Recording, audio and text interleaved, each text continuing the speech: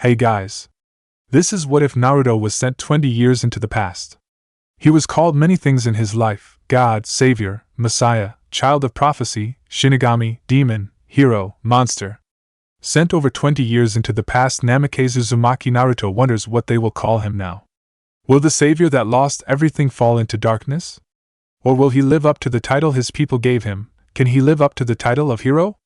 Hit like and subscribe if you like this one, and also please check the author in the description. Let's start.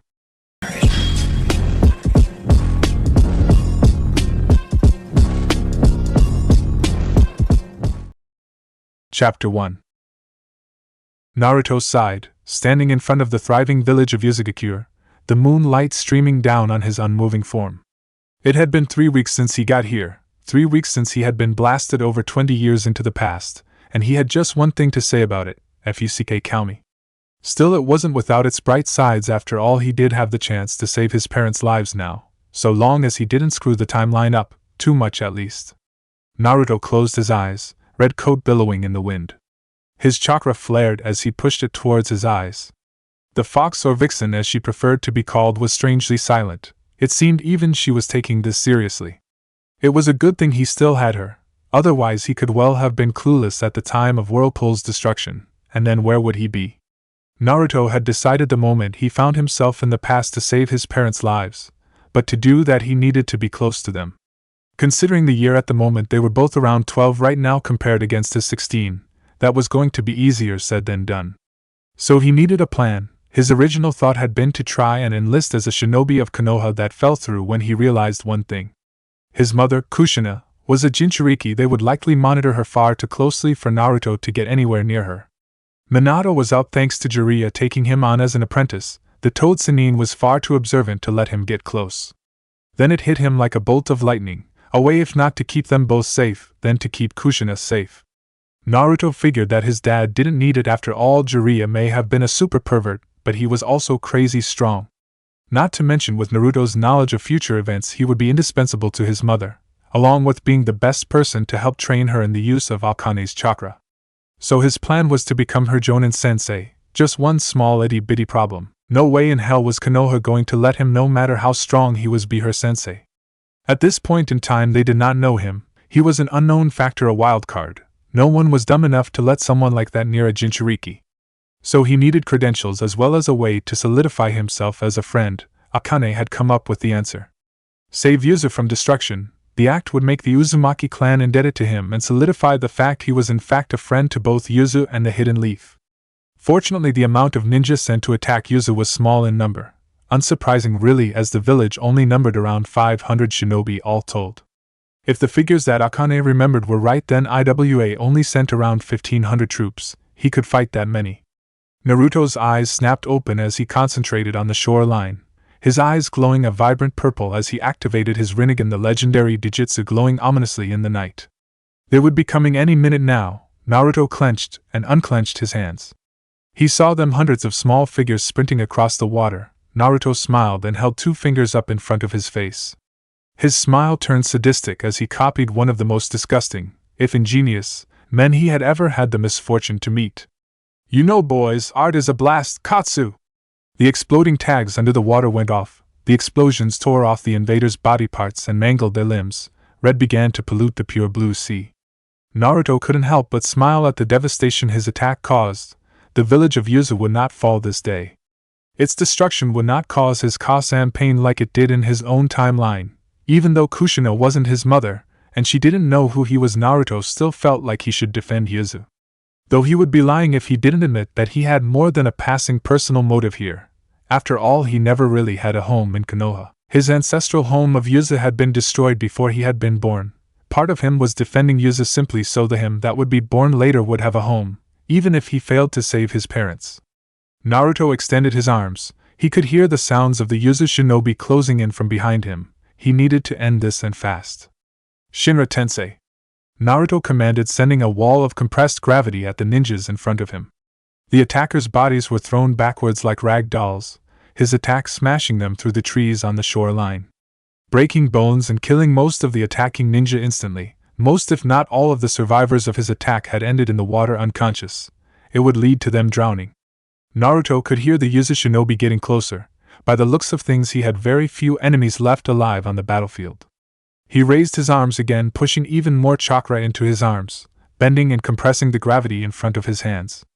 Shinra Tensei, the blonde declared, launching the wave of gravity again. It shredded through the remaining IWA forces, and Naruto smiled as he felt the Yuzu shinobi behind him. Turning around, the blonde smiled at the man behind him. "Sorry to ask," he said lightly, "but would you mind catching me?" he said before falling over in a dead faint. The Yuzu shinobi that caught him chuckled. He was not quite sure if the man was a friend or a foe, but given what he had just done to their attackers, he would make sure that the Uzukage would hear him out. Naruto groaned as he woke up. His headache was killing him. The blonde looked up, his blue eyes saw a white ceiling. He breathed in the smell of antiseptic. Naruto sighed. He could already see where this was going, but he looked at the bed. Standard hospital issue. Naruto sighed. Even after being displaced in time, it seemed he still hated being in hospital. As such, he did the one thing that made any sense at the time. "Fuck me," he groaned, allowing his head to fall back onto the pillow.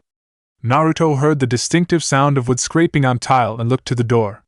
Anbu, or whatever the Whirlpool Village's version of them was, walked through the door, with handcuffs. Naruto groaned again as he saw them. "Fuck me" sideways. Naruto, amazingly enough, actually did allow himself to be handcuffed, before being hauled in front of the man who called himself the Uzukage. Though Naruto did suspect that being called that was more a nickname or form of respect than anything else. After all, only the 5 great countries' leading shinobi had right to the title of Kage.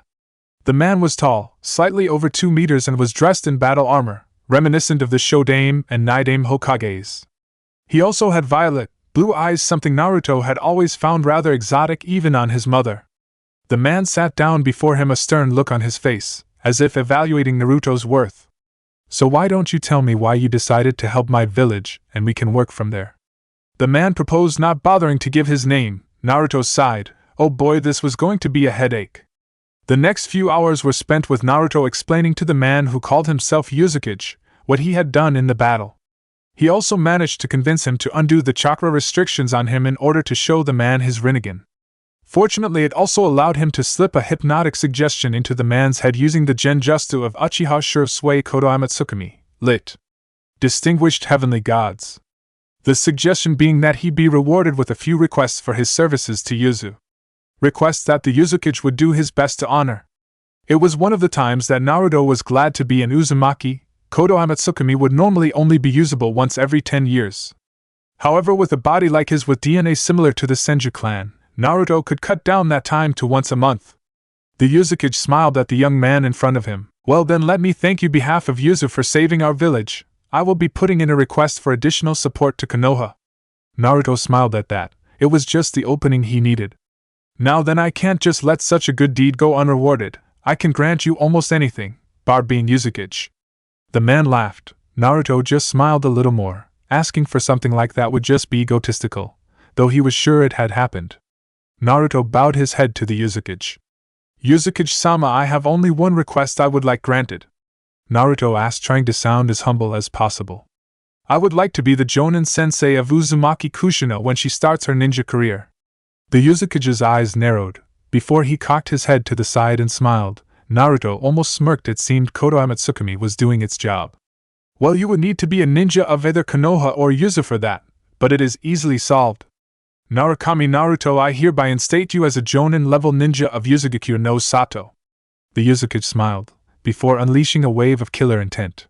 "Though if anything, and I mean anything, happens to my daughter Kushina, I will have your head. Do you understand me?" Naruto nodded vigorously. The man in front of him was his grandfather. It was taking everything he had not to cry in happiness and hug the man, his family, and the man would never even know. Naruto smiled at the Uzukage. "So then, when do I leave for Konoha?" Naruto asked. The Uzukage smiled. "Really that eager to get started?" The man laughed. "As far as I know, the team placements are in 1 week. I will send a carrier pigeon in advance informing them of your impending arrival. More importantly, of my desire for you to be Kushina's sensei. However, there is a good chance that the bird could be killed before it reaches Konoha, so I'll give you a copy of the letter as well. Shouldn't take more than an hour." Naruto smiled at his grandfather. "Okay, then I'll just hang around here till then. Oh, by the way, I never got your name." The Uzukage laughed, shaking his head from side to side. "Oh, how rude of me. Call me Date, Uzumaki Date, Naruto-san. Naruto nodded in acceptance as the Uzukage walked from the room. Naruto stretched out his awareness and found he was alone. He smiled, bringing his hands up in a ram's seal. Kai. Naruto activated the last part of the Kodo Amatsukami he had implanted in his grandfather. The Genjutsu's final trap activated, destroying all memories of his Rinnegan. Naruto smiled. Sometimes it really was nice when everything went to plan. Naruto sighed. It was only 3 days to Konoha by foot. He had managed to stretch that to a week. No way in hell was he going to be able to put his GG under a Kodo Amatsukami-induced illusion. Oh well, not everything in life was easy. A smile found its way to his face as the great gates of Konoha came into view. Naruto began to take stock of the village. The Third Ninja World War hadn't started, yet at least. In his own timeline or dimension, he really hadn't quite figured that part out yet. The destruction of Yuza had been the trigger for the beginning of the war. The longest of the 4 wars, spanning 12 years in total, including armistice and some backdoor Cold War politics. Hell, all up there was a grand total of around 2 years in armistice treaties and demobilization, probably why the war lasted as long as it did. Naruto shook his reminiscing of history off. He stopped to consider, is it really history? Well, from his perspective it was. But it hadn't actually happened yet, so, oh hell, he'd think about it later. He yawned as he walked into the hidden village and was immediately accosted by the ANBU.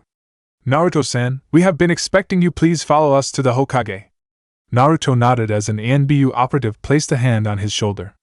He knew who he would see in the Hokage chair, Sarutobi Hiruzen, his GG. Naruto just hoped he had it in him not to break down and cry. The ANBU made the hand seal for the Shunshin and Naruto felt the world blur around him, before he was standing in the middle of a very familiar office.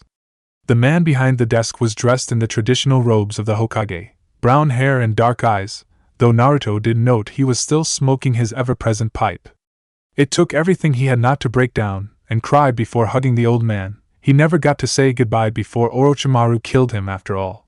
Sarutobi Hiruzen studied his newest ninja carefully. Date had spoken highly of the man despite his young age.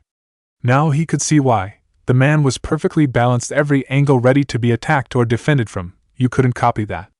Holding your body like that only came from a lifetime of life and death battles. The young man looked no older than his mid to late teens. What kind of life had he lived for him to be able to hold a battle-ready stance subconsciously at all times? Before anything else, I would like to ask, did you have a good trip to Konoha, Naruto-san?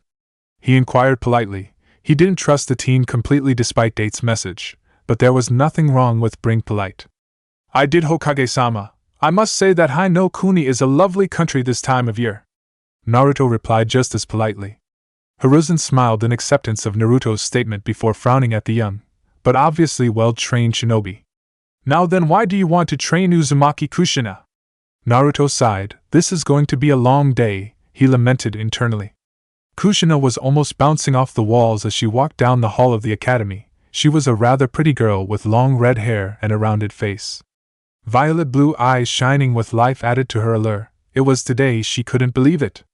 Today she would become a genin, and likely beat up the dumbass that called her tomato one last time. She wondered who her Jonin Sensei would be. Would she be paired with Mikoto-chan? Kushina hoped so. She and the young Uchiha worked well together. Kushina wasn't really one for ninjutsu, preferring Tai and Kenjutsu to that particular branch of the ninja arts. But her chakra chains more than made up for her lack of ninjutsu and would allow her to hold an enemy down as Mikoto fried them with a katan jutsu. Kushina made a mental note to learn some basic wind ninjutsu to complement her friend. Giddy with excitement, the redhead threw the door open, a million-watt smile plastered over her face. Seeing her excitement mirrored on her friend's face only heightened her desire for her career as a genin to begin. Then she felt it, a chill that sent her almost into convolutions with its malicious and murderous intent. Senju Nawaki and Uchiha Mikoto also felt this ungodly chill that seemed to come from the devil himself, and shivered in fear. Oddly enough, this happened at the same time as Namikaze-Uzumaki Naruto, or as he went by now, Narukami Naruto, was planning out his torture training methods for his new genin team. Naruto was positively giddy. Oh hell yes, he could save 2 of his precious people and help out a 3rd. It had been an uphill battle in convincing the 3rd Hokage that his intentions were pure, but he eventually won the old goat around. Naruto made a quick mental note to keep an eye on Danzo. The moment the crippled bastard tried anything, he would die, slowly. Naruto looked at the door to room 203. Naruto smiled fondly. his memories of Irika flooding his vision, before he brought his leg back and quite literally kicked the door off its hinges. Leaving it to land with a loud crash, Naruto walked into the room with a large smile on his face while everyone inside the room looked at him with wide disbelieving eyes. Okay, Uchiha Mikoto, Senju Nawaki and finally Uzumaki Kushina, I am your new Jonin Sensei. Meet me on the roof in 5 or so. Help me, I will send your asses back to the academy so fast it will make your head spin. They didn't need to be told twice, running straight out the door and not looking back. Naruto smiled, gave the teacher a quick wink and a smile before walking after his new students at a leisurely pace. The teacher picked his jaw up off the floor. Team assignments weren't till after lunch. It wasn't even 8 a.m. yet. Hell, he hadn't even gotten to give his congratulatory speech. The 3 genin were ecstatic to be out of that classroom. They were told that their sensei wouldn't pick them up till after lunch. Looked like they got lucky he was early. But could this guy really be a good sensei? He barely looked older than them. Naruto smiled at the 3 in front of him. He hoped he could torture, he meant train, them well enough. As one, the 3 genin of the newly created Team 5 shivered, like a malicious god was about to bring down swift and horrible retribution on them. Okay, then tell me your likes, dislikes, hopes, dreams and any fun facts or hobbies you have. Naruto said cheerfully. He would not pull a Kakashi when it came to be his turn to give an introduction, no matter how tempting it may be. You're up first, Tomato-chan. Naruto said, pointing quickly at his miniature mother. A tick mark appeared on Kushina's head. Who the hell are you calling a tomato, you bastard? The fiery redhead yelled, charging him, rage and embarrassment clear on her face. Naruto sighed. Oh yeah, he was going to have to rein her temper in, though he would admit he found it cute. The newly appointed Whirlpool/Konoha Jonin disappeared in a burst of speed, reappearing behind of the newly appointed Uzumaki genin and promptly placed a kunai to her jugular. The genin on the roof froze. Naruto dug the kunai into Kushina's pale white skin a little, not enough to draw blood but enough to make his point. Considering the way her face was paling even from behind, he could tell he was doing his job. I am going to say this once and only once, Naruto said in a low tone, causing a shiver to go up his genin spines. You are genin and I am a jonin. The next time you try something as fucking stupid as attacking me head on, I will hurt you. You are a ninja, not a samurai. Do not bring a misplaced sense of honor into your fights if you are going to attack me. Then wait until my guard is down and poison me or backstab me, because otherwise you will not even be able to touch me. Remember that, genin. Naruto hissed into Kushina's ear, causing the girl to shiver in fright. Naruto breathed out deeply. Kushina, he said in a far kinder tone. If you were on the battlefield and let your temper get the best of you like that, you would die. Do you understand me? Naruto took the kunai away from her throat and the redhead nodded. I called you Tomato-chan just now to see how you would react and if your temper is going to be a danger to your teammates, and it is. I will not do it again, but please get your temper under control or else you will lead to someone getting killed. The redhead looked dejected before looking away ashamed. Naruto gestured for her to sit down. Okay, then let's try this again. I'll go first this time. My name is Narukami Naruto. My likes include making new jutsu and my friends. His heart clenched at the mention of his friends. He would never see them again. My dislikes include any moron who can't tell the difference between a scroll and the kunai sealed into it. His genin all looked a little lost at that. And people who mistreat and look down on the Jinchuriki simply for being different. Kushina looked shocked when he said that. My hope is to one day see my friends again and maybe meet that special someone. I currently have no dreams for myself. Naruto smiled at his genin and pointed to Kushina. You're up, Kushina-chan, he said smiling, as Kushina's face lit up like a Christmas tree. My name is Uzumaki Kushina. My likes are Mikoto-chan, Yuzugakure, Fuinjutsu and the food of the gods ramen. My dislikes are my nickname, and people who make fun of me for being from outside of Hai no Kuni. My hobby is cooking and my dream. Kushina took a deep breath in. Naruto's instincts honed by years of being around Sakura kicked in. In less time than it took for the 3 genin to blink, Naruto had earplugs in Mikoto, Nawaki and his own ears, just as Kushina screamed. To be the first female Hokage, Databane. Naruto removed his earplugs and the other 2 did the same, looking at him gratefully. So that's your dream, huh? Naruto said softly. Kushina nodded in a determined manner and he smiled.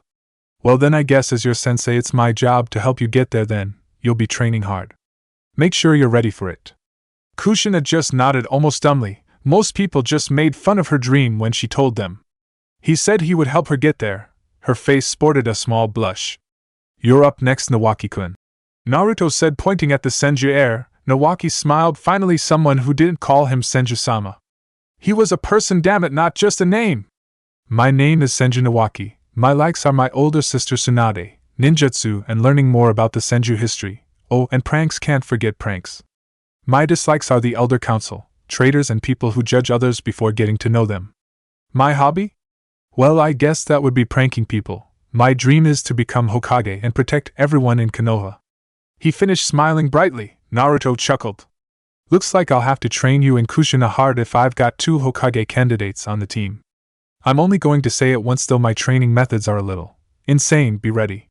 Nawaki nodded, looking a little frightened that even his sensei admitted freely that his methods were insane. Finally, you're up, Mikoto-chan. Naruto finished smiling brightly. The raven-haired girl nodded. My name is Uchiha Mikoto. My likes include Kushina-chan, Konoha, Katon Jutsu, and sweet things. My dislikes are arrogance. Naruto barely managed to stifle his laughter that an Uchiha of all people disliked arrogance. Moreover, this was Sasuke's mother. That was irony at its finest. Perverts, rapists, and the Uchiha Elder Council. My hobby. Well, I never really thought about it. Mikoto finished sheepishly. Kushina, Nawaki, and Naruto just chuckled. My dream is to have a happy family with some children, and die long before they do. She finished with a smile. Naruto had to hold in a grimace. She had gotten her wish in his timeline, just in the most disturbing way possible. He dusted off his hands while standing up and looking at the 3 genin. Okay then, time for your real genin test, and before you ask, yes, there's another test you need to take. The test you guys took in the academy was just to see if you had the capacity to become genin, and you obviously all do. This test is to see if you deserve to be genin. He took out a pair of bells and tied them to his new Uzumaki Jonin vest. Your test is to get these bells from me before sundown today. Any and all forms of attack are allowed, and the only restrictions are that you have to stay inside Konoha or the training grounds, exempting Ground 44, though. Naruto disappeared in a poof of smoke, revealing him to be a shadow clone. It took about 5 minutes for the genin to work out what he meant and immediately ran in opposite directions to find him. Nawaki shivered. He could feel that a predator was watching him, just waiting for him to show some kind of weakness before striking. It had been 3 weeks since Kushina, Mikoto, and he had passed the true genin exam and been thrown into this hell that their Jonin sensei called training. Now that wasn't to say he didn't think Naruto wasn't a good guy. He actually had a lot of respect for the older blonde. But his training methods were insane. What kind of monster would do this to children? He felt his back press up against his 2 teammates. Is he gone? Mikoto asked in a fearful tone. They had been dodging surprise attacks and exploding clones all day. Their nerves were at breaking point. No, he's not, Kushina stated, sounding more than a little frightened. He watching us, waiting for our guard to slip. The 3 genin were standing back to back, watching the forest as if it was a monster waiting to devour them. Waiting for your guard to slip? Came the honestly confused voice. Who said it hadn't already? The cheerful voice asked. Right from the center of their formation, Nawaki turned around first, kunai leading. Naruto's boot met the Senju heir's sternum and sent him flying, cracking a rib. Mikoto jumped back to get more room and quickly found a fist buried in her gut, doubling her over and causing her to vomit. Naruto spun, raising his leg to deliver a brutal axe kick to Kushina's head. They would thank him for this later. He knew the 3rd ninja war would start soon. As much as he hated himself for doing this to them, they would need this training to survive a hell like that. Naruto gave all his genin a quick once-over. They were good, very, very good. He had made the right choice doing nothing but training for 3 weeks. His genin slowly managed to haul themselves off the floor, all of them coughing up blood. Naruto smiled at them, before taking a scroll out of his vest. Okay then, Team 5, great job today. I am happy to tell you that tomorrow you have your first C-ranked mission. Naruto said, smiling at them. The genin's jaws dropped. A C-ranked mission? They hadn't even done 1D rank yet. They took it all back. Their sensei was awesome. Naruto smiled and gestured them all to come in closer. Okay then, the job's simple. Just a guard and escort mission to Kawa no Kuni. Shouldn't take more than a week. Pack well and make sure you take at least enough equipment for a B rank or a rank if you can afford it. No harm in being careful. With his mission history, they were probably going to end up doing an A rank. He hated his luck sometimes. Naruto vanished in a puff of smoke to reappear over by the entrance to the training ground. So then why are you all still standing there? Naruto asked, pointing at the 3. Then they heard it. the telltale sound of an exploding tag, Nawaki spun around. Cow!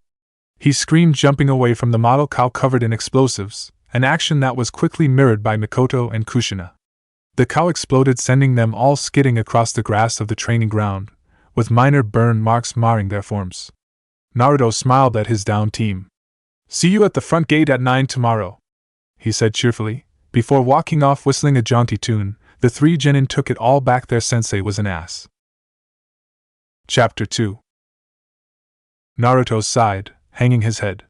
It was 9:10. Where the hell were they? Hell, even the client was late. The undercover Uzumaki sighed again before looking up at the clouds and felt his body relax. So this is why Shikamaru found this so enjoyable. His heart ached. His friends, they were dead. He wouldn't see them ever again. Even if they were born in this world, they wouldn't be the same people, so he would never see them again. His hand wandered to his right eye, and Naruto smirked. Itachi's gift to him as the inheritor of his will was inside this right eye. The determination of the man who killed almost every Uchiha for the sake of Konoha was inside his eye. As was the will of a man who thought himself a god and wanted nothing more than world peace. Flashback dash. Bansho Tenin, the resurrected corpse of Nagato, spoke out, drawing Naruto irresistibly towards the now controlled Edo Tensei zombie. Nagato reached back his and plunged his fingers into Naruto's right eye, before tearing it out. Blood splattered over the ground and marred Nagato's face as Naruto screamed in pain. His world was filled with pain, his eye was gone. His eye, oh god. Naruto choked down a scream of pain. He wasn't out of the fight yet, he still had Kyuubi's chakra cloak. He lifted his leg and slammed it into Nagato's sternum. His chakra cloak was immediately ripped off, leaving his leg bare. Damn it, he'd forgotten about that stupid ability. He came down from above, aiming to slash off Nagato's arm, but Rouge Uzumaki didn't even bat an eyelash. Shimura Tensei, he commanded, sending Naruto and be flying away from him and through several trees. The controlled Nagato placed his hand on the ground. Kuchios no Jutsu, Yama no O. A monstrous construct rose from the ground, the kanji for king inscribed upon its head. Naruto felt his breathing quicken as he observed it with his remaining eye. He had summoned it again, the thing that gave back the people of Konoha their lives, the king of hell. Itachi chose that moment to get B and him to safety, pulling them into the embrace of Susanoo. Nagato didn't even look surprised. The Rinnegan wielder simply raised his hand to the sky. Chibaku Tensei, the sphere of black gravity, soared into the sky and tore the earth asunder, pulling it into the sky. Itachi gritted his teeth. Have you two seen this before? He asked calmly. Naruto nodded to the older Uchiha. I have. Let's just say if that thing manages to hit us, we're done for. It took me using 8 of Kyuubi's tails to be pulled out, he admitted. The reanimated Uchiha nodded at the younger man's statement. We'll have to bring it down using overwhelming force. If we all use our most powerful ranged jutsu, we may have a chance. But that is only if we aim for that black ball at its core. If we can't hit that, we are going to die. Naruto and B nodded. A familiar ringing sound began over Naruto's right hand while B transformed into his full 8-tail state. The three breathed in deeply. Naruto pulled his arm back. Futon, Raisin Shuriken. Yasaka no Magatama. Bijadama. The three called out the name of their respective attacks as they soared towards the growing moon, hitting it head-on and causing an explosion of almost cataclysmic proportions. The result was the surrounding area being leveled to the point maps would have to be redrawn to show the aftermath of the battle.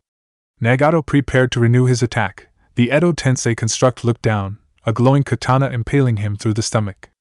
Nagato smiled at being released from his servitude before looking at Itachi. Thanks, I guess I owe you one. The Uchiha smiled at the former god's words of thanks. Anything you want to say, Nagato? Before you are sealed by the sword of Totsuka possessed by my Susanoo. The Rouge Uzumaki sighed and smiled, looking at the sky before looking at Naruto. Yes, actually, Naruto, could you come over here for a second? He asked. Naruto looked at Itachi uncertainly. The Uchiha nodded and Naruto walked over to his family, stopping in front of him. Nagato smiled at him before reaching out and grabbing the crow off of Naruto's shoulder and ripping out Shirsue's eye. Before grabbing the Uzumaki heir's head and smiling as he placed the eye near Naruto's now vacant eye socket. I can't give you back your old eye, but I can give you this one, if you would like it, Naruto. The former terrorist asked. Naruto looked taken back. He could see out of his right eye again. He had already given up on ever doing that again. What do you think, Itachi? Nagato asked, smiling at the freed Uchiha. Itachi gave a small smirk in return. Accept it, Naruto. Inherit my, Shirsue's and Nagato's wills. Your parents Namikaze-Minato and Uzumaki Kushina, you are their living legacy. Accept Shirsui's Sharingan and become ours as well.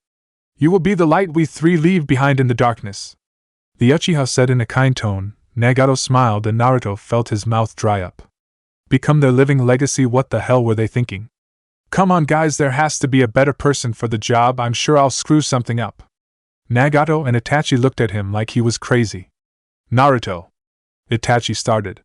I murdered my entire clan for the sake of Konoha, sparing only my little brother, who is now walking down a path of darkness and could well destroy the leaf. Itachi finished lamely, sounding a little ticked off at admitting his failure. As for me, in case you don't remember, I created an organization that ended up being ruled by a madman that has a fairly good chance at actually achieving world domination. I don't think you can screw up worse than we already have. Nagato finished lamely. Naruto just stared at them both in amazement. They were actually admitting that. But I mean, He had enough at this point and smacked Naruto upside the head. Listen and listen clear, fool, cause Killer Bee is here, so let's make this clear right here. They want you to be a legacy, I say you let him have ya. They want you, they need you, so why don't you stop cloing and start pause and playa? The Hachibi Jinchuriki rapped at his younger counterpart. The three others just looked at him strangely. Naruto found a Susanoo hand holding him in place, as Nagato reached out to his eye socket. Here, this should heal you up and give you your chakra back. The Uzumaki smiled as he placed the eye inside Naruto's eye socket, who was held far too tightly to dislodge himself from the construct's grip. The man who once called himself God ran through some hand seals. Geto, Rinna Tensei no Jutsu. Naruto felt the eye fuse into his head. Surprisingly, it didn't hurt.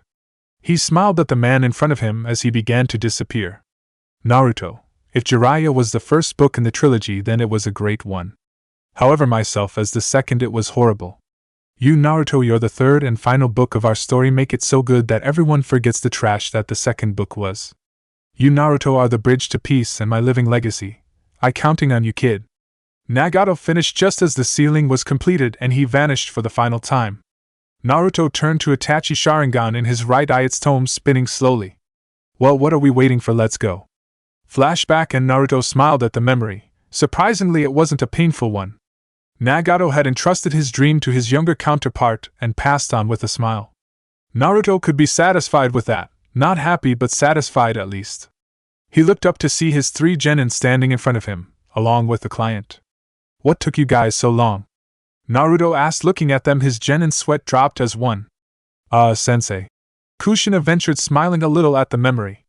We've been here for almost 20 minutes already. We tried calling you a few times, but you just didn't react. Naruto rubbed the back of his head sheepishly. Sorry about that, I was thinking about some old memories, he said, giving them a smile. Mikoto's interest was piqued by that statement. What kind of memories? She asked innocently. None of the assembled genin, or the man they had been hired to escort, missed a flash of sadness that flicked over Naruto's face. But it was gone so quickly they almost thought they imagined it. Naruto shrugged. Does it really matter at the moment, Mikoto-san? At any rate, you must be Hibi-san, he said, addressing the older man with graying hair behind his genin team. The man nodded in answer to Naruto's question. Okay then, just a few things we need to thrash out then before we leave, he said cheerfully, pulling out the mission scroll. You wanted protection from bandits and highwaymen. As such, you requested a C-ranked mission from Konoha. We are to take you to Same village in Kawa no Kuni. Is all this correct? Naruto asked. The man nodded. Indeed it is, but I have to ask, why did you feel the need to ask? Naruto shrugged, before smiling at his genin. Well, it was more for my genin than me, just so they understood the parameters of the mission and what you had asked for. I admit I could have just briefed them as we walked, but I like to ask the client these kind of questions. Once or twice I have had people deliberately mislabel missions because they couldn't pay the fee. It almost got me and my team killed more than once. So now I do this and try to see if you're lying or not. Personally, I wouldn't care if you were, if it was just me. But I've got to look out for genin too now, so I have to be a little more careful. Naruto finished. The man looked at him for a second before nodding and walking out the gate. Naruto looked back at his genin. So what are you waiting for exactly? Let's get going, shall we? They didn't need to be told twice, and ran after the client. Naruto chuckled and jogged after them. All three of them seemed so eager. Naruto wondered if Sasuke, Sakura, and he were the same way when they first started. Danzo looked at the route agent at his feet. The Kyubi Jinchuriki has left the village? he asked, making sure he knew the full situation before he acted. The root agent nodded. Hi Danzo-sama, the Jinchuriki was spotted leaving the village at 9:30 this morning. In the company of Uchiha Mikoto and Senju Nawaki, the Jinchuriki's teammates, as well as their Jonin instructor and Uzugakure shinobi called Narukami Naruto. Danzo looked intrigued at that piece of news. Sarutobi is letting an outsider train our weapon? He asked the man bowing before him. The man nodded. Hi Danzo-sama, to make matters worse, we cannot find anything about this man. He was instated as an Uzumaki Jonin only a week before he arrived to be the Jinchuriki's sensei. Before that, there are no records of this individual, nor any records of why he would be trusted with such a high-priority mission. The agent finished. Danzo sat back on his chair deep in thought. Send a SEAL master, or at least as close as we have, after the Jinchuriki's team. Tell them to keep their distance, and ambush them on the way back to Konoha. The Senju heir shows no signs of being able to use the Mokutan. He is expendable. The third daughter of the Uchiha clan head and the Jinchuriki are to be captured and subdued, ready for emotional conditioning. Their Jonin sensei is to be killed. A random element like that is far too dangerous to be left alone. He commanded. The agent bowed. Of course, Danzo-sama, we will be the roots that hold up the great tree, the agent said, bowing to his master. Naruto sighed. Something was going to go horribly wrong. He could just feel it. The mission had been a complete success. Clients safely delivered, money paid, free 3-day vacation that his students were all too happy to take paid for by him. Naruto figured that with the hellish training that he had put them through, they deserved some time off, and no one was going to know. Naruto would just say the man stopped off at a couple of towns on the way, no harm done. It was exactly that had him worried. He couldn't go on one mission without something going horribly wrong. Be it bandits, jutsu thieves, people raising the dead, and one-time jutsu thieving vampire bandits. That kind of shit does not happen to normal people. Yet this was going off without a hitch, and that worried him. Kushina looked back at her sensei, who was bringing up the rear of the group. She wasn't sure why, but she had this small ache in her chest. It started when she saw him flirting with that female cook in the restaurant they ate at. She didn't know why this feeling was there. What the hell was wrong with her? Naruto sighed. He could feel the trap up ahead. If whoever set this up was good. If he had been just about anyone else, it probably would have worked. But he wasn't anyone else. Naruto was a veteran of the 4th Shinobi War, the shortest and bloodiest of all 4 wars, spanning 2 years in total. With a grand total of almost 33,000 casualties out of the original 50,000 shinobi in the Allied forces. He'd been dodging traps better than this one in his sleep for years. Naruto pumped chakra to his legs and disappeared in a burst of speed to appear in front of his genin, holding his arm out to stop them. Formation 3 defensive positions, attack the enemy with deadly force. He yelled at them. The 3 confused genin quickly assembled themselves back to back. Naruto turned his attention to the forest ahead. You have 2 choices, come out or I smoke you out. Naruto yelled. No answer was forthcoming. The blonde shrugged, his hands blurred. Finishing on a tiger seal, Mikoto's eyebrow raised. Her sensei could use Katan Jutsu? Katan, Goryoka no Jutsu.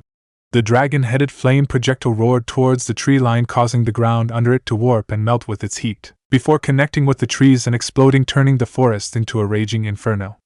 Naruto didn't bother to observe his handiwork. He was more focused on the 7 ANBU that dropped out of the trees. Now what are 7 root members doing here? Tell me, has the old war hawk really decided to have me eliminated? The 7 didn't say anything and settled for charging. Naruto smirked. He leant back, allowing the cut of the tanto in the root member's hand to go harmlessly above him, his own kunai burying itself deep into the man's gut. He tugged the weapon free and threw it over to his left hand. Spinning, he planted the kunai in the back of another root ANBU's skull as he tried to run past. Naruto smiled, jumping back and pulling out a single shuriken and throwing it. Futon, Shuriken Kage Bunshin no Jutsu.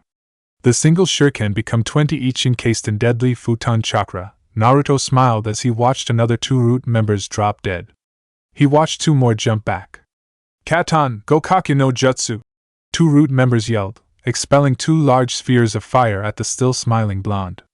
Suetun, Sujin Hiki.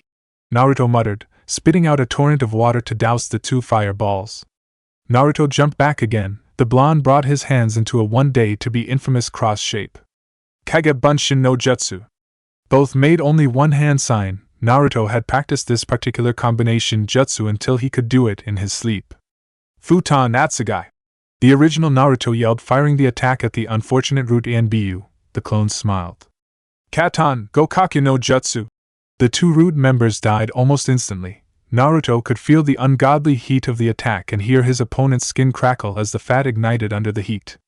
Naruto rolled his neck. Well, that was easy. A scream came from behind him. Another Root Anbu was making off with Kushina. Naruto gritted his teeth. Not fucking happening. The race through 3-hand seals, ox, rabbit, and monkey. The Chidori actually consisted of 9-hand seals, but a master of the attack could cut that time down by 2/3. The chakra gathered around his hand, white and luminous. He lowered himself like a sprinter waiting for the go signal. The ever-familiar sound of 1,000 birds chirping filled the air. Naruto looked up at the fleeing Root Anbu. Chidori! The blonde screamed to the sky and dashed forward, passing his students almost instantly, the Chidori in his hand tearing up the ground. Naruto activated his Sharingan. He closed 4 meters, 3, 2, 1. His left hand went out and grabbed Kushina, throwing her off the Root member's shoulder. His right hand came forward and tore right through the man's chest. The Root operative looked down. His body was shredded. A gaping hole in his chest right over his lungs, that still contained Naruto's hand. The blonde closed his eyes, allowing the Sharingan to leave them before looking back at his genin. You alright? He asked, looking at Kushina. The red-haired girl shook for a moment before crying and burying her face in his chest. Naruto just held her and let her cry her troubles away. He recognized the insignia on the Anbu masks. Root, Danzo would pay for this. Danzo would pay dearly. More importantly, he would die slowly. Naruto stroked Kushina's hair and whispered kind and reassuring words to her. The girl's shaking seemed to stop, until she looked at the carnage around them. Kushina held her hands over her mouth and sprinted over to the bushes, currently occupied by Nawaki and Mikoto, and began throwing up with them. Naruto sighed. He had a lot of work to do. He quickly substituted a log in the clearing for a model cow. The terrified cry of COW filled the clearing and all 3 of his genin jumped out. Naruto sighed. Morons, they hadn't even checked for explosive tags. Not that it mattered, there were none on that cow. He smiled at his genin. Well, time to go home, boy and girls, onward, he said, smiling and walking away. Boom! The clearing behind them was leveled and more than 10 trees were destroyed by the blast. Okay, maybe he had been wrong about those explosive tags after all. Kushina ran up to walk beside Naruto and was soon joined by Nawaki and Mikoto. Looked like none of them were used to seeing death. Naruto gritted his teeth. He would make Danzo pay. Chapter 3.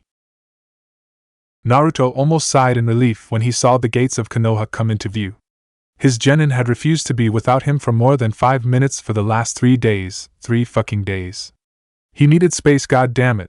The blonde Uzumaki sighed. Stupid Danzo. His blood boiled. The War Hawk would pay.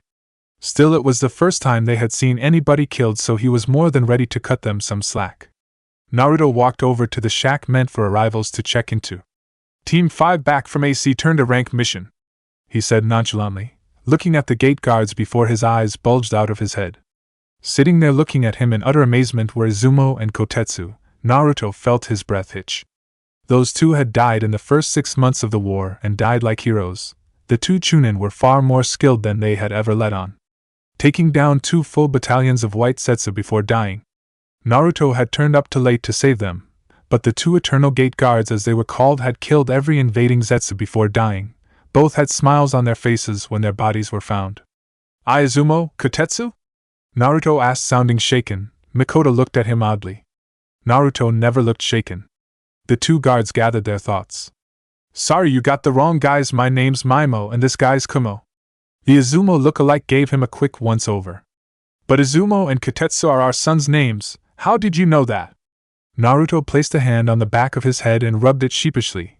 Holy hell, what were the odds? Sorry, but I had no idea those were your sons' names. You guys just reminded me of 2 people I met called Izumo and Kotetsu, Naruto said, smiling brightly. The 2 men nodded in understanding. I just hope our kids don't turn out like us, Maimo sighed. Got that right, they call the 2 of us the Eternal Gate Guards, Kumo lamented before sighing as well. Naruto couldn't help it, he burst out laughing. Signing the entrance book, he walked away, genin in tow, chortling all the while. When they arrived in the center of Konoha, Naruto turned back to his 3 charges. Okay, then I just have to go and give the mission report to the Hokage, and the money will be deposited into your accounts. With the appearance of those fake ANBU, the mission will be classified as a high B to low A in rank, so there will be more put in than you were expecting. Last but not least, don't mention our little vacation or we will all get in trouble. Just pass it off as we stayed for 2 days with the client at Tsunagai because he wanted to gamble. Most if not all should buy that excuse, and those that don't will probably find it too much trouble to get truth out of you. Dismissed. Naruto finished smiling at his genin. Nawaki and Mikoto nodded and walked off, though they still looked uncertain about leaving. Kushina, he noted, stayed behind for some reason. Something you need, Kushina? Naruto asked his miniature mother/student. The redhead nodded, a small blush on her face. Could I come with you? She asked in a small voice. Naruto considered it for a second. On one hand, this could get ugly quickly. On the other, Nawaki and Mikoto had family to help them get used to things like seeing people killed and killing others. Kushina had no one, at least not in Konoha. She would probably feel better being near someone she knew. Naruto scratched the back of his head. Oh hell, why not? Fine, it's hopefully going to be boring though, he advised the redhead. That's fine. Naruto nodded and gestured for her to follow. But Sensei, what happens if it's not boring? Kushina asked in an innocent tone. Naruto smirked. Well then I guess things will be very, very interesting then, won't they? The redhead nodded, not quite understanding. Before walking after the blonde Jonin as he made his way to the tower, Naruto gave the Hokage's secretary a lazy wave. Yo, Jonin Narukami Naruto, here to report a successful mission. Is the old monkey in for me to see? Naruto asked as politely as he could. The secretary's eyes widened and Kushina's mouth dropped open. What kind of person called the Hokage an old monkey? Sorry, Naruto-san, but he is in a meeting with the joint councils right now, the secretary replied, still not quite over the way he referred to the Hokage. Naruto's smile turned sadistic and Kushina shivered. She knew that smile. The same one was on his face before he started throwing model cows covered in explosives at them. When he had that smile on, things never ended well. Is Shimura Danzo in this meeting? Naruto inquired. The secretary nodded and Naruto gave her a flirtatious grin, before taking her hand and kissing it. Thank you for that wonderful news, Tenshi-san, he said, smiling coyly at the secretary who seemed to be enjoying the treatment. Kushina felt a small pang of pain in her heart. Naruto quickly righted himself, smiling at the secretary. What room, if you please, Tenshi-san? Our room 74, straight up the steps and 4th door on your left on the 3rd floor. Naruto nodded to the woman and walked up the steps, Kushina following closely behind. He sighed, looking at the door to the meeting room before taking out a storage scroll and smiling. Naruto turned to Kushina, his previously cheerful expression gone. Kushina, if anything happens, stay behind me, okay? He doubted it would, but this was Danzo he was about to piss off. Naruto was not taking chances. The Uzumaki heiress nodded, a slightly worried expression on her face. Naruto turned around, looked at the door for a second before shrugging. Then pulled his leg back and kicked the door off its hinges. Kushina's jaw made close acquaintance with the floor.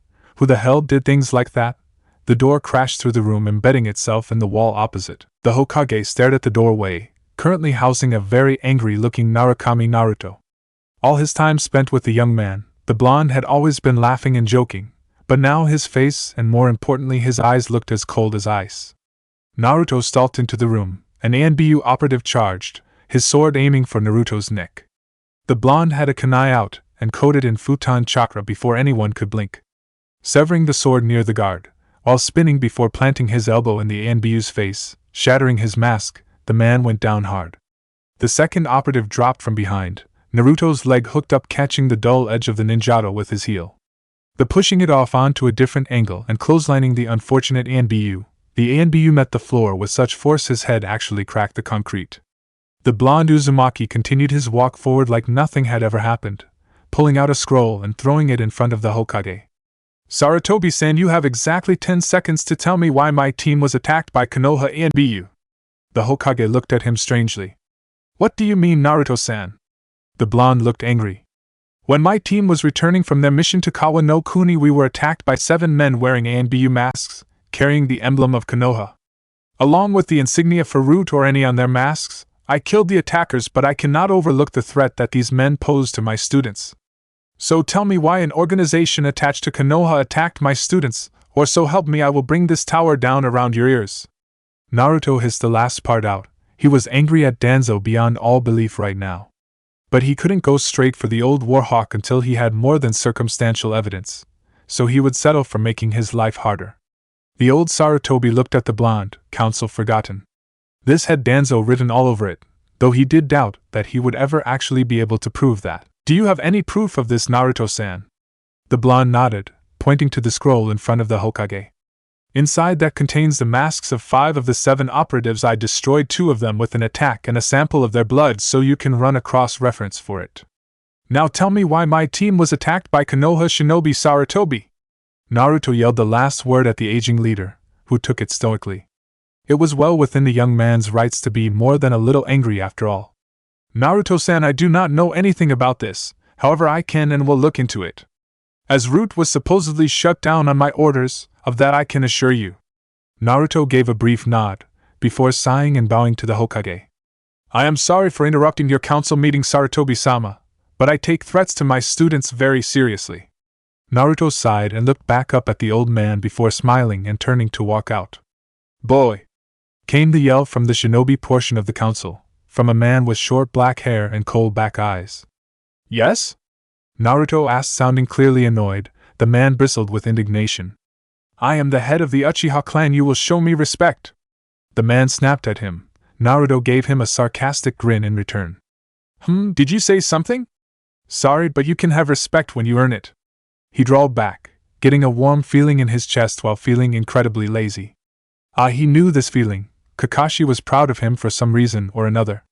The Uchiha clan head looked like he was about to blow a gasket at Naruto's remark.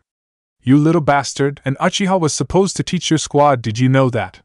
You should not be teaching my daughter or the heiress of the Uzumaki. It is a travesty for any but an Uchiha to teach another Uchiha. Naruto had enough of the man's rant and threw a kunai at the screaming Uchiha, who couldn't move quite fast enough and ended up with a cut cheek. Listen and listen closely, because I will not repeat myself. I do not care who you are or where you're from or what bitch birthed you, Uchiha. Naruto snarled at the clan leader. The entire room, stunned at the blonde's outburst, stayed silent. If you have a fucking problem with me, then you sure as hell better be able to back it the fuck up. Naruto picked the Uchiha clan head up by the shirt and slammed him against the wall. The entire council was gaping at him. No one had ever done something like this before. Naruto let the Uchiha clan head go and turned to walk out, gesturing to a stunned Kushina. So I had better be able to back it up, huh? Came the voice from behind him. Naruto turned to see the Uchiha clan head staring at him with barely restrained hatred. An untested boy like you having an Uchiha and the heiress to the Uzumaki on your squad is a travesty. I challenge you for that, right? Naruto looked at the Uchiha for a second, before snapping his neck to each side. So what are the terms? Naruto asked lowly, his anger simmering below the surface. The Uchiha clan head smiled. Simple, if I win a sparring match against you, then you have to hand leadership of your squad over to the Uchiha clan as a collective. Naruto cocked his head to the side and nodded.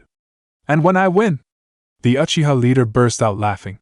You won't win, boy, but if by some miracle you do, then I will grant you one request that the Uchiha clan as a whole has to honor. Naruto smiled. Oh yes, that would be more than handy. Well then, if you don't mind, I will make my prize known now. The Uchiha nodded dismissively. If I win, then I want all of the Uchiha clan's collective knowledge of Katon Jutsu, in such a form that it can be read without the use of a Sharingan. The council looked floored at his deceleration. The clan leaders had their eyes bulging out of their heads at the gift he wanted from the Uchiha clan. Those scrolls contain Uchiha only jutsu, I cannot just allow you to have them. The Uchiha clan head growled out. True, Naruto admitted before smirking. However, in case like this where it's the result of a bet or a challenge like you have just presented me with, those rules are waived and I would be able to make full use of those techniques, even if they were supposed to be restricted to the Uchiha clan. Naruto finished smugly, his smile becoming bloodthirsty. The Uchiha clan head snarled at the blonde. Fine, I agree to your terms. The date for our match will be tomorrow at noon. Training Ground 5, the council will be in attendance as mediators for our match. Naruto nodded, smiling before walking out of the room, Kushina trailing behind. Hiruzen sighed. Now he had to replace that door. Why him? Sensei, was that really a good idea? Kushina asked, sounding worried. Naruto smiled down at the redhead. Sure, it was, Kushi-chan. Always a good idea to take a bet you won't lose. Naruto said proudly, missing the blush on Kushina's face at his way of calling her. The Uchiha in there is nothing like your friend Mikoto. He's just someone who over-relies on their Kekkei Genkai to win their fights, rather than using it as a trump card like you're supposed to. Naruto muttered the last bit. Sensei, with the way you're talking it sounds like you have a Kekkei Genkai. Kushina said, laughing. Naruto thought about it for a second. That's because I do. Naruto admitted, sighing. Kushina looked up at him in slight amazement. But when you fought those Anbu in the office or the ones that attacked us, I didn't see you use anything that looked like a Kekkei Genkai. Naruto smiled at her, before ruffling Kushina's hair. I did use it in that fight outside the village, I just made sure that you guys didn't see it. But for the most part try not to. My Kekkei Genkai is a trump card to get me out of really bad situations, not, as most people who have one would tell you, the first solution to any problem. Naruto admitted, rubbing the back of his head in a sheepish manner. At any rate, do you feel okay now? Kushina looked down. She wasn't okay, not yet. But she could cope of that, she was sure. I'll be fine, Sensei. The Uzumaki heiress assured him. Naruto smiled at her. Tell Nawaki and Mikoto to be at Training Ground 5 at noon tomorrow, okay? I think it should be okay for you guys to sit in on this fight. Kushina nodded and turned away, before stopping and turning back. Sensei, what Kekkei Genkai do you have? Kushina asked, sounding a little apprehensive.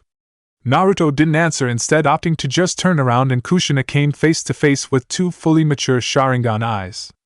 Kushina was almost bouncing off the walls. In fact, Naruto was quite sure that if Training Ground 5 had any walls, she would have been.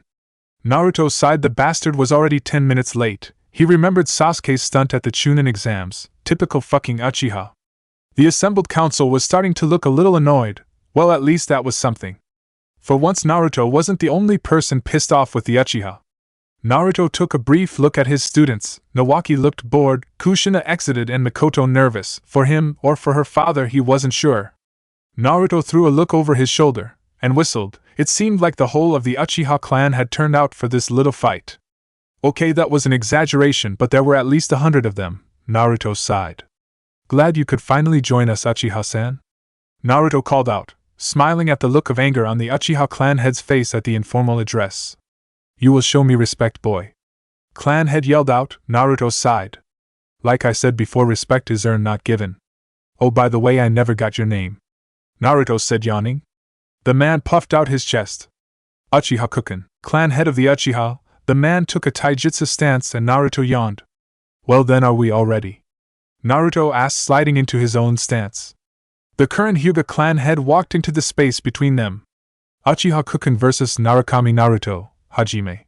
He swung his arm up, jumping backwards. The man got the feeling he did not want to be in the middle of this. Naruto blurred forward as the Uchiha activated his Sharingan. Naruto's fist came forward, and was pushed away. A leg came at his abdomen. Naruto swept it out of the way, jumping to deliver an axe kick to the clan head. He saw the Kwani position to stab him, and changed his attack, letting the sole of his foot land on Kuken's arm and pushing off into a jump. Naruto twisted in midair and threw a shuriken at the Uchiha, one coated in futon chakra. The Uchiha leaned back and allowed the attack to pass over his head, smirking right up until Naruto buried his foot in the man's stomach, sending him flying.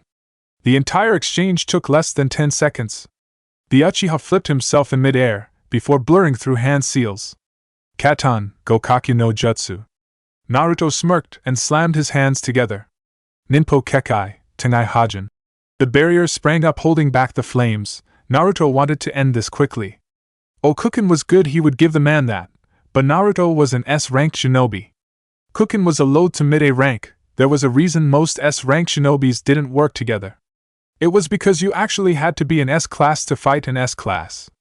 You were that strong you didn't need to work as a team. Naruto decided to end it. The Uchiha clan head charged forward. Naruto smirked, chakra gathering in his hand. He pushed it, faster and faster, making it more condensed, more concentrated, until he was holding the heart of a storm in his hand. Kuken lashed out with a fist. Naruto caught the offending limb and dragged the man in closer, slamming the spinning orb of chakra into his gut. Rasengan. The attack ripped through the clan head's clothes and skin, before pulverizing his bones and shattering most of his rib cage. Kuken was flung back, impacting with the tree before going through it, and the four behind that one. Naruto turned to his team. He won't be getting back up from that. Take the next 3 days off and meet back here on Monday. The three just nodded, not trusting their voices. all three's jaws were firmly acquainted with the floor. Naruto turned to the Uchiha elders. "I'll expect my winnings in 3 days," Naruto said pointedly, before walking off, leaving a stunned crowd. Naruto walked back to Konoha at a lazy pace, whistling all the way. Chapter 4. Naruto let his body sway backwards as Mikoto's kick flew over him. The blonde reached up, grabbing the leg, before pivoting and throwing the black-haired girl at Nawaki. The Senju heir's eyes went wide as he saw the Uchiha flying towards him. He abandoned the hand seals he had been making and got ready to catch the girl. Mikoto hit the Senju with close to bone-shattering force, sending both of them flying. Naruto felt the ground under him rumble, and jumped, deliberately leaving his arms hanging low. A pair of chains erupted from the earth, snaking around his outstretched limbs. The blonde smiled as he spotted Kushina, who was smirking at him triumphantly. "I got you, Sensei!" the redhead declared. Naruto sported a smirk of his own and Kushina's blood ran cold. "You know, Kushi-chan, there is a difference between catching someone and me allowing you to catch me," Naruto stated. The redhead looked confused before Naruto gripped the chakra chains and swung them with all his might. Kushina's eyes widened with horror as she was lifted from the ground by the force of Naruto's swing, and she found herself flying through the air. Naruto smirked before slamming the unfortunate Uzumaki into her teammates, sending all three of them flying as the chains dissipated from the impact. Naruto leaped onto a tree branch which was overlooking the 3 downed genin before leaping into the air. He rushed through the 7 hand seals with a speed that only a veteran could: horse, tiger, ram, monkey, boar, horse, tiger. Naruto inhaled deeply, air saturating his lungs. "Katan, Gokake no Jutsu!" Naruto yelled, expelling the orb of flame from his mouth. The attack raced at the genin. Mikoto looked up at the fireball racing towards Kushina, Nawaki and her. It was at least 3 body lengths across and 4 high. She could hear water running behind them. Her sensei must have dumped them there for them to be able to defend. Mikoto was about to begin her hand seals when she realized the defense she was planning wouldn't work. Her defense Suiton, Mizurapa wouldn't cut it. Her sensei was smart, scary smart. He would have to know that her first defense would be Mizurapa. The jutsu was only AC rank but would defeat the fireball. That was when it clicked. The trap was the fireball. Mizurapa would put out the fire, but then what? Mikoto's eyes widened. It would leave a large amount of water in front of them, something a skilled opponent, such as her sensei, could take advantage of. Probably by sending the water back at them with a futon, Detapa then electrifying it with a right unchanged her plan of defense. Mizurapa would not work, it left too much water in front of them, so she just needed the water to be spread out enough that her sensei couldn't take advantage of that fact. Mikoto's hands blurred. She saw Kushina and Nawaki doing the same in her peripheral vision. She just hoped they all had the same idea. "Suiton, Sujin Hiki!" All 3 genin announced, spraying a huge volume of water from their mouths. Sujin Hiki was a B rank Suiton ninjutsu, so it would defeat the fireball in both nature type and in ninjutsu rank. But more importantly, it forced the water away from the 3 with such force their sensei wouldn't be able to send it back at them. Naruto smiled as he saw the water wave crush the fireball, sending upwards a giant gout of steam. The Jonin smiled. That had been some good thinking by all 3 of them. The Suijin Hiki prevented him from turning the jutsu back at them, and with the force the water was launched with allowed them a means to counter-attack as well. They were getting better. Naruto jumped and stuck to the underside of a branch, smiling at his genin's progress. Their ability to attack and defend at the same time was impressive, but they really should have thought ahead a bit more. After all, with all of the steam hanging around the battlefield right now, he could easily pull off a sneak attack. The 3 should have dispersed the steam with a futon technique the moment the fireball was put out. Still, for a bunch of genin that was more than passable. Naruto smirked as he held his hands up. "Kirigakure no Jutsu." With all the steam, his team would not be able to tell the difference. The mist mingled with the steam, making it harder to see. The blonde stayed silent as he crept toward his genin over the branches. Kushina looked around. Was it just her, or was the steam getting denser? Her eyes widened. "Oh shit, Kirigakure no Jutsu." The redhead blurred through hand seals. She wasn't really one for ninjutsu, but her sensei had forced her to become at least proficient in the art. "Futon de Tapa." The young Uzumaki yelled at the top of her lungs, the wind technique pushing the combined mist and steam away. Kushina whirled, looking for her teammates. Her eyes widened. Nawaki was already on the ground, out cold, and Naruto was right behind Mikoto. "Mikoto!" yelled Kushina in warning. Naruto's hand descended and the Uchiha's eyes rolled into the back of her head as she was rendered unconscious. Naruto blurred out of Kushina's sight. The Uzumaki heiress felt a stinging sensation before everything went dark. Naruto looked down at the fallen figures of his 3 students. They were getting better. Not quite ready to survive the hell that was war, but they were getting better. Naruto wasn't even sure that he would ever feel that his genin were ready to face war. He had gotten far too attached to them to even want to consider them put onto a battlefield. Naruto knew the horror of war. The third shinobi war was coming. The blonde knew that. Naruto just hoped that he had a bit longer before he had to put his students to the test in that hell. The blonde picked Kushina up in a bridal carry while creating 2 clones for Nawaki and Mikoto. Naruto took to the trees, jumping back towards the entrance to Training Ground 5, Konoha. The blonde hadn't really spent much time around the village. He was always either training to improve his own skills, training his genin, or taking missions. Besides, he knew the layout and the families well enough that Naruto didn't really need to spend much time inside Konoha. The Narutos laid his genin team down of the soft grass at the entrance to the training blonde side. They did good. Nawaki had a good feeling for ninjutsu and was above average at taijutsu, though he did need to learn not to rely on his clan's forms so much.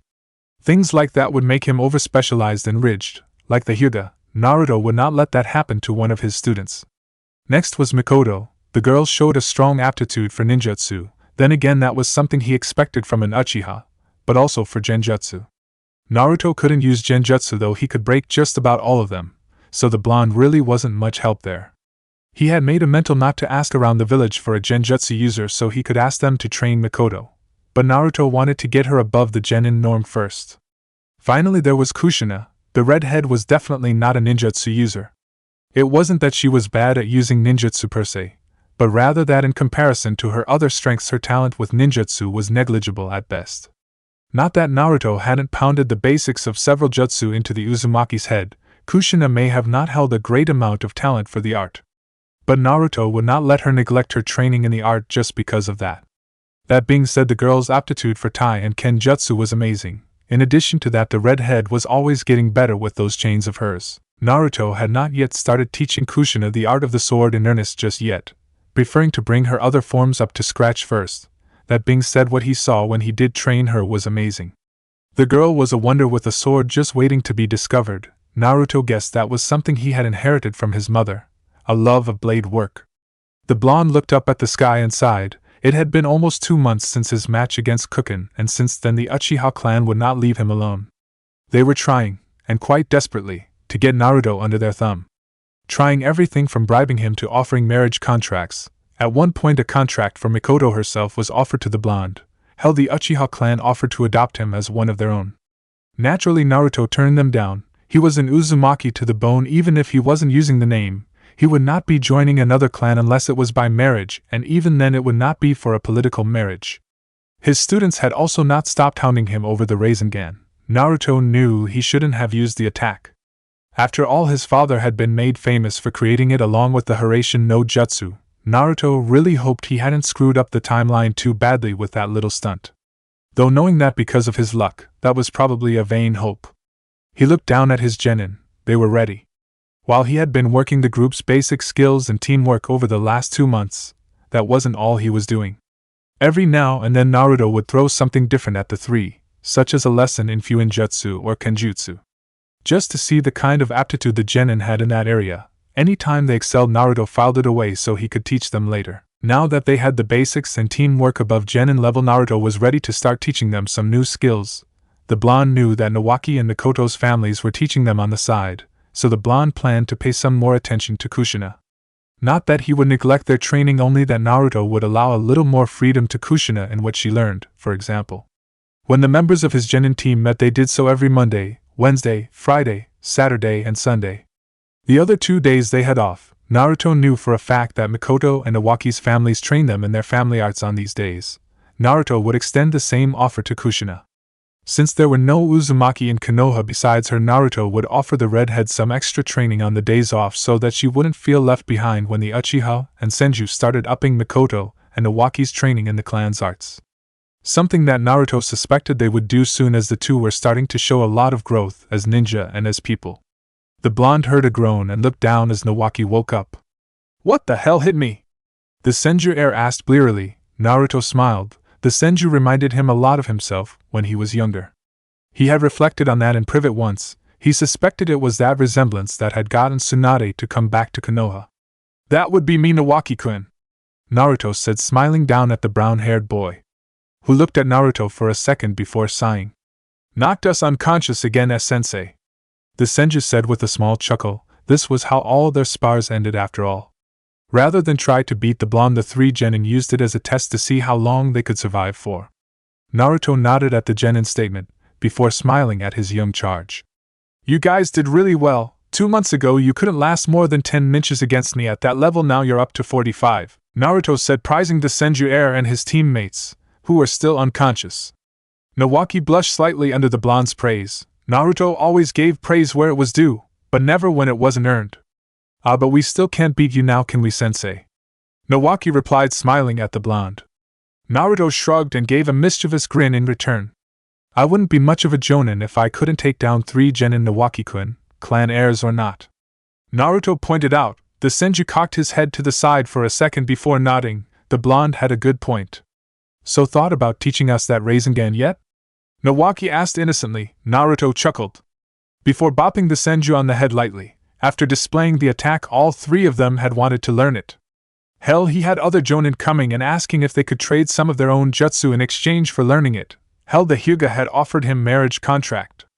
Naturally, Naruto turned them all down and went to Sarutobi and had the jutsu registered as a personal jutsu so that anyone caught copying it would be dealt with severely. Not that Naruto was too worried about someone figuring out the Rasengan.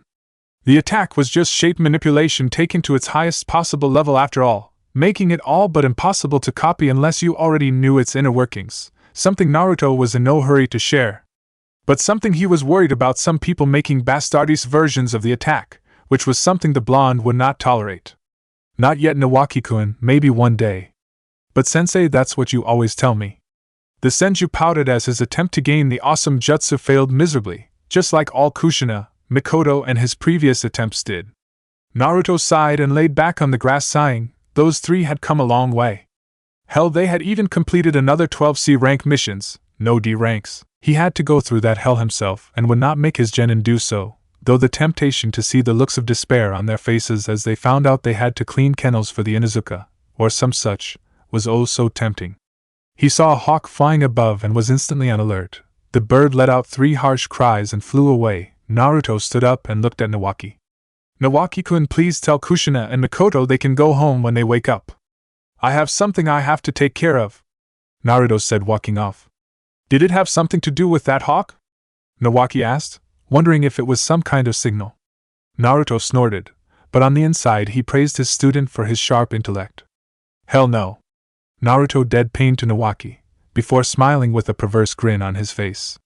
Today is the day the new Ika comes out, Naruto stated, drooling, before disappearing in a shunshin, not hearing Nawaki's grumble about stupid pervy senseis. The blonde reappeared inside the Hokage Tower lobby, his face in a pure business expression as he walked towards the Sandame's office. The door was opened by an ANBU. Naruto nodded his thanks. The ANBU dipped his head in return. It was nice to see someone at least acknowledge that he had done something. Most just ignored the ANBU when they did things like that. Naruto walked inside, seeing the other Jonin present. He did note Hatake Tsukumo, Tsunade Senju and Jiraiya. 3 legends in one place. Naruto made a mental note to keep a close eye on Tsukumo once Kakashi was born. He would make sure his white-haired sensei kept his father this time around. The Sandame scanned the room. Almost all his Jonin were here. His eyes fell on Naruto. The boy really was an enigma. That technique he used, the Rasengan, was incredible, and he cared for his students before anything else. Yet he never walked around Konoha or got to know its people, but seemed to care for the village. But how could the young man care if he didn't know the people? The Sandame shook his head to clear it of his thoughts. He needed to focus right now. Hiruzen looked around the room again. Yes, all of the Jonin senseis were here. He could start his announcement. The others it didn't really affect. They could be told later. Thank you for coming, Hiruzen stated, his eyes surveying the room again. As you all may know, in 6 months the biannual Chunin exams will be held in Konoha. Naruto's mind shut down. What the hell was going on? The Chunin exams weren't put into practice until after the Third Shinobi War. Naruto knew that as fact, Jiraiya had at least pounded some basic history into his head. He would need to consult with Akane about this. This changed everything. If his knowledge of the timeline was this far out, who knows what else had been changed?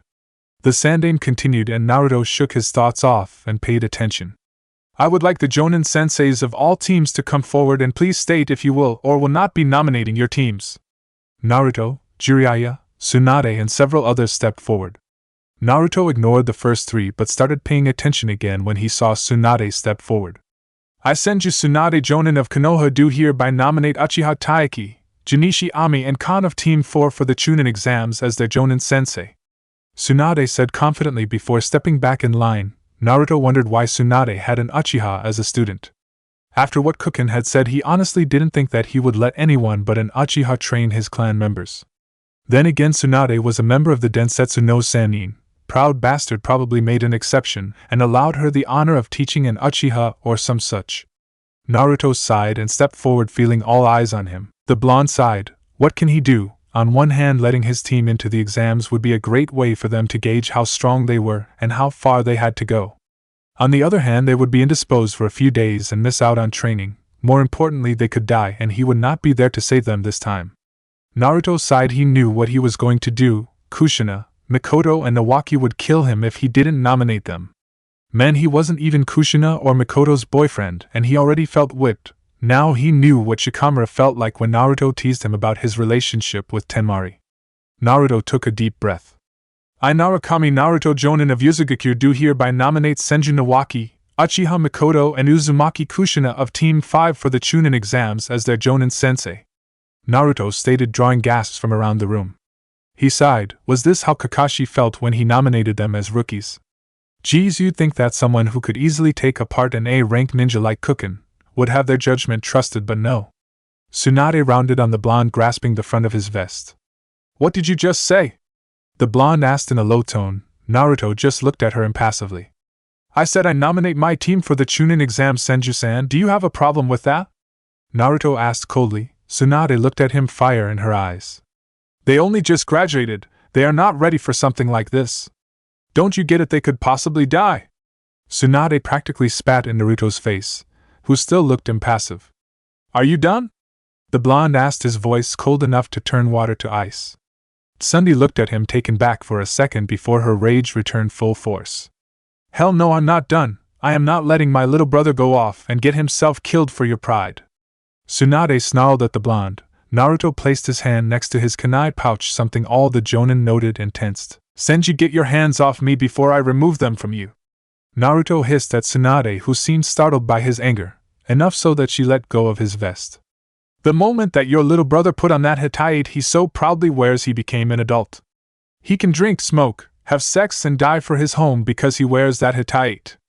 More importantly, when he put on that hetaite he became my soldier. This is not a clan affair, nor is it something you have any control over. I am his Jonin sensei, not Ryu Tsunade. Naruto finished and turned back to Hiruzen, who looked a little taken back by the whole scene. As I said, Hokage-sama, I would like to nominate Team 5 for the exams. The aging Hokage nodded. Naruto's anger faded. The blonde would admit that Tsunade's anger was reasonable, but he hated seeing people underestimating his students. They had worked hard, damn it, and he would be damned if he just let other people, even if they were family, talk about his students when they had no idea of their full capabilities.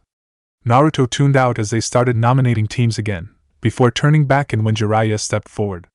I, Jiraiya Jonin of Konoha, do hereby nominate Namikaze Minato, Hyuga Hayashi and Inuzuka Tsum of Team 7 for the Chunin exams as their Jonin sensei.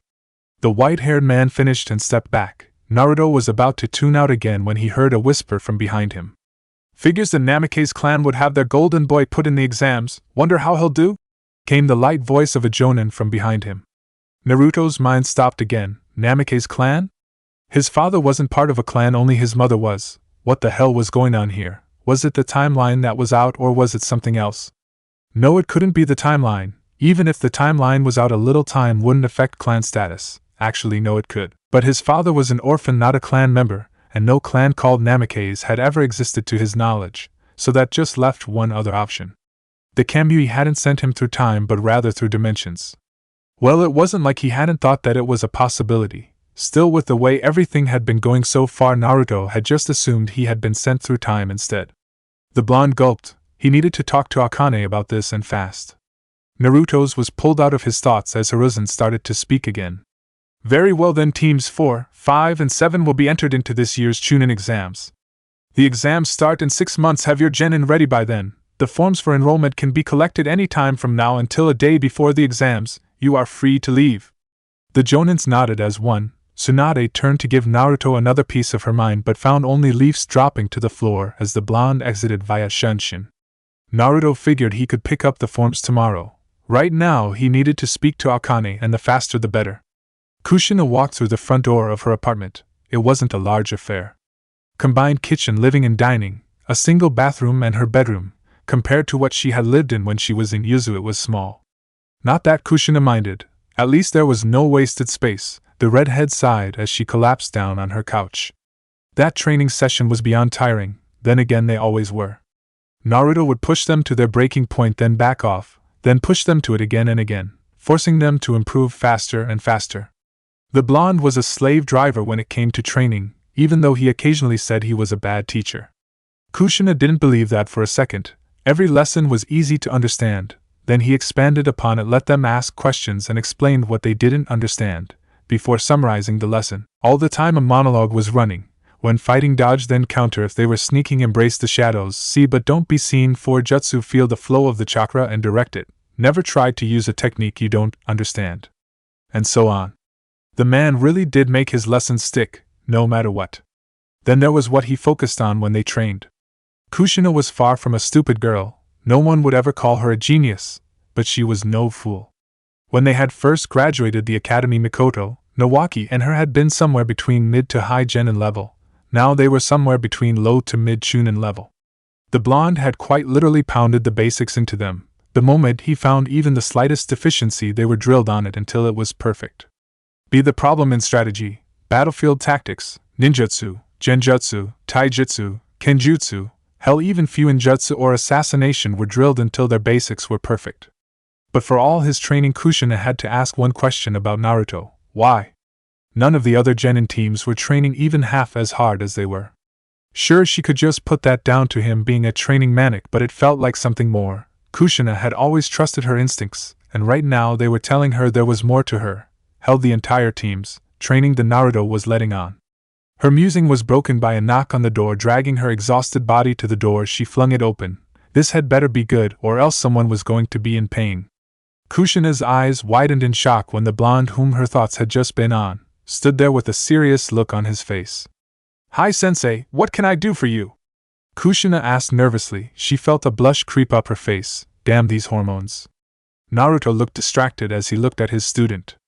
"Good afternoon, Kushina. Tomorrow's rest day has been cancelled. Please meet me at Training Ground 5 at 6 am tomorrow." Kushina nodded and Naruto smiled down at the girl.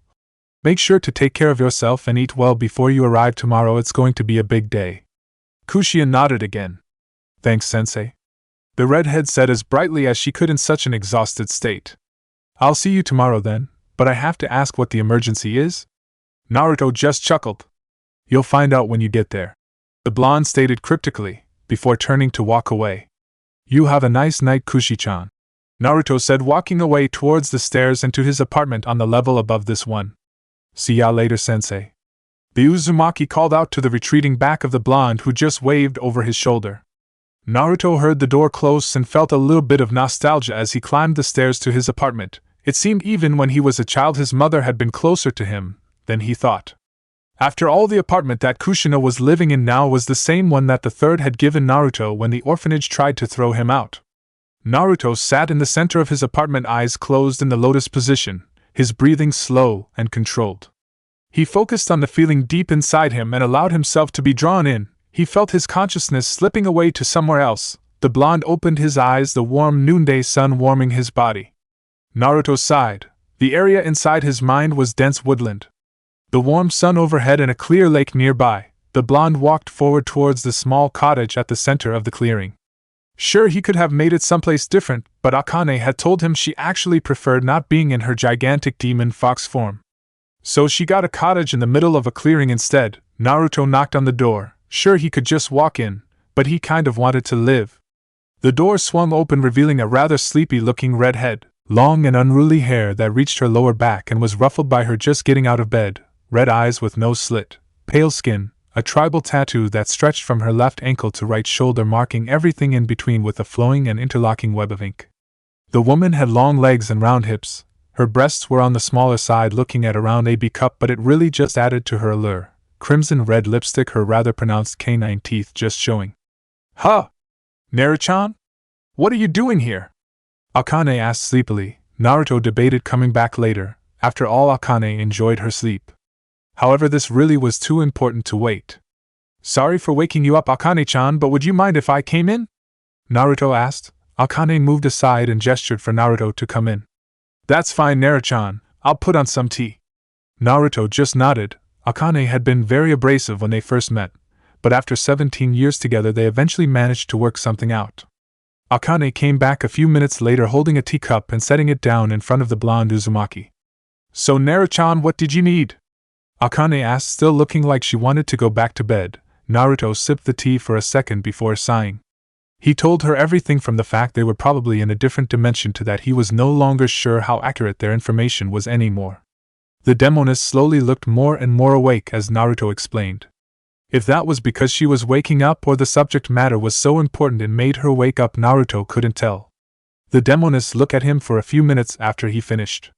We need to plan our next move, Akane said seriously. Naruto leaned back into the chair he was sitting on. I'm all ears. Naruto dropped in front of his Jonin team, the three of him looking up at him curiously. First things first, I've entered you in the Chunin exams, Naruto stated. The three Jonin just looked at him for about a second before Naruto was glomped by a red blur and a black blur. Kushina and Mikoto thanking him repeatedly while Nawaki just grinned like a madman.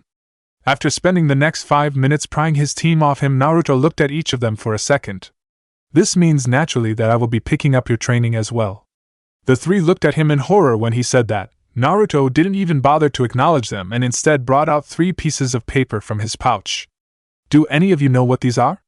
Naruto questioned, getting blank looks from his genin in return. This is chakra paper. I'm going to have you guys channel your chakra into it to find out what your elemental affinity is. If it burns, it's fire, crumbles earth, crinkles lightning, gets wet water, or splits, then it's wind. Naruto finished his impromptu lecture and handed out the paper. Giving the first one to Nawaki, the Senju channeled his chakra into the paper and promptly yelped and dropped it as it burst into flames. Naruto smiled, a fire type, which was good. Naruto was better at both wind and lightning, but fire came in as a close third. He handed the second piece to Mikoto, who sighed. All Uchiha were fire types after all, and those who weren't were an embarrassment to the clan. She channeled her chakra and felt her mouth go dry. The paper crinkled. She was not attuned to fire but lightning. No, this could not be happening. Mikoto started to hyperventilate. Kushina shook her friend back into the world of the living. Mikoto, what's wrong? Kushina asked, concerned. Mikoto got her breathing back under control. Sensei, could I please have another piece of paper, please? Naruto nodded and handed her another. Mikoto channeled her chakra again. The paper crinkled. Tears began gathering in the Uchiha's eyes. Naruto wiped them away, causing the girl to look up at her sensei, who looked down at her with something approaching sorrow in his eyes. What's wrong, Mikoto-chan? Naruto asked, concerned for his student. The girl started to tear up. I'm attuned to lighting, the girl said simply. Naruto still couldn't see the problem. The Uchiha are fire users. To be otherwise is an embarrassment to the clan. Mikoto repeated the words that had been told to her by her tutors. Naruto shook her a little and forced the girl to look at him, and Naruto smiled down at her. Well, if you think you're an embarrassment to the clan, I'm a wind user, Naruto said in a joking tone. Mikoto looked affronted. But sensei, that might be fine for you, you're not an Uchiha, but for me, they might discard me, throw me out unless I prove to be better than a fire user. I know you're just trying to make me feel better, but please don't say things like that. Mikoto finished. Naruto sighed, looking down at Mikoto. He really hadn't wanted to tell them, at least not like this. Naruto looked sternly at his 3 genin. What you are about to see will be told to no one unless I expressly give you permission, am I clear? The blonde said, gaining a startled chorus of yes from his 3 genin. Naruto closed his eyes. When he opened them again, they were no longer the deep ocean blue the 3 were used to. In their place were 2 crimson irises slowly being circled by 3 tome. Naruto looked down at the 2 stunned genin and a smug-looking Kushina. Sensei, why your eyes? Mikoto pointed out lightly. Naruto hugged the girl. See, if you're talking about outcasts in the Uchiha clan, then you really couldn't be in better company, Naruto said in a cheerful voice, smiling down at the girl who just nodded dumbly. Naruto turned his attention to Kushina, who channeled her chakra to the paper, which split in half. Naruto couldn't resist the smile that formed on his face. It was like this team was made for him: a fire, lightning, and a wind user, his three best elements. Now then, we are having a training session today. It's about 6:30 now, and our training session will last until 1700, understand? The three nodded, and Naruto channeled a small amount of chakra into a seal on his right arm, a katana dropping into his waiting hand. You have only one objective: survive. With those words, Naruto charged the three genin. Chapter 5. Mikoto could swear she heard her bones creak as she blocked another strike from her sensei. The Uchiha had originally thought that her sensei's training was insane, but with his new training regime she knew Naruto had been taking it easy on them. His new level of training took insane and cranked it right the way up to 11. Before breaking the dial that said 11 and replacing it with one that went all the way up to 100 and somehow pushing it to 101. And then some of the things he had them do seemed to take insane and then throw it out the window before taking their training, as Naruto called it, beyond the impossible. After they managed to survive their 11-hour sparring session against him, the blonde had chosen to work on their taijutsu. When he told them that, the blonde added he would be taking a leaf out of Guy and Lee's book on the subject. When they had asked him who they were, the blonde just chuckled evilly, the same way he did before throwing exploding model cows at them. All three genin were instantly scared for their lives, for good reason. Mikoto didn't know who Guy and Lee were, but if this was their training routine, then the men must be closer to beasts. When she said that to Naruto, the blonde had just smiled and replied, green beasts to be exact. All the while chuckling at some kind of private joke. For the next month, Team 5 got up at 4 am and trained until 1800 or 6 pm every day. The day started with a relaxing, as Naruto called it, run around the entire village of Konoha 7 times, and when Naruto said run, he meant sprint. Following that was taijutsu katas.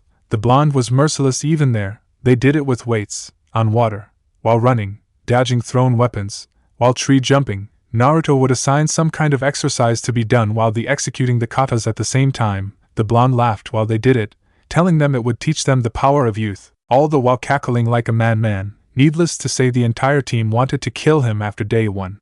Following the taijutsu katas, the blonde would train their chakra control. They did everything from water walking to kunai balancing, and how Naruto even showed them a few exercises that they never ever knew existed. Such as water sphere floating, which was exactly what it sounded like, floating a sphere of water over your hand using nothing but pure chakra control. What Naruto didn't tell them was that the sphere would blow up in their faces if they got it wrong. Mikoto cursed the man for that. The day ended with Naruto teaching them some of his personal taijutsu style, though the blonde admitted that he hadn't come up with a name for it yet. When the month was finally over, the team celebrated as Naruto told them that now he would move on to teaching them other things while just maintaining their strength rather than trying to increase it. The cheers died immediately when the blonde told them that the level of hell had just doubled now that they had reached the appropriate strength to survive it. It was at that moment they learned what hell really was. The blonde was relentless. Everything he could think of for the next 4 months he pounded into them, from extra taijutsu to nin, gen, ken, and even fuinjutsu.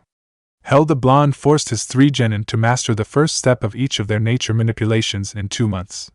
They were spared nothing. Naruto's training was brutal and always to the point. His constant monologue always running. Every time a block wasn't quite perfect, they were punished for it. Every stance, form, technique had to be performed flawlessly. Naruto neither needed nor wanted that. The blonde demanded that. He had told the 3 of his genin Tsunade's reaction to placing them into the Chunin exams. Her reaction was just used by them like fuel. To prove her words wrong, they all pushed themselves to the brink to be better, faster, and stronger than any other genin team. Naruto saw their drive and used it to push them harder, all the while laughing not so quietly at his genin's misfortune. Then started laughing harder, as he pictured the misfortune of any genin that faced them in the exams. Mikoto skidded along the ground, before pushing herself off the ground and snarling at the shadow clone in front of her and charging. The ground under her cracked with the force of her kicking off it. The black-haired girl closed, her left hand lashing out in a vicious hook at the blonde's face. Naruto's clone leaned back and allowed to attack to pass over him, before grabbing the offending limb. Unlike 5 months ago, Mikoto saw this as an opportunity, using Naruto's grip to pull her in closer and launching a knee at the blonde's head. Naruto blocked with his left arm. Mikoto smiled and sent chakra to her eyes, turning them blood red with 2 tomes spinning slowly in each. She twisted, forcing him to release her. Before kicking at his sternum, she saw Naruto move in slow motion, hand coming up to guard. Mikoto altered her angle of attack and her kick changed at the last second to one at the clone's ribs. Naruto smiled and almost seemed to flow around the attack, spinning and planting a nasty heel kick into the black-haired girl's abdomen. Spit flew out of her mouth and Naruto nodded to himself. He had 1 month and Mikoto was more than fast enough now. The clone called an end to their sparring session. "Okay, that's enough, Mikoto-chan," the Naruto clone called out, and the Uchiha gratefully collapsed to the ground. "Now then, I am aware that you 3 are going to need to have some kind of trump card in the exams, and that is what we are going to train for the rest of the month. It should also help you in showing the Uchiha clan that a lightning user is just as good as a fire user," Naruto declared to the girl. Mikoto looked up, surprise in her eyes. "Really, Sensei? Is it that Rasengan thing you used against Tsusama?" Mikoto questioned. Naruto shook his head in a negative. "No, you won't be learning the Rasengan just yet, but this attack is just as good," Naruto assured the 12-going-on-13-year-old. "To look at the pros and the cons of the 2 attacks, then they come out around even. But you should be able to make use of this attack easier than the Rasengan as it is lightning element by nature." The Naruto clone continued his lecture, before fixing Mikoto with a stern glare. "Mikoto, this attack is listed as a personal jutsu of mine, so under no circumstances are you to tell anyone about it, nor are you to teach it to the other Uchiha, or anyone else for that matter. This move is going to be reserved for you and me alone." The black-haired girl nodded enthusiastically, before looking at Naruto in suspicion. "If you know the 3 of us need a trump card, then why are you teaching this attack to only me?" Mikoto asked. Naruto sighed and wiped a hand over his face. She was sharp, he would give her that. More importantly, she cared about her teammates.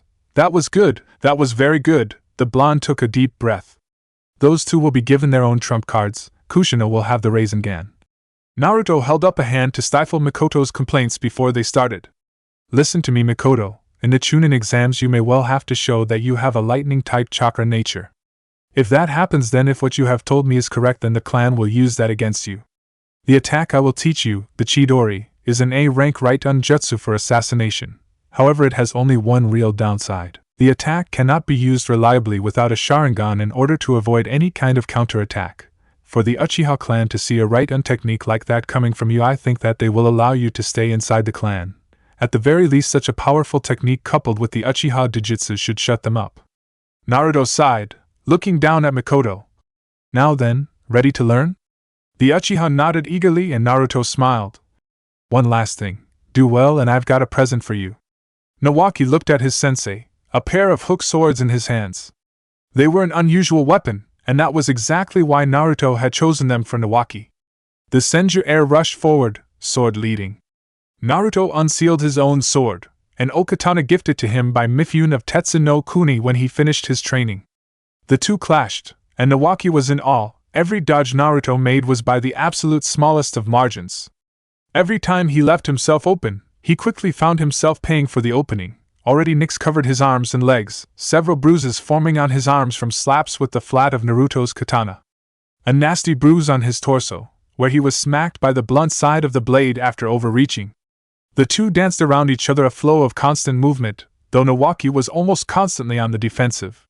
The 2 moved back and forth, though Naruto knew that Nawaki couldn't keep this up much longer.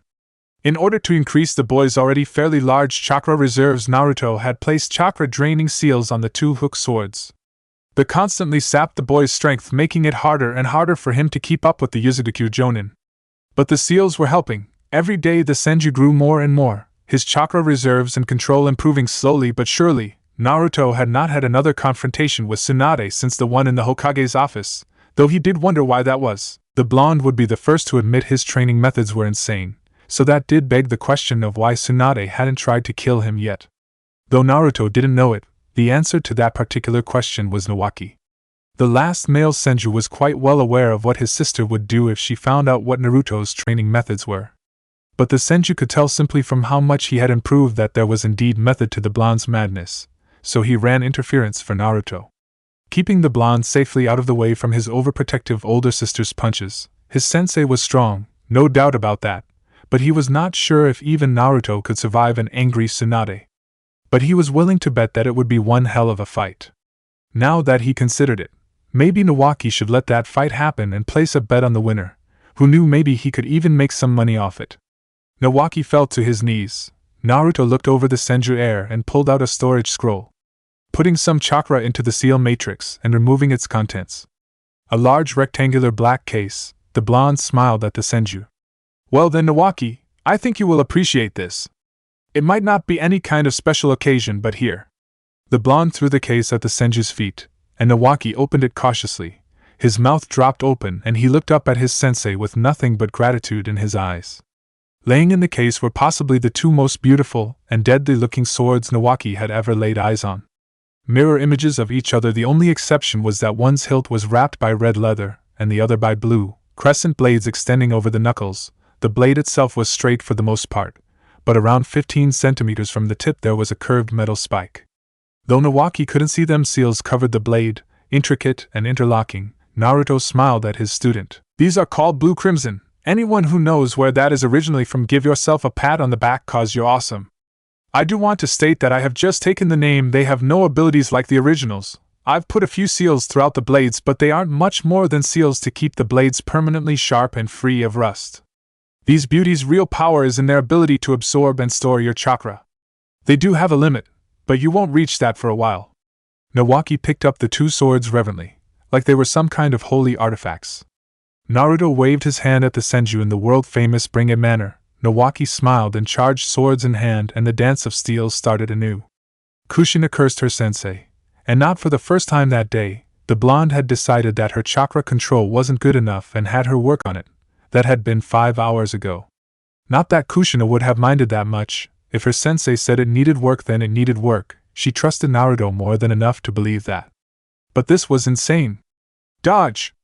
Naruto yelled, firing another jutsu at Kushina, who flipped out of the way by vaulting off the water's surface. That was the way Naruto was training her chakra control. She would be standing on the surface of water, while performing taijutsu katas, holding a ball of water over the back of her fists using nothing but chakra control, while dodging jutsu. The man was certifiably insane, that was. Kushina was sure of it. No matter how effective the method was, this was still way too much for training purposes. Or as Naruto put it, this is chakra control training when you take it beyond the impossible, then proceeded to fire off highly destructive attacks at her. Damn that man. Naruto leaped out on the water and threw a punch at the Uzumaki's face.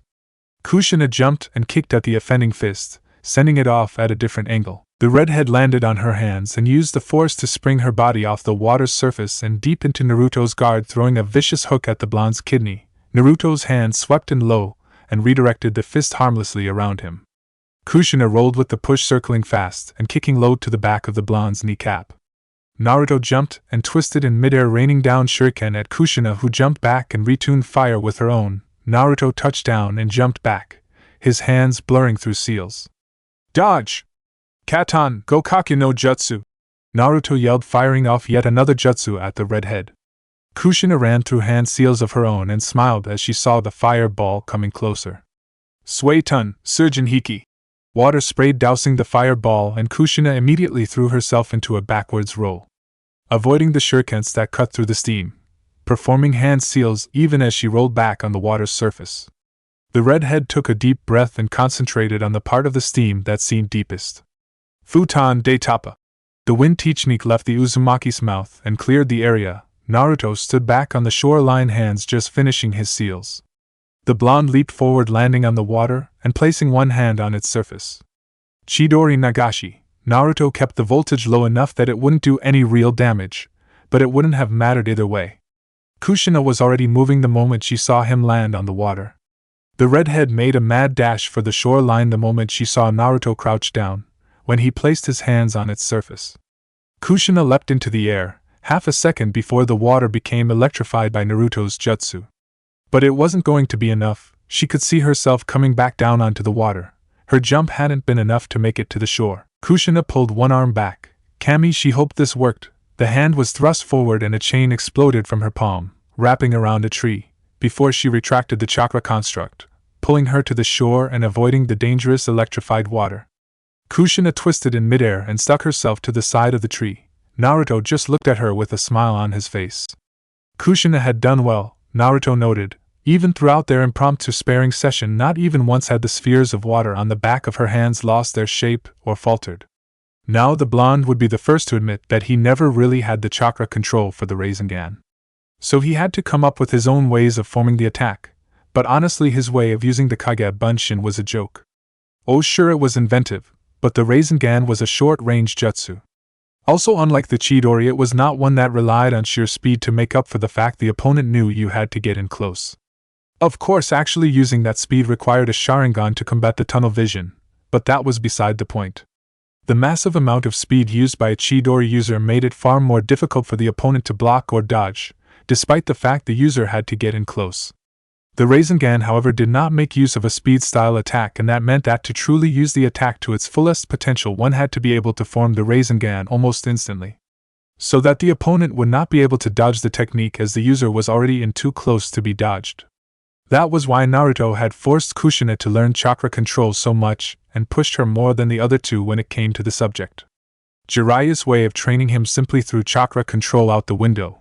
After all, who needs control when you had all the chakra in the world? That approach did have its upsides, Naruto would not deny that, but it was also this approach that stopped him from using the Rasengan to its full potential for so long. There was also the fact that unlike Naruto, who while he disliked having to use Akane's chakra at first, he was willing to use it.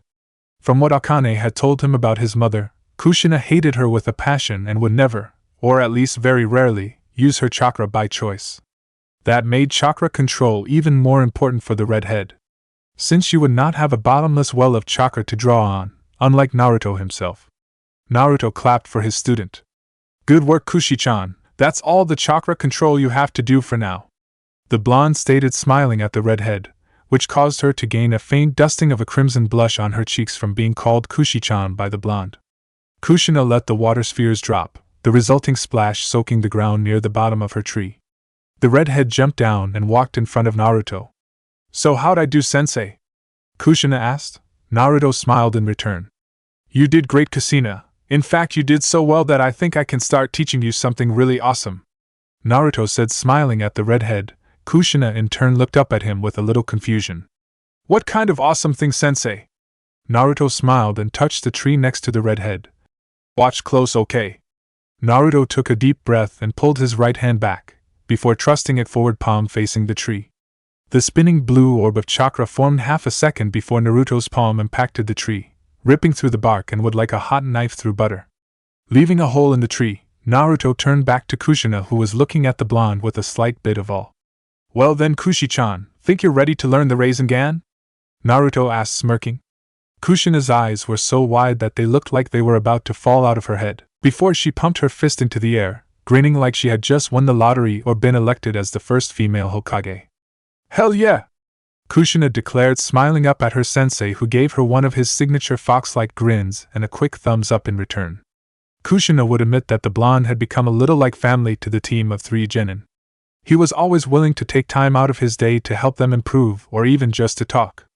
Hell, Kushina could remember when she found out that Naruto lived on the floor above her. She had gotten bored the next day and decided to go upstairs to see if the blonde wanted to do something. When Kushina went inside Naruto's apartment, Nawaki was already there. Naruto and Nawaki had been playing cards and talking. The Senju heir had told Kushina that it was because both of them were just bored. Tsunade was out that particular day and Nawaki needed help with the technique, so the Senju had taken a walk. Naruto had saw him and helped out, and one thing led to another until they were playing poker while discussing the finer points of jutsu usage in a combat situation. Since then, every now and then Kushina, Mikoto and Nakai would drop over to their blonde sensei's place. Naruto was always happy to have them. Hell, it wasn't uncommon for the 3 Jonin to spend an entire Sunday inside the blonde's apartment. Sunday was, as Naruto had dictated to them, their relaxation and team bonding day. If they wanted to spend that day inside the apartment talking or watching a movie or something, the blonde never seemed to mind. There were even signs that Naruto's apartment was being taken over by 3 Jonin. It wasn't anything major. Just a few scrolls of kunai and shuriken here and there, a movie or two from the Jonin lying around the blonde's home, a jacket or some other piece of clothing that was not Naruto's hanging off the back of a chair. The blonde never really seemed to mind. If anything, he seemed to enjoy the genin's visits. Kushina's head got taken forcefully out of the clouds when a water balloon impacted with the side of her head, not bursting but definitely attracting Kushina's attention. Naruto smiled, throwing another balloon up and down in his left hand. Now that I have your attention. The next month passed in a haze of exhaustion and pain for the three genin. Naruto pushed them to master their new techniques relentlessly. They no longer had off days to train with family or just kick back on. No, even the three genin's off time was swallowed by Naruto's relentless training. He pushed Mikoto harder to be faster and faster. Her speed would be the deciding factor in any fight that the Chidori was used in. Naruto did not focus on other jutsu, only on having Mikoto perform and execute the Chidori. Once the Uchiha genin could do that, Naruto pushed her to form it faster and using less hand seals, in addition to bringing Mikoto's speed up. Naruto was impressed when Mikoto rose to the challenge and then exceeded his expectations. Now the young Uchiha was no Rock Lee when it came to speed, but when Naruto considered it, who really was. But she was fast, very, very fast. If Naruto was to give a rough estimate on Mikoto's speed, the blonde would call her a mid-chunin, but for brief bursts she could push herself to high chunin. That sprint was what Naruto wanted Mikoto to use when executing the Chidori. The blonde had toyed with the idea of teaching Mikoto other forms of the Chidori but decided against it. The Chidori consisted of a series of 12 hand signs. Naruto could cut that down to 3. As far as Naruto knew, it was impossible to go any lower. At least he had never seen Kakashi or that bastard Sasuke go any lower than that. Though the blonde did admit that it was theoretically possible. But even if she wasn't able to cut it down to 3 hand seals, Mikoto was more than passable. The young Uchiha had cut the hand seals down to 9. That was better than Sasuke was at her age. More importantly, Mikoto could use the Chidori 3 times in a day, 1 more than Sasuke could at her age. Naruto felt like doing a happy dance when he found that out. When he met Sasuke in the fiery depths of hell, he would be able to say that he, Namikaze-Uzumaki Naruto, had trained Sasuke's own mother to be better than him. That was going to be a special kind of revenge. All in all, Naruto was more than happy with Mikoto's progress. She was more or less the genin's team leader as well. Her level-headed thinking making up for her teammates' impulsiveness. For Nawaki, Naruto had punished the young Senju mercilessly. The Senju, like Kushina, had shown a decent ability to work with a blade, but it was overshadowed by his ability with nin and taijutsu. Nawaki did express an interest in combining his ninjutsu with kenjutsu, in order to create a new, more versatile form he could fight with. So Naruto taught Nawaki how to use hook swords. They were not what one would call common, and so not many people knew how to use them. Fewer knew how to fight against them. Something Naruto could say he knew personally due to his little encounter with Kurosaki Raiga. The Kiba were a form of hook sword after all. Naruto had crammed everything he could into the young Senju, focusing on his kenjutsu and the creation of chakra strings mainly. Nawaki would need the chakra strings for the trump card that Naruto wanted to impart to him. Unlike the Chidori or the Rasengan, this attack truly was his own technique. It was also probably the only jutsu in the world that could be listed as an E or an S-ranked jutsu. The effectiveness it had really depended on the user, but Naruto was still very impressed with Nawaki's progress with Naruto's personal katan technique, katan, Bakwenjin. Add to that some extra lessons on both ninjutsu and taijutsu, and the Senju was a force to be reckoned with. More importantly, it should be more than enough to completely decimate any of the opponents that Nawaki could face in the Chunin exams. Though what Naruto really wanted to see was Nawaki vs anyone from Tsunade's genin team. Naruto was sure that the Senju heir would decimate them in short order. He just hoped he had a camera and Tsunade was around when it happened. Seeing Nawaki show he was far, far more powerful than he let on, and seeing Tsunade's reaction to it would be like Christmas coming early to the blonde. Finally there was Kushina. Naruto had, quite literally, pounded everything he knew into the girl. From combat tactics to kenjutsu and finally the Rasengan, it had taken 3.5 weeks for Kushina to be able to form the Rasengan correctly, e.g. the attack not blowing up in her face. But the girl did manage it. The last few days were spent on Naruto giving Kushina advice on how to create the Rasengan faster. The redhead was currently still at 6 seconds. Better than Naruto was at her age with the use of his clones, and the blonde told her as much, but still not fast enough. That being said, Kushina had one advantage Naruto didn't, chakra chains, by making use of the chain's ability to hold down her opponent. Kushina could keep them from moving enough that it made the time it took her to form the Rasengan mean less. Naruto was also pleased to note that Kushina could fight with the best genins Kiri could offer when it came to Kenjutsu. The redhead was a little on the short side to fight with Naruto's favored weapon, an okatana, so the Narukami had to improvise. Kushina now fought using 3 weapons, 2 wakizashis for indoor fighting or up-close and personal work and a single katana. Thankfully the normal katana's length was short enough that Kushina could use it without a problem, though until she grew a bit more the wakizashis would be her better weapons. Kushina's ninjutsu was nothing special, but he knew that would probably never change. Besides, Kushina was only really bad with jutsu that took a lot of hand seals. So as long as Naruto kept it to shape and nature manipulations, the redhead would never have any real problems. Which was a good thing considering that shape and nature manipulation were something he was very good at. Add to that, most of the skills that Naruto taught to Kushina regarding the wakizashi and the katana were directly from the samurai of Tetsu no Kuni, and the samurai didn't use hand seals, only shape and nature manipulation.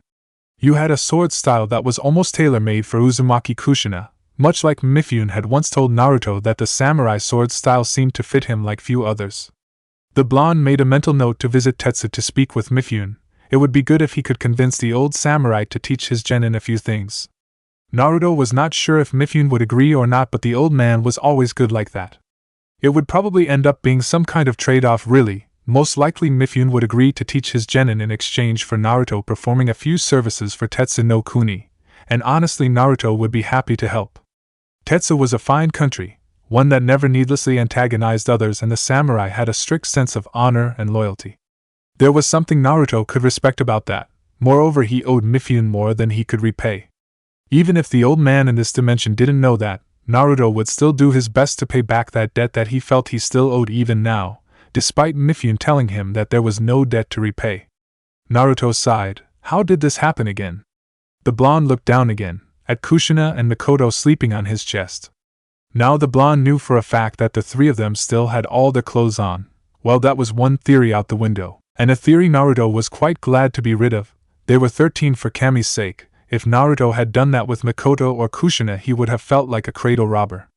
The blonde looked to his right. Nawaki was passed out and sleeping on the couch. The blonde sighed and looked up at his ceiling.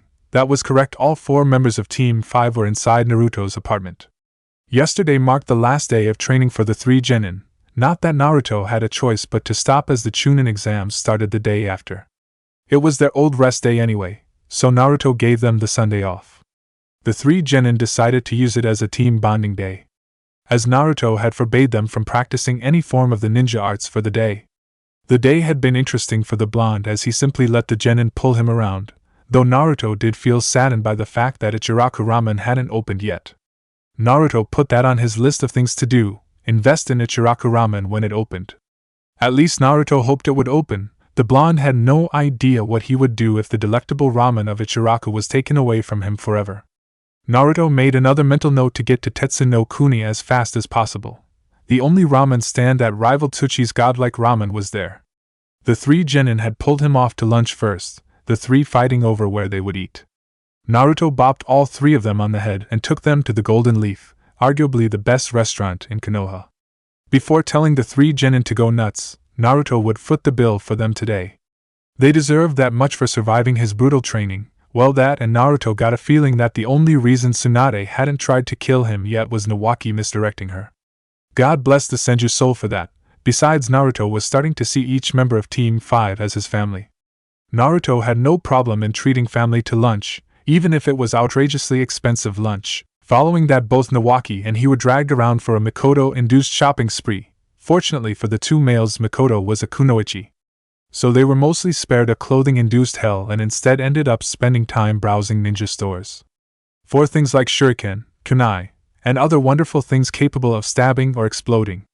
Though Naruto did tell his entire genin team not to purchase any explosive notes, Naruto was no seal master but was far, far above average. The blonde could easily make explosive notes for them. In fact, he actually ended up giving them around 100 each, his own special brand of explosive notes. Same size, 10 times the bang. What could Naruto say? When it came to explosions, any Uzumaki worth their salt knew one thing: size matters. Kushina declared that she wanted to relax after their little impromptu shopping trip. so they dumped everything inside Naruto's apartment. Before heading to the hot springs, but not before Naruto set a barrier over the women's side. Even if he would never admit it, Naruto thought of Jiraiya as a father. So he put the barrier up for the old pervert's benefit. If anyone tried peeking, it would look like the woman's side was filled with fat old ladies. This was better for Jiraiya than the alternative. After all, Naruto would hate to have to beat his father figure to death for peeking on his students. Still, he could only do that if he got to the man before Kushina and Mikoto. Actually, now Naruto thought about it, maybe he should let Jiraiya get himself caught. It would be interesting to find out what a Rasengan did to the male reproductive system, and he was sure that if Jiraiya was caught peeking on her, Kushina would show him exactly what would happen when the Rasengan was applied directly to Jiraiya's balls. The end of the day was spent with the four of them watching movies in Naruto's apartment, and eating takeout ramen. They must have fallen asleep while doing that. Naruto looked down again and smiled at the content looks on Kushina and Mikoto's faces. Naruto yawned and looked at the clock. 10 am. They didn't need to be at the academy until 3, but there was no guarantee that Naruto or any of his students would wake up on time if the blonde went back to sleep. Naruto sighed. This was going to be a long morning. He shook Kushina awake. The redhead looked at him groggily. Huh? Naruto-sensei? What are you doing in my room? Naruto chuckled nervously. Kushina, this is my apartment, and you're kind of sleeping on me. Would you mind getting off, please? Naruto asked. Kushina looked down at where she was before looking back at Naruto, then looking down again and going a red so bright it put her hair to shame. The remainder of the occupants of the apartment, and the apartment block, were woken by an embarrassed scream from Kushina, followed by one from Mikoto with the sound of Nawaki's hysterical laughter in the background. Naruto sighed while cooking breakfast for 4. Kushina was currently using his shower while Nawaki waited for his turn, and Mikoto was helping him by making pancake batter. How had this happened? When he woke his team up, Naruto had expected them all to go home, then he would meet them again for the Chunin exams in a few hours. That, needless to say, had not happened, the three all opting to stay at his apartment and get ready there. Naruto's argument that they needed to go get clothes and more importantly more equipment such as ration bars, kunai, etc. was shut down when Kushina revealed that the three had been stashing things like that in Naruto's apartment for months now. In a bunch of storage scrolls in his spare room, in a wardrobe he didn't know he even had, containing clothing Naruto knew was not his. How the hell did he miss them bringing a wardrobe into his apartment? And putting storage scrolls and clothing in it as well? He was an S-rank ninja kami, dammit. He should pick up on things like this. He must have been slipping. A thought like that did not sit well with Naruto. The three Jonin rushed out of the apartment after breakfast, not bothering to help Naruto wash up and sprinting over to the academy. Naruto checked the time. It was 1 p.m., and the blonde started doing the math in his head. If they walked, and they probably would, then it would take between 30 and 40 minutes to get to the academy. Naruto sighed and looked at the dishes, then made the infamous cross-shaped hand sign, Kage Bunshin, Narukami, Naruto's answer to all forms of menial labor. The original sat down on his couch, formerly Nawaki's bed, and looked both ways before unsealing an orange book and reading, a perverted giggle escaping his lips every now and then. Naruto checked the clock. It was almost 2, and the blonde stood and placed his hands together. Naruto threw a quick look over his shoulder at the still cleaning clones. Lock the door before you pop. He got a chorus of hi from the 2 clones before leaving for the academy in a shunshin, a flash of lighting accompanying Naruto's exit. The blonde found himself standing in the hall before the exam room. Naruto spread out his awareness, looking for his Genin's chakra. The blonde sighed. It seemed they were coming to him. Naruto looked up as Kushina came into view and gave a lazy wave. Huh, what are you doing here, sensei? Nawaki asked as he came into view. Naruto smiled at them. The 3 of them were ready. They were going to ace this. Also no invasion for them, so at least they would be allowed to become Chunin. Just some last-minute advice, Nawaki-kun, Naruto said, smiling at the 3, before nodding to himself and focusing on Mikoto. Mikoto-chan, you are, in a way, this team's leader. You're level-headed and can analyze a situation quickly and efficiently. It helps you're not too impulsive as well. Keep a level head, stay focused, and keep these 2 from going off the deep end, and you should all be fine. When it comes to battle, Mikoto-chan, I have only one thing to say: let none match your speed. Naruto smiled at the raven-haired girl who beamed up at him. Naruto turned his attention to Nawaki. Nawaki-kun, you're the team's all-rounder. You can handle just about any situation you come across because you're good at everything. That being said, right now I want you to leave using the swords as a last resort. Have something to surprise the opponent with in round 3, okay? Other than that, your chakra is far above what a genin should be. If worse comes to worse, you should be able to outlast the opponent. Nawaki nodded at Naruto and placed his hand on the scroll that contained his swords. Kushina, you're the team's powerhouse. Your chakra is the highest out of all 3 of you, and with the amount of power you have at your disposal, you shouldn't have a problem bulldozing through the opposition if you need to. Just remember that finesse has its place and to make use of it. Other than that, don't use your wakizashis or your katana unless you don't have another choice. Keep something as a trump card, besides the other thing. Kushina nodded and Naruto took one last look at his team. Final words of advice: stick by each other and work as a team. Remember always, those that break the rules are trash. But those that abandon their comrades are worse than trash. Naruto turned and opened the door to the exam room. Kick their asses hard. Naruto finished smiling. The 3 genin gave grins so bloodthirsty that it would give Kisame a run for his money. Hi, Naruto-sensei. Chapter 6. Naruto's smiling expression fell off his face the moment his genin were through the exam doors. The Uzumaki Jonin channeled some of his chakra into the seal of his wrist, Okatana dropping into his waiting hand. Naruto took a deep breath. He had felt them when he spread his awareness out, chakra signatures that should not be here. Thanks to Akane's ability to sense hatred, Naruto was able to tell a lot of things about a person just by feeling their chakra. The chakra he had felt from these people was cold, almost robot-like, emotionless. They were feelings he had got in his own dimension from only one sect of shinobi, Root. The blonde then disappeared in a burst of speed. It was time to find out what that damn Warhawk wanted from the Chunin exams. They had already tried to abduct Kushina once before, and Naruto was not letting that happen again. Naruto dropped soundlessly behind the Root ninja, his vantage point directly overlooking the examinee's room. Naruto saw the mark in the Anbu's mask, and the Okatana stabbed forward, severing the man's spine, while in 5 other locations his Kage Bunshins did the same, well, almost all of them, except one who merely knocked the ninja out. Naruto wanted to present the man to the Sandaime. It would get the old man on Danzo's case and hopefully make the old fool think twice about his movements. The last thing Naruto needed was Danzo screwing up his genin's chances. The blonde leaned down and sealed the body in a storage scroll before jumping off. He needed to get to the Jonin sensei's room before anyone started to get suspicious. Naruto made another Kage Bunshin as he jumped, handing the clone the scroll with orders to get it to the old monkey.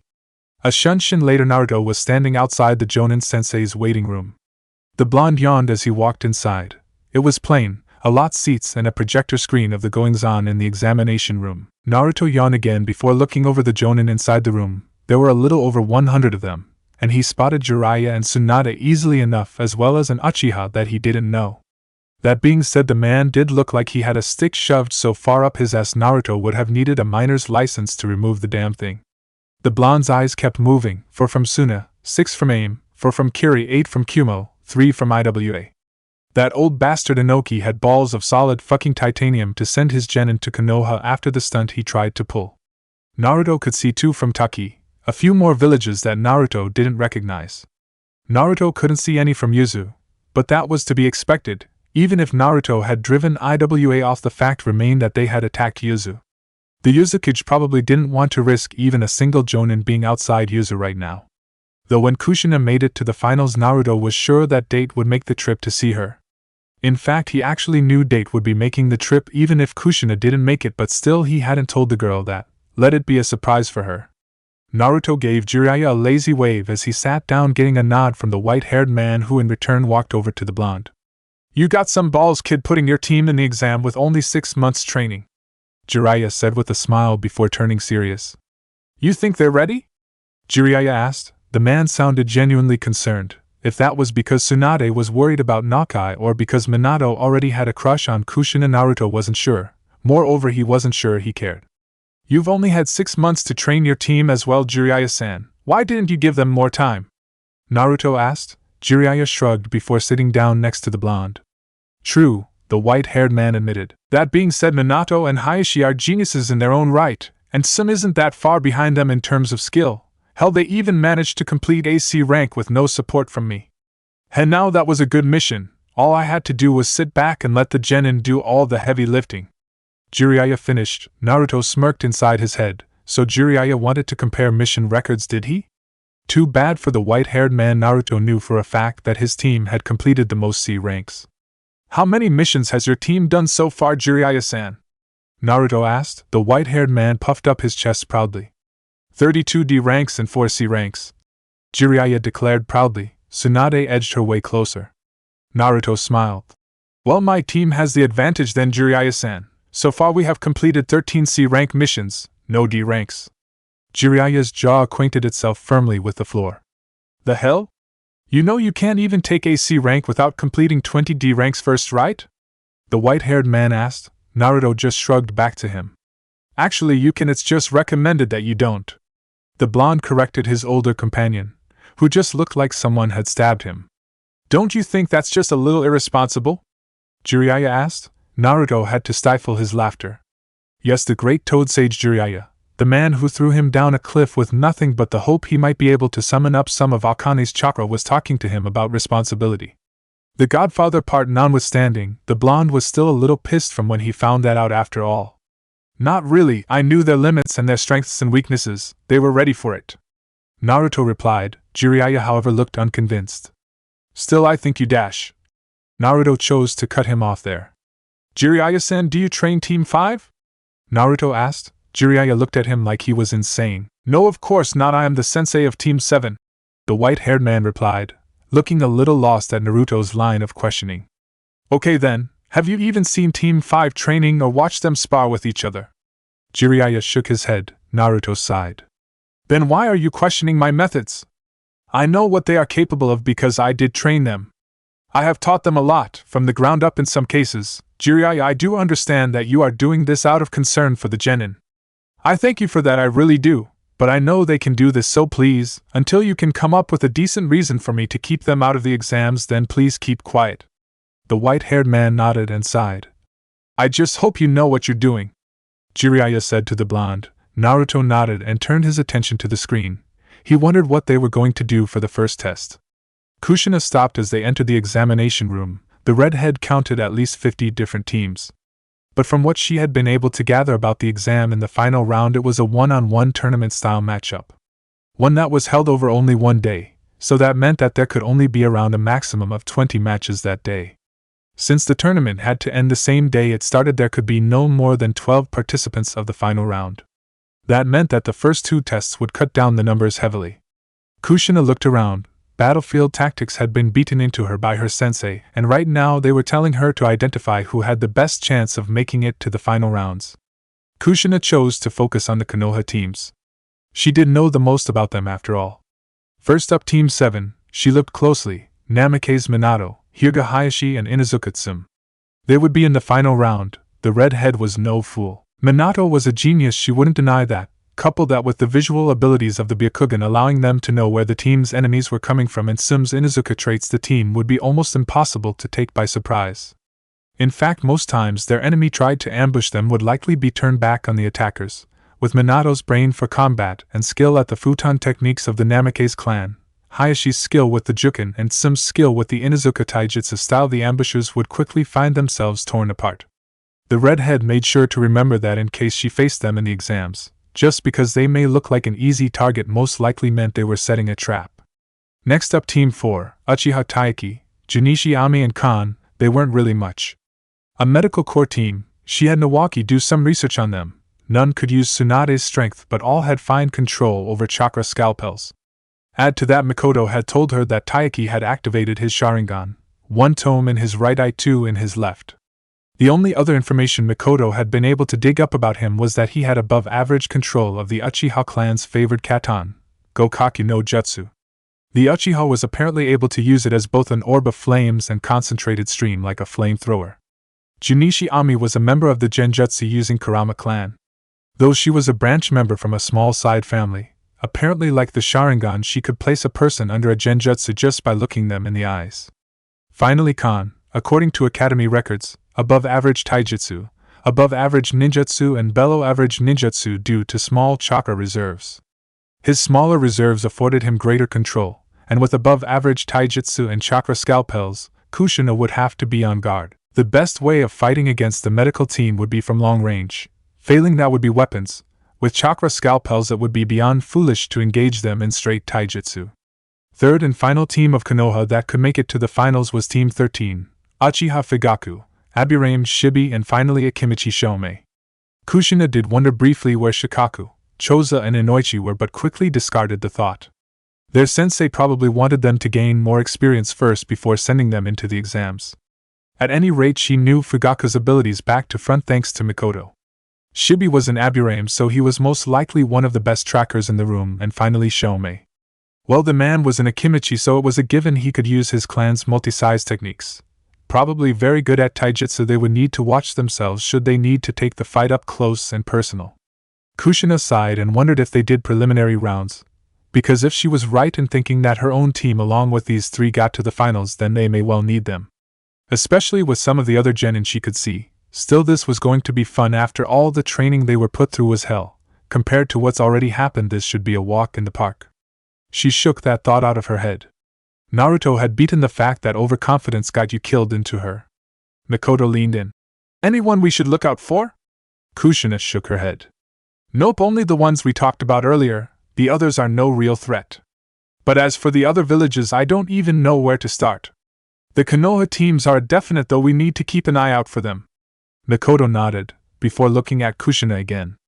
Do you think they are going to come after us? The raven-haired beauty asked, her head inclining slightly toward Team 7. Kushina bit her lip. It had been a long time after all, hopeful it was over with by now. At least she hoped it was over. Clans could hold a grudge like no others though. I don't know, but if Minato did want to embarrass me then he would wait for the third round. Mikoto nodded and turned to Nawaki to relay Kushina's predictions. The reason why Namikaze Minato may have wanted to embarrass Kushina was quite simple. She had, in a way, insulted the Namikaze clan and its heir, e.g. him. In a little bit of a power play politically, the Namikaze had sent a marriage proposal to her father, the current Uzumaki clan head, trying to betroth Minato and her in a marriage, a political by play of course. It was the Namikaze's bid to try and gain more power in Konoha and a foothold in Yuzu. Date had asked her opinion on the matter and Kushina had flat out refused. Of course Kushina had nothing against Minato as a person, but she was not about to say she was willing to spend the rest of her life with him without getting to know him first. So the marriage proposal was turned down. As the Namikaze were unwilling to wait, Kushina wasn't even aware if Minato had known about it, as it was not uncommon for clans to marry their children off without consulting them first. But as the redhead had never really talked to the blonde, even after turning the proposal down, she was unsure if he felt slighted or not. If Minato did feel slighted by her, then there was a good chance he would try and get back at her in the exam. Though Kushina did doubt that a little. After all, the boy had never shown signs of trying anything in the past. Even if he was a little cold to her, still it was nothing that wasn't expected. At any rate, she had more important things to dwell on. Kushina went back to observing the other genin. Someone was bound to do something stupid and give away an ability or two, and if not, watching two people beat each other senseless in a taijutsu match was always fun. Naruto smiled as he saw Kushina giving the teams a once-over, good girl, checking some of the competition out, and ranking them by threat level most likely. Hell, Naruto was doing it himself. So far he counted 3 teams from Konoha, 2 from Kiri, 1 from Kumo, 2 from Suna, 1 from AIM and 1 other that was possible from IWA. That would make it to round 2, or to be more correct, had the best chance of making it past round 2. Naruto did have to stifle a chuckle when he saw a younger bee. It seemed he hadn't started rapping yet. Maybe Naruto could stop that before it started. An ANBU dropped down next to him, startling some of the Jonin. The boar-masked ANBU bowed to the seated blonde. Narukami-san, the Sandaime would like to see you in his office if you wouldn't mind. Naruto nodded. Sure, I'll be there shortly. Naruto's hands came up into the ram hand seal as he used Shunshin, disappearing in a flash of lightning, startling some of the more nervous Jonin and making Jiraiya's hair stand on end to end from the static electricity discharged. Jiraiya sighed and placed his hand on his head, feeling the spikier than usual hair. I bet he did that on purpose. Jiraiya grumbled. He wasn't wrong. Naruto appeared, already bowing before the Hokage. You called Sarutobi-sama, Naruto stated, eyes trained on the floor, exactly like an ANBU awaiting orders. Hiruzen looked at Naruto for a second before stating in an official tone. This is serious business right now, Naruto-san. I will have to ask you to refer to me as Hokage-sama for the duration of this meeting. Naruto nodded, acknowledging the request. Of course, Hokage-sama, What do you wish of me? Naruto asked, eyes still trained on the floor. Hiruzen took a deep breath in, before exhaling again. Jonin Narukami Naruto of Uzumaki no Sato today at close to 1400 hours. Were you responsible for the deaths of 5 root shinobi and the capture of 1 correct? Naruto nodded. You are correct, Hokage-sama. The Sarutobi nodded. Do you have any idea as to what these members were planning or what they were doing at their locations? No, Hokage-sama. All I knew was that they were operating illegally and need to be disposed of. I will admit the fact they have attacked my team in the past did have a bearing on my decision, but I still do believe my actions to be the correct ones. Hiruzen nodded and sighed. Then Jonin Narukami I, Sarutobi Hiruzen, Sandaime Hokage of Konohagakure hereby assign you this S-rank mission. Naruto nodded, indicating he was both willing and ready to accept. For the duration of the second exam inside Training Ground 44 you are to shadow Team 5. Should any shinobi, root or otherwise, attempt to abduct any member of Team 5 and leave the village with them, they are to be disposed of. I will trust you to know what is acceptable and unacceptable inside these parameters. Naruto nodded. Of course, Hokage-sama. I will be ready to start immediately. Naruto made another hand seal and used Shunshin to return to his apartment. He was going to need some supplies in case things went to shit fast. Nawaki was feeling restless. What the hell was taking so damn long? They had been waiting for 20 damn minutes already. The exam was to start at 3 p.m. or 1500 hours. It was now almost 3:20 and Nawaki was starting to get a little anxious. What the genin in the room didn't know was that the Jonin were deliberately not entering and waiting for a fight to break out, so that the tension would be at its peak for the test. Well, that and they were taking bets on how long it would take for the genin to start a fight with each other. Eventually, as predicted, someone did something stupid. In this case it was a few ninja from Taki insulting Hanzo in front of the AIM ninja. Bad move. The AIM ninja didn't bother retorting with words and opted to go straight to blades instead. The fight, if it could be called that, lasted exactly 3.5 seconds. The first move went to the AIM genin drawing a ninjato, the second to the Taki nin taking a defensive stance, and the third went to the Chunin that knocked both of the unfortunate ninja unconscious. Nakai winced as he heard the two skulls connect with the ground. Kami, that sounded painful. The Chunin stood and looked at the 4 remaining teammates of the two. Take these 2 sacks of crap and get out. If they can't even follow simple instructions like wait, then they sure as hell aren't ready for Chunin. Now get out. The 4 remaining team members went to argue and were summarily knocked unconscious by the Chunin's companions. The man nodded to his 2 partners and turned to the assembled genin. Alright, listen up. This year's test is being hosted by the head of the T&I department. For anyone who's wondering, T&I stands for Torture and Interrogation, Marino Hibiki. As such, we will be watching you all closely. Be aware, the test is simple. Each team will be given a fragment of data to memorize. Then a member of each team will be chosen randomly. Members from an opposing team will proceed to interrogate each chosen person. Any and all forms of interrogation are allowed, but they must be alive when they come out, preferably with their limbs attached. The Chunin stretched, reaching towards the heavens. As for why we will be watching you, it is quite simple. In the event that a team manages to extract the information but their team member that is being interrogated also cracks and the same happens to the other side, we will be deciding the tiebreaker based on our recorded observations. As you may have noticed, Hibiki-san is not in the room. He will be observing via special cameras set up throughout the rooms you will be assigned to, so don't worry too much, he will be watching. The man yawned. Oh, I almost forgot, my name's Yamanaka Fuan, and if you have any questions about the exam, please feel free to keep them to yourself because I will not be answering them. All the information you needed was given out in the explanation I gave not 5 minutes ago. Missed it? Well, that's just too fucking bad. Nawaki looked at his 2 teammates who actually looked a little excited about the form their test took. Why Kami? Why did he always get the crazy ones? First his sister, then Mikoto and Kushina, and most recently his sensei. Surely he deserved a break by now, right? The scrolls were given out. Nawaki unrolled it, and almost face-faulted. What the hell kind of secret message was that? Now Nawaki had no proof, but he blamed Naruto for this, and by complete accident managed to lay the blame at the culprit's feet through sheer amount of experience. The message stated quite clearly. The ramen moves at dawn. What the hell did he do to deserve this? Nawaki was a good boy. 3 guesses who I stole that from, and your first 2 guesses don't count. At any rate, he cursed his borderline certifiable sensei for this. Nawaki cursed him most strongly, and wished him some form of bodily harm. Kushina was on the other end of the emotional spectrum, completely overjoyed that someone, most likely her sensei with the way she saw him go through it, treated ramen so seriously. Ramen was a serious business after all. Nawaki sighed and memorized the scroll before incinerating it with a quick and seal less low-ranked katan jutsu. Fire was such a great element, all the possibilities for wide-scale destruction. Nawaki pulled himself away from the thoughts of wide-scale fiery devastation, no matter how pleasing said thoughts may be. After all, who didn't love explosions? The Senju turned his attention back to the Chunin who stood at the front of the room. Okay, maggots, your teams will be called on at random to be interrogated by another. At this time your little secret keeper will also be separated from you and taken to be. He gave a sadistic smile. Talked to. Nawaki shivered. Okay, now that was creepy. The 3 genin of Team 4 waited, and waited, and waited.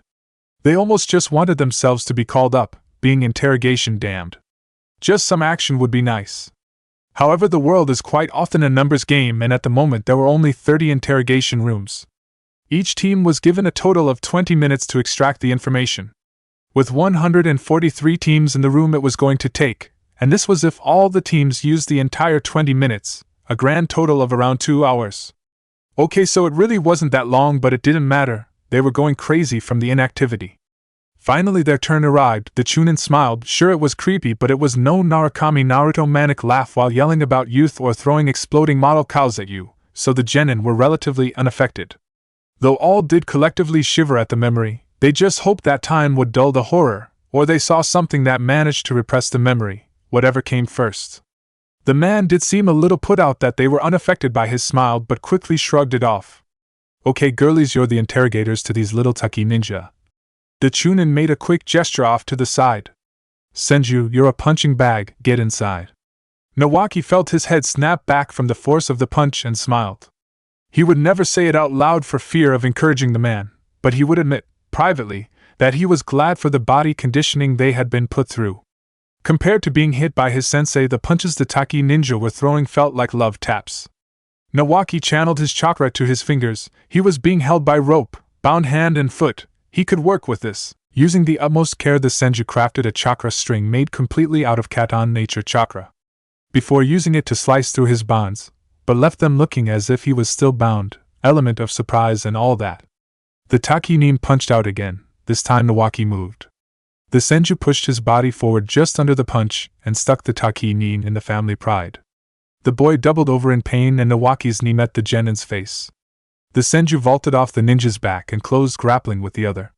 Nawaki twisted bring the Taki genin to the floor before punching him in the face, breaking the cartilage in his nose before slamming his head into the concrete, knocking him unconscious. The Senju stood and dusted himself off and spat out some blood before knocking lightly on the door. The door swung open, revealing a bored-looking Chunin. Done already, Sendash, was as far as he got before Nawaki walked out of the room, leaving behind the 2 injured Taki nin. The Chunin looked after the boy for a second before looking into the room and seeing the downed ninja. Well, that's a first, the Chunin admitted before calling over another team. Naruto landed inside his apartment. It looked like for the first time in a long time he would have to take something seriously. Naruto shrugged out of his casual clothing and walked into his room. It was a fairly Spartan affair, a simple bed and wardrobe with a small desk and chair in the corner. At least that was all Naruto allowed most people to see. Even his genin had no idea just how much of an armory the room really was. The blonde whipped a kwani out, and cut his hand and placed it on a seemingly normal part of the wall. Kai, the blonde declared. Black lines and interlocking spirals wormed their way across all 4 walls of the room, the window being placed under a funinjutsu barrier to prevent anyone seeing in. The black lines layered themselves one atop another, forming a complex and interlocking pattern that made one amazed at their very intricacy. There was a small blast of smoke, and the bare 4 walls had been replaced, each wall now housing rows upon rows of weapons.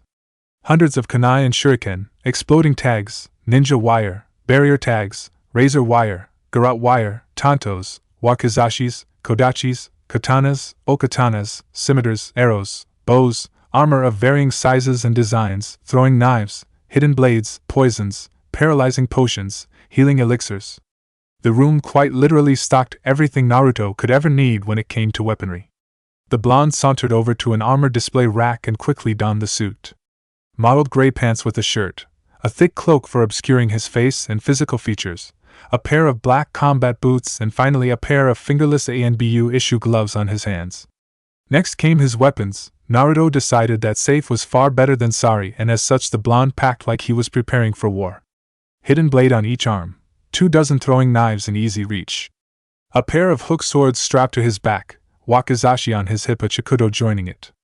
A few hundred kwani and shuriken stored in seals over his body, along with his okatana and some explosive notes. Naruto sighed and picked up a bottle of black hair dye. Naruto shuddered. Black hair, and he would probably have to make it straight hair too in order to avoid more suspicion. He would look, a little, like an Uchiha. Dear sweet Kami, he hoped those little bastards appreciated this. Mikado yawned and waited for the last few teams to finish their interrogation test. Getting the info out of the Taki-nin they had been assigned hadn't been very hard.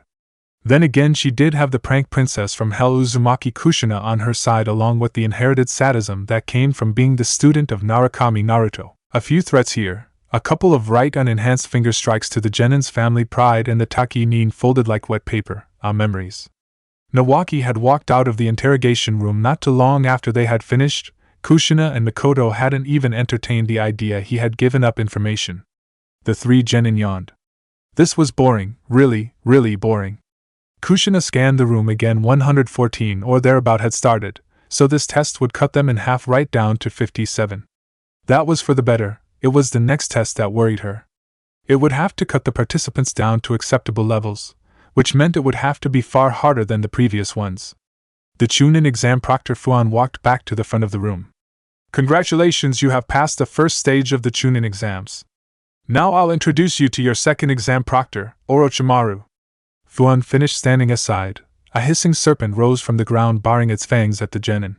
Before seemingly throwing up, convulsions started along the snake's length as it regurgitated a body, covered in its juices. Orochimaru stood and wiped off the snake venom, much to the disgust of the surrounding Genin. Such cute little children! Orochimaru said, licking his lips, slitted yellow eyes looking over the assembled Genin. All of Team 5 shivered at the way he said that. Now then, you my cute little children have 40 minutes to make it to training ground 44 or you will be disqualified from the exams. Now run along, my cute little Genins. Orochimaru gestured for the Genin to leave, and they did. In fact, they sprinted all the way to training ground 44. Fuan looked at Orochimaru with a smile. Was freaking them out like that really necessary? The Yamanaka questioned. Orochimaru shrugged. Not really, no. Damned if it wasn't fun though. Naruto grunted as he parried another slash from one of the root members. Naruto had already entered the forest of death and was waiting for his team.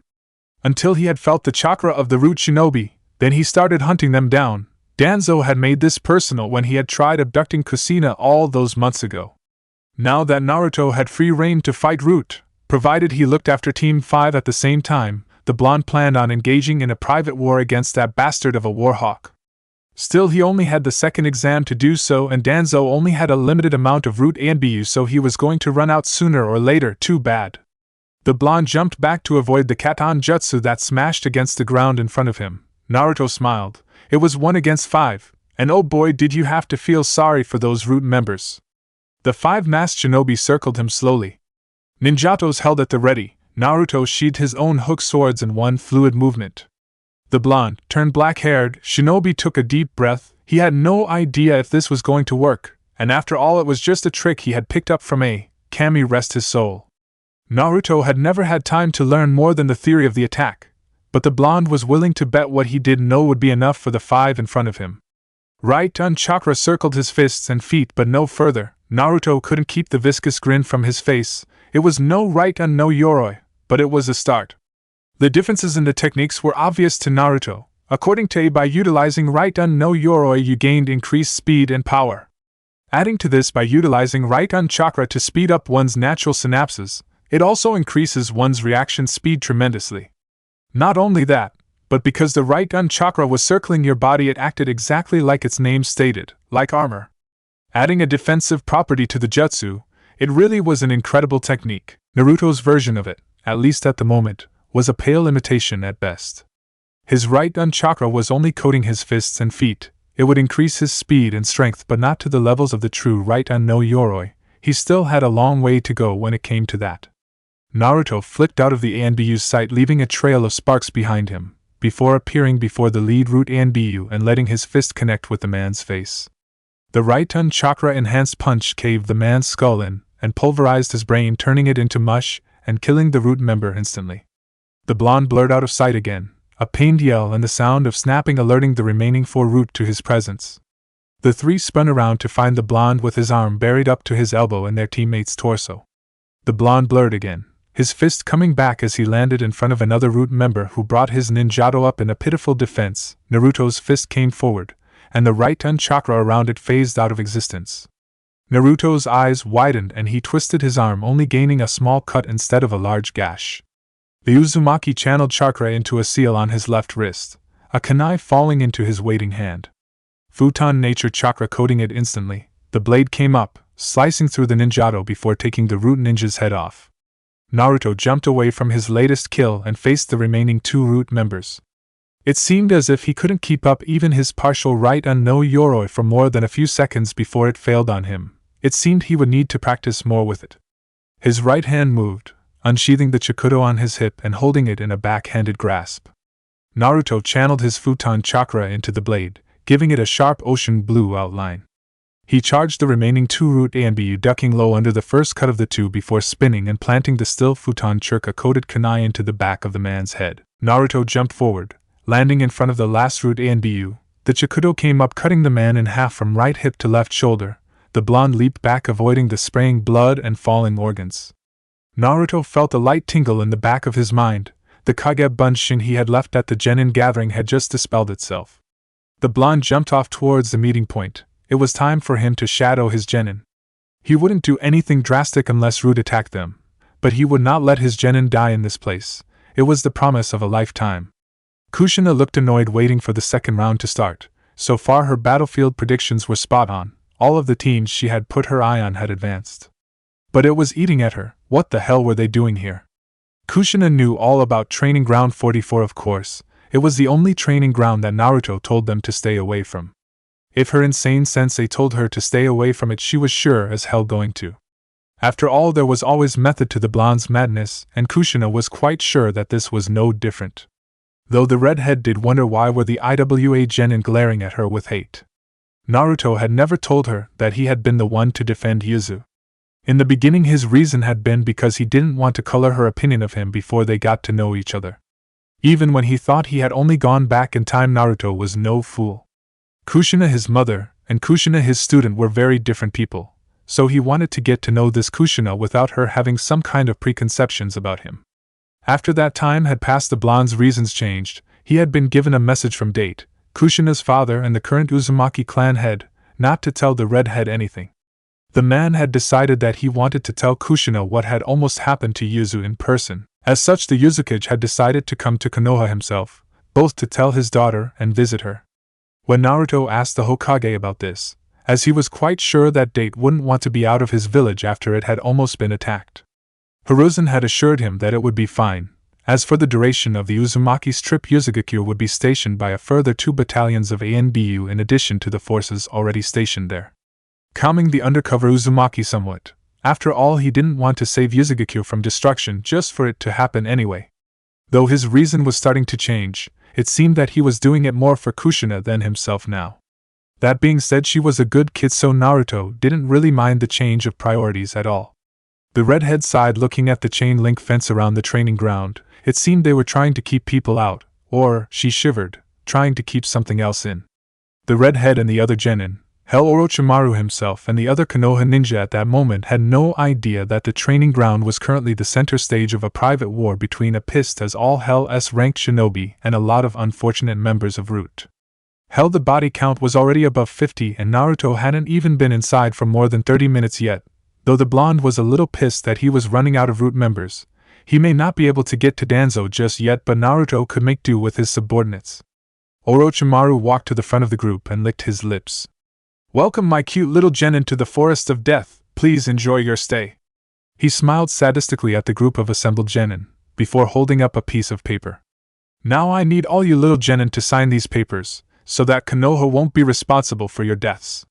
The snake Sannin reached into his pouch and took out a bell. "Your targets will be these bells. You will need one for each member of the team to enter the central tower in the middle of the forest. As there are 57 teams, a grand total of 19 teams could pass, so I'm going to tell you this now. Most of you won't pass. You have exactly 120 hours or 5 days from the moment I let you inside the forest to get your 3 bells and reach the tower. Any questions? The snake Sannin ignored those that raised their hands. He wasn't in the mood to answer them anyway. Okay then, my cute little Jonin, sign the forms and turn them into the booth to get your bell. Now off with you. Orochimaru finished his explanation and melted into earth, off to do whatever the hell it was he did in his spare time. Mikoto turned to her teammates. Any ideas? She questioned. Kushina and Nawaki looked to the sky quickly. First of all, we can't afford to hunt for our bells for too long. We only have 5 days, and the sooner we make it to that tower the better. More time to rest, more time to plan. Kushina stated before looking to the sky again, searching for some form of inspiration. Nawaki looked into the trees, a frown forming on his face. Perfect place for an ambush. Using Sensei and Kushina's seals as well as mundane traps would be good. Considering that both your and Kushina's elements are good at cutting things, we could probably form some good improvised traps beyond what we already have. Nawaki threw in his 2 cents and sighed. Mikoto analyzed the information she had been given, plan forming in her mind. Okay, here's the plan. When we get the bell, Kushina will seal it into her arm using Fuinjutsu. That way it will be slightly harder to detect us using sound, might even give us a slight edge over the Hyuga. After all, if their Byakugan saw no bell, they were less likely to be bothered by the White-Eyed Clan. Nawaki and Kushina nodded, before looking at the girl intently. Kushina, can I assume that Sensei taught you some wide-range destructive jutsu? Mikoto asked. Her red-headed friend nodded in return. Okay then, when we get inside we will set an ambush point in the middle layer of the forest. The point where they would just be getting inside of the tower and are most likely to drop their guard, even if briefly. At the start, Kushina will use a wide-range jutsu to push the team towards the traps. Once inside, they will likely start to panic and try to run back out the way they came in. When this happens, Kushina, I want you to bombard them with long-range, wide-scale techniques. Nawaki, you set off the entire trap and make it safe for us to move in. At the end, all 3 of us attack as a cohesive unit and take them down quick and clean. If we get lucky, the opponent might even be taken down by the traps. If not, then we should at least be fighting a weakened foe. Any more suggestions? Mikoto asked, looking at her 2 teammates. As you wish, fearless leader. Kushina and Nawaki declared with perfect synchronization. Mikoto just sighed. It was freaky when they did that. The 3 genin of Team 5 retrieved their bell and were escorted to their own forest entrance. At the ghost signal, the 3 rushed inside, for some reason feeling like they were being watched. Not an uncomfortable feeling, but more like someone was watching over them. The 3 smiled unconsciously. It was a nice feeling. Naruto smiled to himself as he saw his genin team run inside the forest. They really were good kids. In the relatively short time they had known each other, Naruto had come to care for them beyond most. Far beyond what he did for most of the Leaf Village, even in his own dimension. Though he did find it a little strange that he would occasionally catch himself just watching how Kushina's hair caught the light, or the way Mikoto moved. Well, it was more than likely nothing. At least he hoped it was nothing. Naruto heard 3 almost silent thumps from behind him and turned to face the 3 root members, a sadistic grin on his face. Right chakra flared around his fists and feet. The Uzumaki cracked his neck from side to side, his sadistic grin firmly in place. Oh, I am so glad you are here. You 3 wouldn't mind being my test dummies, would you? The blonde charged. The 3 members of Root didn't even have time to scream. Chapter 7. Nawaki spun, his kunai going out wide. His opponent, an AIM ninja, jumped back. The brown-haired Senju smiled as the ninja was knocked unconscious by Kushina from behind. Their plan had gone off without a hitch. They successfully lured, trapped, and then destroyed the opposing team. It was nothing too impressive. The AIM ninja had been lured into an open clearing by a clone of Kushina. From there they ignited the explosive tags under the ground, disoriented the 3, and finished up with taijutsu. It was quick, it was brutal, but most of all it was efficient, just the way Naruto had taught them. Nawaki threw a look at Mikoto, who was checking over the 3 AIM ninja. Any luck? The Senju asked. The Uchiha smiled and nodded.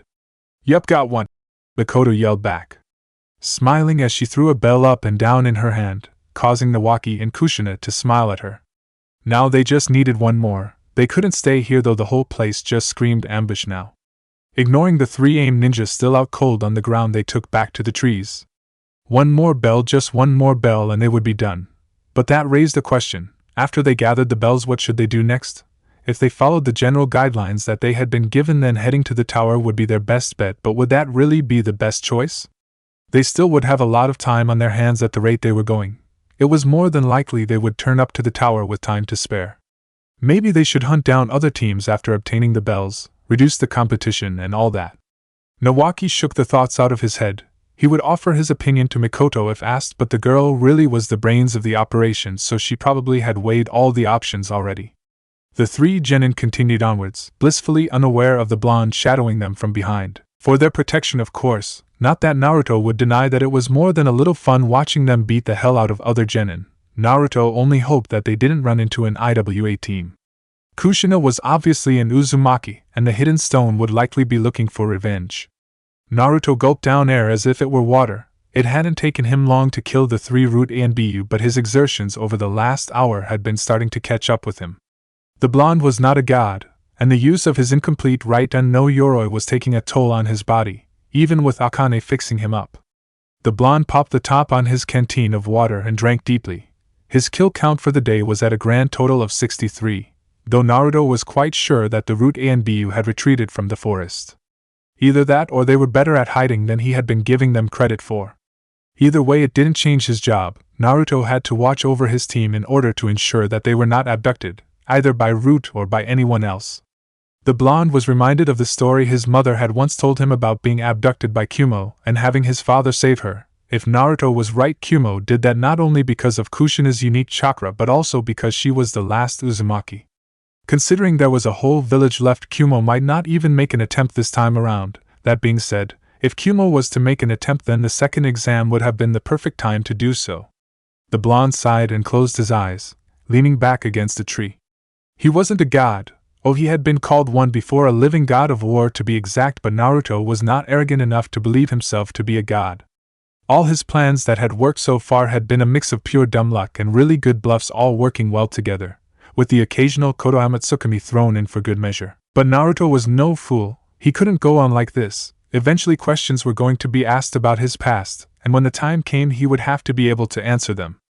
Naruto grimaced. He needed to get started on that plan, and fast. The blonde made a shadow clone and the clone took off. It already knew what its creator wanted. Naruto shook his musing off and turned his attention back to his team. He needed to be focused right now. He would allow no mistakes. Mikoto lead her team through the forest at a run. Every other genin team would call it a sprint. What they needed to do was simple: locate another team, fight them, win, take the bell, and run like hell back to the tower. She had weighed the options of staying outside and reducing the competition before discarding it. While a sound idea in theory, its practical application left a lot to be desired. For one, it left them open to a counterattack by the other teams. Two, they would be exhausted when they got to the tower. Mikoto had done some research on the Chunin exams once her sensei had entered them. The third phase was always a one-on-one combat scenario, and it was always completed in one day. That meant that the second round had to cut down the participants to acceptable levels, and if that failed, there was the possibility of a preliminary round that had to be considered. No, the best plan would be to head to the tower as soon as they had the third bell and let the forest and the preliminary rounds do the heavy lifting for them. That was a sound plan. The real problem with the plan came in the amount of time it would take them to get another bell. If they took too long, then people that didn't get a bell, or had theirs stolen or destroyed, would begin to crowd the area around the tower, trying to take the bells of the teams that had already completed the job, and were likely exhausted and wounded. Time was of the essence here. That meant that they didn't have any of it to waste. They needed to get a bell and get out fast. The black-haired Uchiha landed silently on a branch overlooking a small clearing. Not what she was looking for, but it would do now. All they needed to do was set the trap. Mikoto turned back to her team, a shark-like grin on her face as she began to direct them with nothing but hand signs. Naruto had, quite literally, beaten the need for silent communication into each and every one of his charge's heads and hadn't let up until all three of them could communicate perfectly in silent code. If any NBU had been watching at that exact moment, they would have wondered where the hell Jonin of all things had picked up their silent code from. The idea for the ambush was simple. The clearing was quite wide and spacious, perfect for an ambush, so naturally no ninja worth a damn would jump into it without checking it for dangers first.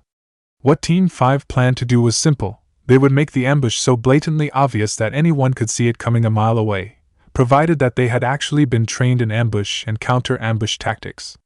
Something that Naruto had insisted every ninja needed to know, and not enough did. Nawaki still shivered when that training was brought up. For some reason the Senju had gotten it worse than his two teammates when it came to that training. While the ambush was blatantly obvious, it was also the point. The ambush would be so ridiculous that no team that found it would take it seriously, and when Team 5 revealed themselves, the opposing team would, naturally, not think much of them due to their bad ambush tactics, and not take them seriously. It would be the mistake that would cost the opposing team their bell, and maybe their lives if it came down to it. However, the ambush that she was planning was also double-layered, much like any decent genjutsu. The surface traps for the ambush were obvious, the ones that she actually expected to do damage weren't. The log that was suspended above the clearing would kill someone if it connected. It was also placed so it was blatantly obvious it was there, and it allowed anyone it attacked 12 different avenues of escape. However, the landing zone of each of these landing zones was infected with a tasteless, smell-less, and colorless airborne poison that would slow down their opponent's movements and reaction times.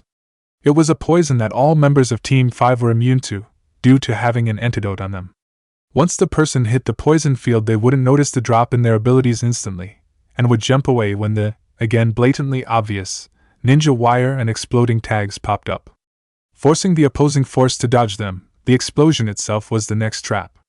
The explosive tags carried inside of them an agent that made the poison work faster and allowed their targets 3 avenues of escape, each of which led to an equally obvious wire trap. Now, based on their opponent's knowledge of their traps, they would know that they could avoid the trap before it sprung. Except that they wouldn't be taking the poison into account, or the fact that unlike the other wire traps, this one would activate in less than 0.5 of a second. They also wouldn't know that the wires were coated in a knockout poison. All in all, Mikoto thought it was a pretty good plan. Kushina hummed to herself as she laid down another explosive tag. As much as the redhead absolutely hated her sensei on occasion, she did have to admit one thing: the man knew his explosives. 10 times the bang, exactly the same size. Kushina had almost begged to learn how to make them. Naruto had eventually gotten so annoyed with her constantly asking to be taught how to make his special explosive tags that the blonde had cut his miniature mother a deal. If Kushina made it to the final rounds of the Chunin exams, he would teach her how to make the tags as well as spend time with her on Fuinjutsu so she could better learn her clan's speciality. Kushina honestly thought that it was an odd relationship that the others and she had with their sensei. Naruto was more like an older brother or best friend to the trio of Jonin than a sensei, well, most of the time anyway. Kushina didn't know a single team besides her own that had such a close relationship with their sensei. While it was true that every team eventually became close with their teachers, very few of them ever grew into the same kind of sibling relationship that Team 5 had with Naruto. Even when the relationship between teacher and student grew so close in other teams, it was normally only with one student, not the entire team. The redhead smiled to herself as she began to place the ninja wire around the clearing. Nawaki and Mikoto were in charge of their own areas. When she had first arrived in Konoha, Kushina wasn't treated very well. Her red hair made her an outsider, and despite being one of the more open villages when it came to trade and commerce, if there was one thing that Konoha disliked, it was outsiders. Even if those outsiders were related to their Shodai Hokage's wife, the fact that Kushina was the Jinchuriki of Kyubi did not help matters. As the redhead was the only Uzumaki living in Konoha, she had no one to rely on. Some of the people inside Konoha had even said things when they thought she couldn't hear them, saying that she had been sent off from her clan because she was a disgrace or something like that, and Konoha had been nice enough to pick her up. What made Kushina mad was that even if she told them what she knew to be true, that her clan, her father, her mother, her sisters and her brother still loved her, when the people of Konoha asked back, then why did they make you come here? Kushina couldn't answer them. The redhead could hardly just come out and say, my family sent me here to become the next Jinchuriki of the Kyubi to keep you all safe. Well, actually, now that she thought about it, Kushina decided that she probably could say that, but it would make more problems than it would solve. Sure, telling the people of Konoha that would stop them talking about how her family had supposedly abandoned her behind her back, but it would also make them see her as a monster. Kushina knew how the Jinchuriki were treated in other villages. Her life in Konoha wasn't what she wanted it to be. She didn't have her family nearby. She couldn't see her father and mother or her brothers and sisters whenever she wanted, but her life in Konoha could also be a whole lot worse. The redhead tightened the last piece of ninja wire and pulled it into place. To be honest, Kushina had been lonely in Konoha, very lonely. It was only in her third year in the academy that she had finally gotten a friends in Mikoto-chan and Iwaki-kun, but even then she was still lonely. Sure, friends helped, but they didn't fill the void. Family, she wanted a family. On her birthdays, Kushina never really got much. That being said, the redhead couldn't really expect much considering that she didn't have any family in the village. But until Nawaki and Mikoto had come along, she hadn't even gotten a happy birthday from anyone. It was one of the reasons that she was grateful to have Naruto as a sensei. Most teams of genin became fast friends, best friends. People who watched each other's backs and protected each other. Slowly but surely Team 5 had become something more. Somehow, from the soul-crushing training to the days they just spent together enjoying each other's company, and even sneaking into Naruto-sensei's house with Mikoto and Nawaki to wake the blonde up, Team 5 had become something more. The dysfunctional 4 had become a kind of makeshift family. It was a reason that Kushina wanted to thank her sensei but didn't know how to. Because, thanks in some ways, a lot of ways, to him, she wasn't alone anymore. It was also the reason that Kushina liked spending time at Naruto's apartment as often as she could, for as long as she could. Because she was trying to do for the blonde what Naruto had done for her. Kushina wasn't sure if Nawaki and Mikoto had noticed it, but the blonde never talked about his family and very rarely about his friends. More importantly, when he did talk about them, it was always things like Ino loved flowers like that, or Choji used to love meals like that. He always talked about the things that his friends loved when he spoke of them, which was very little. Naruto always talked about the things that his friends loved, about the world his friends loved. Not even once had Kushina heard Naruto speak about the world that he loved. From the slight amount of melancholy that Naruto had when spoke of them, Kushina was able to deduce one thing: the blonde's friends, his family, they were all dead. Or at the very least Naruto could no longer see them. Kushina had come up with a goal for herself after she came to that conclusion. She would do for her sensei what he had done for her. Kushina had decided to show Naruto that he wasn't alone anymore. Kushina jumped back into the trees and settled in to wait. While the work of setting up the trap had been good for her to reminisce and think, now it was time to get her head back into the game and perform like a real ninja again. The poor bastards that dropped into this trap would never know what hit them, of that Kushina felt assured. Naruto couldn't help the yawn that came out of his mouth as his genin team made a beeline for the tower after dispatching a team of takinin. The trap had gone off exactly the way his 3 cute little genin had intended it to. The 3 takinin were poisoned and tied up in ninja wire before they could blink. From there it was a simple knock to the back of their heads with kunai by his genin, and they were away with their last bell. Naruto had checked the time as well. At the rate that Mikoto, Nawaki and Kushina were moving, they would finish the entire second segment in around an hour and 20. Take that, Gaara. Well, at least this job had been easy. Thankfully, he had been able to force Root to retreat before any teams got too far into the forest. Otherwise, things would have gotten messy. Naruto couldn't help the smile that came to his face as he saw his genin enter the tower. Naruto unsealed the clock and looked down. 1 hour 17 minutes. Take that, Gaara. The black-haired blonde took off his mask and sealed it away before using the henge to hide his now black hair, returning it to a normal golden blonde, not a moment too soon. Naruto felt like his body was stretched for a second before vanishing in a puff of smoke, only to reappear inside the tower and facing his, surprised as all hell, genin team. Naruto just gave them one lazy wave. Yo! Chapter 8. Yo, Naruto said while giving his genin a lazy wave. The blonde was secretly taking a lot of joy in the absolutely bewildered looks he was getting from the 3 genin who looked like someone had just told them Christmas was cancelled. Naruto-sensei! The 3 yelled at the same time, causing Naruto to wince a bit at their volume. Man, those 3 could make some noise if they wanted to. The blonde's face morphed into a heart-warming smile as he looked at the 3 genin. They really had come a long way since he had first met them. Good job, team. You finished the second exam in 1 hour and 17 minutes. That's a new record. Naruto told the 3 who smiled brightly, all looking a little abashed at the praise. We're awesome, Databane! Kushina yelled to the empty room, a million-watt grin plastered over the redhead's face. A sentiment that Nawaki seemingly agreed with if his fist pump was anything to go by. Naruto chuckled fondly at his student's enthusiasm, his smile becoming slightly smaller but no less heart-warming. Not that I'm not happy to see you, Sensei, but why are you here, and is that NBU gear? Mikoto asked. Naruto mentally praised the black-haired girl, always the sharp one. Well, Mikoto, I'm here to tell you about that. Naruto replied, pointing to the poem up on the wall behind him. as well as what happens now, and as for the ANBU gear, I was doing a little self-training to keep my edge and improve some skills that I never really got down.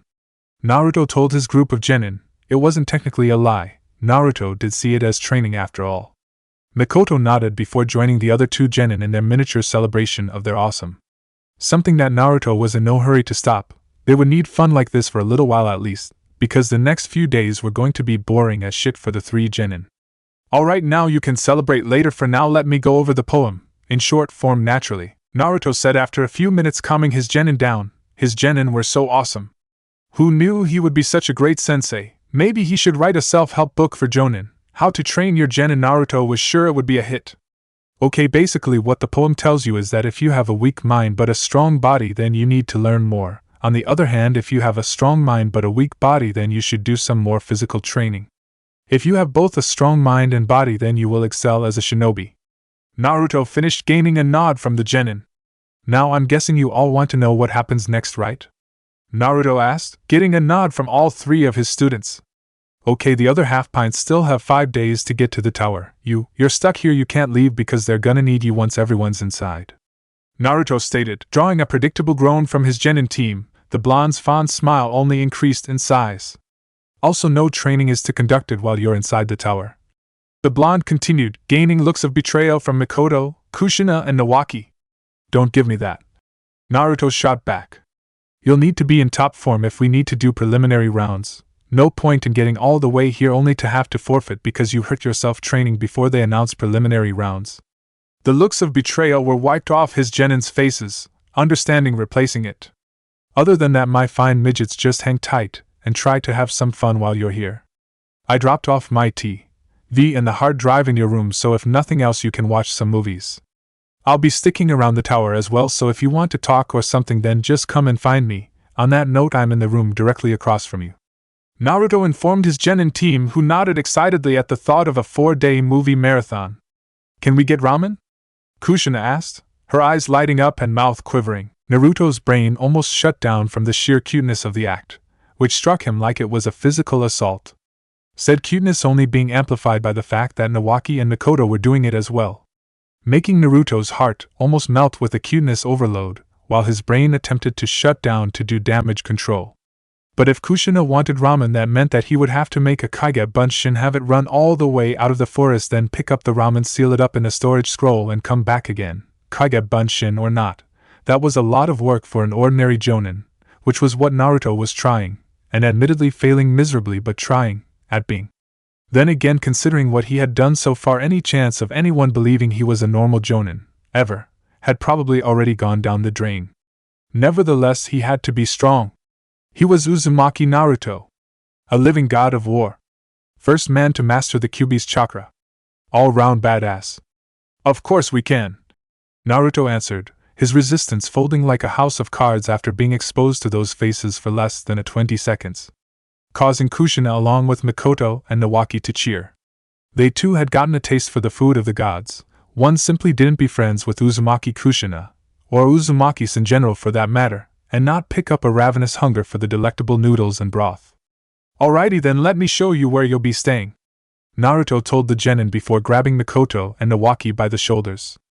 Having seen this many times before, Kushina immediately grabbed onto Naruto's waist and the three disappeared in a lightning and fire shunshin, which Naruto personally thought was badass and was in no way him compensating for losing the battle against cuteness mere moments before. Kushina let out a yawn as the genin teams gathered on the floor of the main arena inside the tower. The last 4 days had been good, really good. The red kunoichi had used it kind of like a vacation. The 3 genin of Team 5 had rarely left their room, mostly watching movies and playing cards. Naruto was usually with them, and had found himself being used as a human hug pillow by Mikoto and Kushina a couple of times when they had watched a movie late at night, and the two had fallen asleep on top of him. Thankfully, they no longer screamed in fright when they woke up on the blonde's chest. That would have really ruined a few mornings. The redhead looked around and slowly counted the amount of teams left. 7 in total. That meant a grand total of 21 genin, too many for the last round. It seemed Naruto-sensei had been right. There would be a preliminary round, smug bastard. Still, a few of those teams hadn't made it in until today or late last night, so there was a chance that they would drop out. Considering that Fugaku's team hadn't made it in until early that morning, Kushina was hoping that they would drop out when the time came. She doubted that Fugaku himself would drop out, as much as she disliked the boy. He was skilled. The teams were all arranged into lines, the 4 Konoha teams were there, and it seemed that Iwa, Kiri and Kumo had all managed to get teams into this round. Their senseis were in front of them. Naruto's shirt and pants still looked ruffled from sleeping on the floor the night before. Not that he was alone in that regard. Both Makoto and her clothes were also ruffled, and even though he fell asleep on the couch instead of the floor, Nawaki's clothes weren't looking a whole lot better. The Sandaime Hokage stood at the front of the assembled Jonin and looked over the crowd of genin. There was something in the old man's eyes that Kushina couldn't quite place, but she guessed it could be called sadness. The Hokage waited a second before opening his mouth, seemingly deciding on what words to use. First and foremost, congratulations to all of you for succeeding in the second part of the Chunin exams, the man stated solemnly, causing some confusion amongst the genin. Wasn't something like this supposed to be a happy occasion? Now the time has come to tell you the real reason for these exams. The elderly Sarutobi continued, his face stern and eyes unwavering. The same thought was going through most of the genin's heads. What real reason? These exams are a replacement for war amongst the shinobi villages. Hiruzen continued after a moment. By having all of you compete until only the best remain standing, you enhance your village's reputation in the final exams, and when some of you die or are unable to keep being ninjas after these exams are over, it helps keep the balance of power in the shinobi world. This is the true meaning of the Chunin exams and the true face of friendship in the shinobi world. The Hokage finished. Kushina looked down at her feet. That's one fucked up world. The redhead muttered. Naruto nodded in silent agreement with his miniature mother/student. But didn't go over to her or comment on it outright. It may have been the time to do that, but it was certainly not the place. Now we have too many of you left, and there are not enough time slots in the final exam for you to all to fight. As such, we will be having preliminary rounds here and now in order to cut down the competition more before the final rounds will begin in a month. Are there any questions? Hiruzen asked, and the Akimichi on Fugaku's team put up his hand, causing the elderly Sarutobi to nod at the Akimichi, allowing him to speak. Some of us only arrived in the tower while others have been here for a few days and have had time to recover their strength. How is making people like us fight them when we only just got here fair, when we won't be able to put in our best effort? The young Akimichi asked. Hiruzen looked at the boy for a minute. It is not fair, the Hokage admitted after a moment before continuing. However, life isn't fair, and the life of a shinobi is most definitely not fair. If you feel that you can no longer participate for any reason, then you will be given a chance to withdraw before the preliminary matches begin. For those of you that are thinking of pulling out of the exams because of injury or chakra exhaustion, I would implore you to do so. The preliminary rounds are exactly like battles out in the forest of death. These fights could well end up in one side or the other's death. If you feel you cannot handle a life or death battle right now, please withdraw. Hiruzen finished, before looking out over the genin. Now that has been addressed, I will turn you over to Hatake Sakumo, who will be proctoring the preliminary round. Sakumo walked forward, a small smile on his face as the relatively young man looked out over the assembled genin, an action that Kushina mimicked. Should any of you wish to withdraw, please do so now, the white-haired man stated seriously. As Hokage-sama stated, these fights can be to the death if I don't step in quickly enough to stop that, or you don't surrender quickly enough. Anyone who wishes to withdraw, please put your hands up now, Sakumo requested, his eyes still scanning the assembled genin teams. Hands began going up. Kan and Junichi Ami from Tsunade's genin team put their hands up to withdraw. Not overly surprising considering they had only gotten into the tower early that morning and were likely on their last legs already. This left only Uchiha Taiki from Tsunade's genin team competing. Not that Kushina found that to be surprising. With the exception of Mikoto, the redhead had always thought that the Uchiha were too prideful for their own good. Hands also went up from Fugaku's genin team, though regretfully not from the proud ass himself. Akimichi Shomei withdrew himself from the competition, followed by Abirame Shibi. Kushina honestly thought this was a good move on their part. They had only gotten inside the tower early that morning, the same as Tsunade's genin team. There was no way either of them were ready to fight in that state. Withdrawing was the smart move there, but no one ever said that Fugaku was smart. The final genin to leave were 2 ninja from Kumo, and 1 Kiri, all looking as if they were nursing injuries of some kind. It seemed that even with medical treatment that they hadn't been able to recover enough that they felt they could fight to the best of their ability. Will that be everyone withdrawing? Sakumo asked. When no more hands went up, the white-haired man nodded to himself. Since there are 14 of you, there will be 7 one-on-one matches in this preliminary round. The round will end when one side gives up, is knocked out, is rendered unable to continue to fight, or dies. Should I tell you to stop, you will. If this rule is broken, then can and will disqualify you and give your place in the final exam to whoever you were fighting, even if you knock them out. Tsukumo assured the genin he was looking at, before taking in a deep breath. Now the names will be drawn at random by a computer and displayed on the screen behind me. Tsukumo stated as the wall above him opened up to reveal a large TV. Do you all understand so far? The white-haired man asked, receiving a choruses of hi from the genin. Alrighty then, all of you please proceed to the second level, then we'll start. Tsukumo told them, smiling. The genin filed up onto the balcony overlooking the preliminary battlefield. Naruto disappeared in a lightning shunshin and landed lightly behind his team, giving Tsunade a smug smile that more of his team was left than hers before turning his attention to his genin. Are you all ready? Naruto asked, a grim look on his face. The blonde didn't even want to consider that a member of his makeshift family could be in mortal danger, but they were, and he had to. So at the very least he would gauge their conditions and give them any advice that he could. Sure we are, Sensei, Kushina assured the blonde. But Naruto could tell that his entire team had sensed his unease. We'll be fine, Sensei, Mikoto assured him. Don't forget the kind of crazy shit you put us through, Naruto-sensei, Nawaki added, a mile-wide grin on his face. Compared against that, some genin are small fry. The Senju assured him. Naruto nodded, oddly enough hearing that actually did make him feel better. The blonde decided on giving some last-minute advice. Alright then, guess I'll just give out some last-minute advice then, Naruto told the group, who nodded, seeing the other senseis doing the same with their genin. Remember what I told you guys about keeping some trump cards lying around like your weapons just in case? Naruto asked, getting a nod from his genin. Good, now you can forget them, the blonde told the assembled genin before him. The guys you're about to be facing are the cream of the crop of their villages, Naruto told his students. For that you're going to need to pull out all of the stops, go at your full power from the outset, and crush them before they can react. Keep the chakra-based attacks that I taught you secret if you can, but feel free to go nuts with your weapons, understand? Naruto finished and got huge grins from all his genin who went about unsealing their weapons. A pair of kodachi and a full-sized katana getting strapped to Kushina's waist and back respectively. Oh, how I've waited for this, the redhead stated, seemingly bouncing up and down with joy at the prospect of using her blades in actual combat. I hear that, Nawaki added, while placing his hook swords on his back, a megawatt grin on his face. Don't I know it, Mikoto added, her chikudo being placed in her belt. The team was getting odd looks from the other genin but ignored them.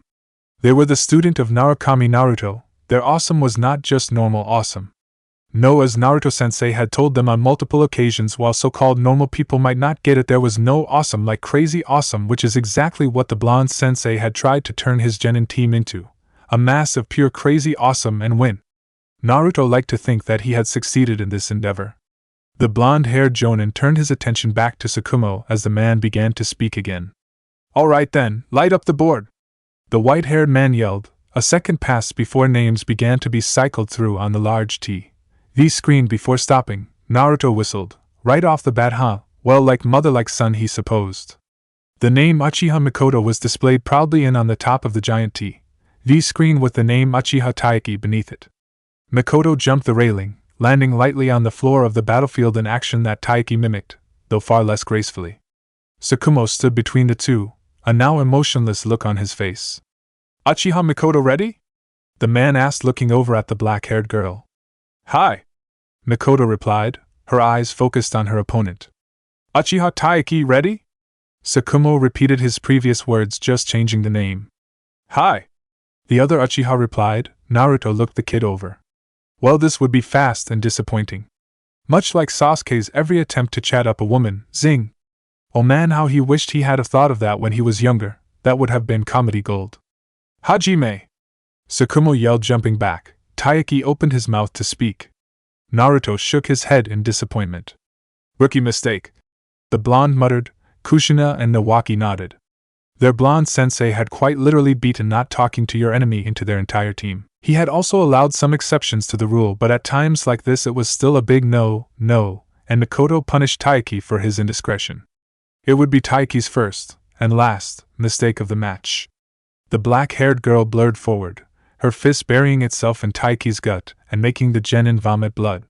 Naruto winced at the blow. Okay, granted he had been the one to teach her to hit that hard, but damn, he thought that genin could take more of a hit than that. Mikoto wasn't done there though. The black-haired beauty fully intended to take advantage of each and every precious second that blow had brought her, because right now Mikoto knew that Taiki was in too much pain to even think of making a chakra scalpel. The black-haired girl followed up by planting a vicious side kick into Taiki's knee, and with the sickening sound of bones snapping broke his leg at the joint. The boy screamed. Mikoto didn't pay him the tiniest amount of attention. Her left leg rose, kicking Taiki into the air before pulling her right arm back. Oh, that wasn't good. Naruto loved his genin to pieces, but there were times when he really regretted what he taught them. On the other hand, somewhere inside Naruto's mind was a chibi version of him doing a victory dance. Chakra built in Mikoto's right palm. This wasn't like Tsunade's super strength though. No, this was something different. Taiki's close to unconscious form came down. Mikoto's hand came out and slammed into the teen's midsection. Tensho! Mikoto yelled as her palm impacted with Taiki's body. For a second nothing happened, then blood fountained out of the younger Uchiha's mouth like a river before he fell over in a dead faint. Tensho, or Iron Palm, was simple. In theory, it used the chakra in the user's hand to create a shock wave that traveled through the opponent's body, damaging their internal organs. The main problem with the attack was that if the opponent was skilled enough that they channeled chakra to their body and organs subconsciously, then it would render the strike all but useless. Still, looking at the shape Taiki was in now, obviously he didn't know how to do that. Winner Uchiha Mikoto! Tsukumo yelled, holding a hand up to signal the end of the match. Naruto cheered along with the others on his team at Mikoto's victory. Ignoring the looks he was getting from the other senseis, he knew what they wanted to ask. How could Mikoto move like that? This was a time of peace. It was unlikely at best that any genin could be that proficient in combat unless their sensei pushed them unimaginably hard. Which was exactly what Naruto did. That being said, if they wanted an answer to their damn question, they could come over and ask. He was not volunteering information. Mikoto jumped back up, landing lightly on the railing before jumping at Nawaki and Kushina, pulling both of her fellow genin into a tight hug. I won! The black-haired girl yelled, cheering her own victory as Nawaki and Kushina hugged their friend back, telling Mikoto how awesome she looked down there. If that's all they've got, this exam will be a cakewalk, the young Uchiha added, bouncing up and down like a child on a sugar rush. Naruto placed his hand on top of Mikoto's head and smiled. Good work down there, Mikoto, you've come a long way from the girl I was assigned to teach, Naruto told his student, who beamed up at him, a giant smile on her face. Mikoto let Kushina and Nawaki go before glomping Naruto in a hug so tight Naruto swore that he could hear his ribs creaking. Thanks, Sensei! Mikoto chirped as she let go and turned her attention back to the giant TV, still bouncing up and down. The board flashed through names, before stopping abruptly, and Naruto felt his blood run cold. Tsukumo walked out to the center of the battlefield and held his arm up. Would Hyuga Hayashi and Hoshigaki Kisame please come down? Naruto's eyes flicked to the genin from the Kiri team. Kisame's skin wasn't blue yet, but his teeth were already filed to points, and those eyes, it seemed that he already loved killing. Naruto gritted his teeth. Regardless, this Kisame wasn't his Kisame. That being said, if the boy became too much of a threat, then Naruto would find a way to quietly kill him and dispose of the body. The two genin faced off. Naruto didn't bother deluding himself. This battle was already over, and it was Kisame's victory. Yes, Hayashi was a good ninja. A very good ninja, but even at this age the future Hyuga clan head didn't hold a candle to the boy that would one day be called the Kirigakyu no Kaijin and the Modanai Biju. Though Naruto personally doubted that anyone but himself thought that Kisame was in with a chance of winning, well, except for Kisame's sensei. If the man's smile was anything to go by, he knew exactly what was about to happen to Hayashi, and it seemed like it was going to be painful. Hyuga Hayashi ready? Tsukumo asked, getting an arrogant nod from the white-eyed teen. Hoshigaki Kisame ready? Kisame's answer was a vicious smile as the Kiri ninja drew the katana from him back. Hajime! Tsukumo yelled, jumping back. Kisame didn't waste any time in charging forward. Though Naruto noted that the future Kirigakyu no Kaijin was careful not to charge into quickly and risk falling to a Juken strike. The katana was brought to bear, sliver blade glittering in the light as it raced at Hayashi's neck. Naruto grimaced. It seemed that Kisame was going for the kill right off the bat. The future Hyuga clan had leaned back, allowing the blade to pass by him harmlessly as he activated his Byakugan. However, while the Byakugan did give its user visual prowess beyond most, it had a major downfall to it as well. although Naruto had to admit that the downfall was more a user-based one than a weakness inherent in the Dijutsu itself. That downfall was the pride that the Bakugan gave its users. The ability to see everything in almost every direction as well as chakra was indeed a powerful ability, but it made most Hyuga dangerously overconfident. The Hyuga also tended to forget the fact that unlike the Sharingan, the Byakugan didn't help the user track fast-moving objects. Thus it was no surprise to Naruto when Hayashi was doubled over by the kick that Kisame followed up with, causing blood to come out of the clan heir's mouth. Naruto couldn't help the grimace that came to his face. It seemed that Kisame already had some of his monster-like strength even at this young age. Hayashi jumped back and righted himself before throwing a barrage of Juken strikes at his opponent. If possible, Kisame's smile widened. As the Kirigakure Genin went on the attack with his katana, Hayashi backed off again. Then Kisame did something that not even Naruto was expecting. He threw his katana at the retreating Hyuga, forcing Hayashi to duck out of the way or have his head removed. At the very second that Kisame threw his sword, the teen's hands blurred as they formed seals. Suiton, Suiden no Jutsu! Kisame declared, the water bullet being shot out of his mouth at high speeds and impacting with Hayashi's stomach with bone-breaking force. When that happened, Naruto shot a look over at Jiraiya. The white-haired man's hands were gripping the metal of the railing so hard his knuckles were going white. It seemed that Jiraiya knew that Hayashi was outmatched here but could do nothing but watch as his student was picked apart. Kisame raced forward. His fist slammed into Hayashi's face with bone-breaking force, splattering the Hyuga heir's nose across the side of his face as a spray of blood shot up on the wall, dyeing it crimson. Naruto's grimace increased as he saw Kisame rush through another set of hand seals. Suiton, Suikoden no Jutsu! The madly grinning Kirigakure Genin declared, firing off the water bullet from his mouth. Just like the name of the technique implied, the water formed into a shark that immediately bit into Hayashi's torso. Blood went flying and the Hyuga heir fell to the floor in pain. The shark vanished and Kisame retrieved his sword before walking towards Hayashi casually and bringing the katana back.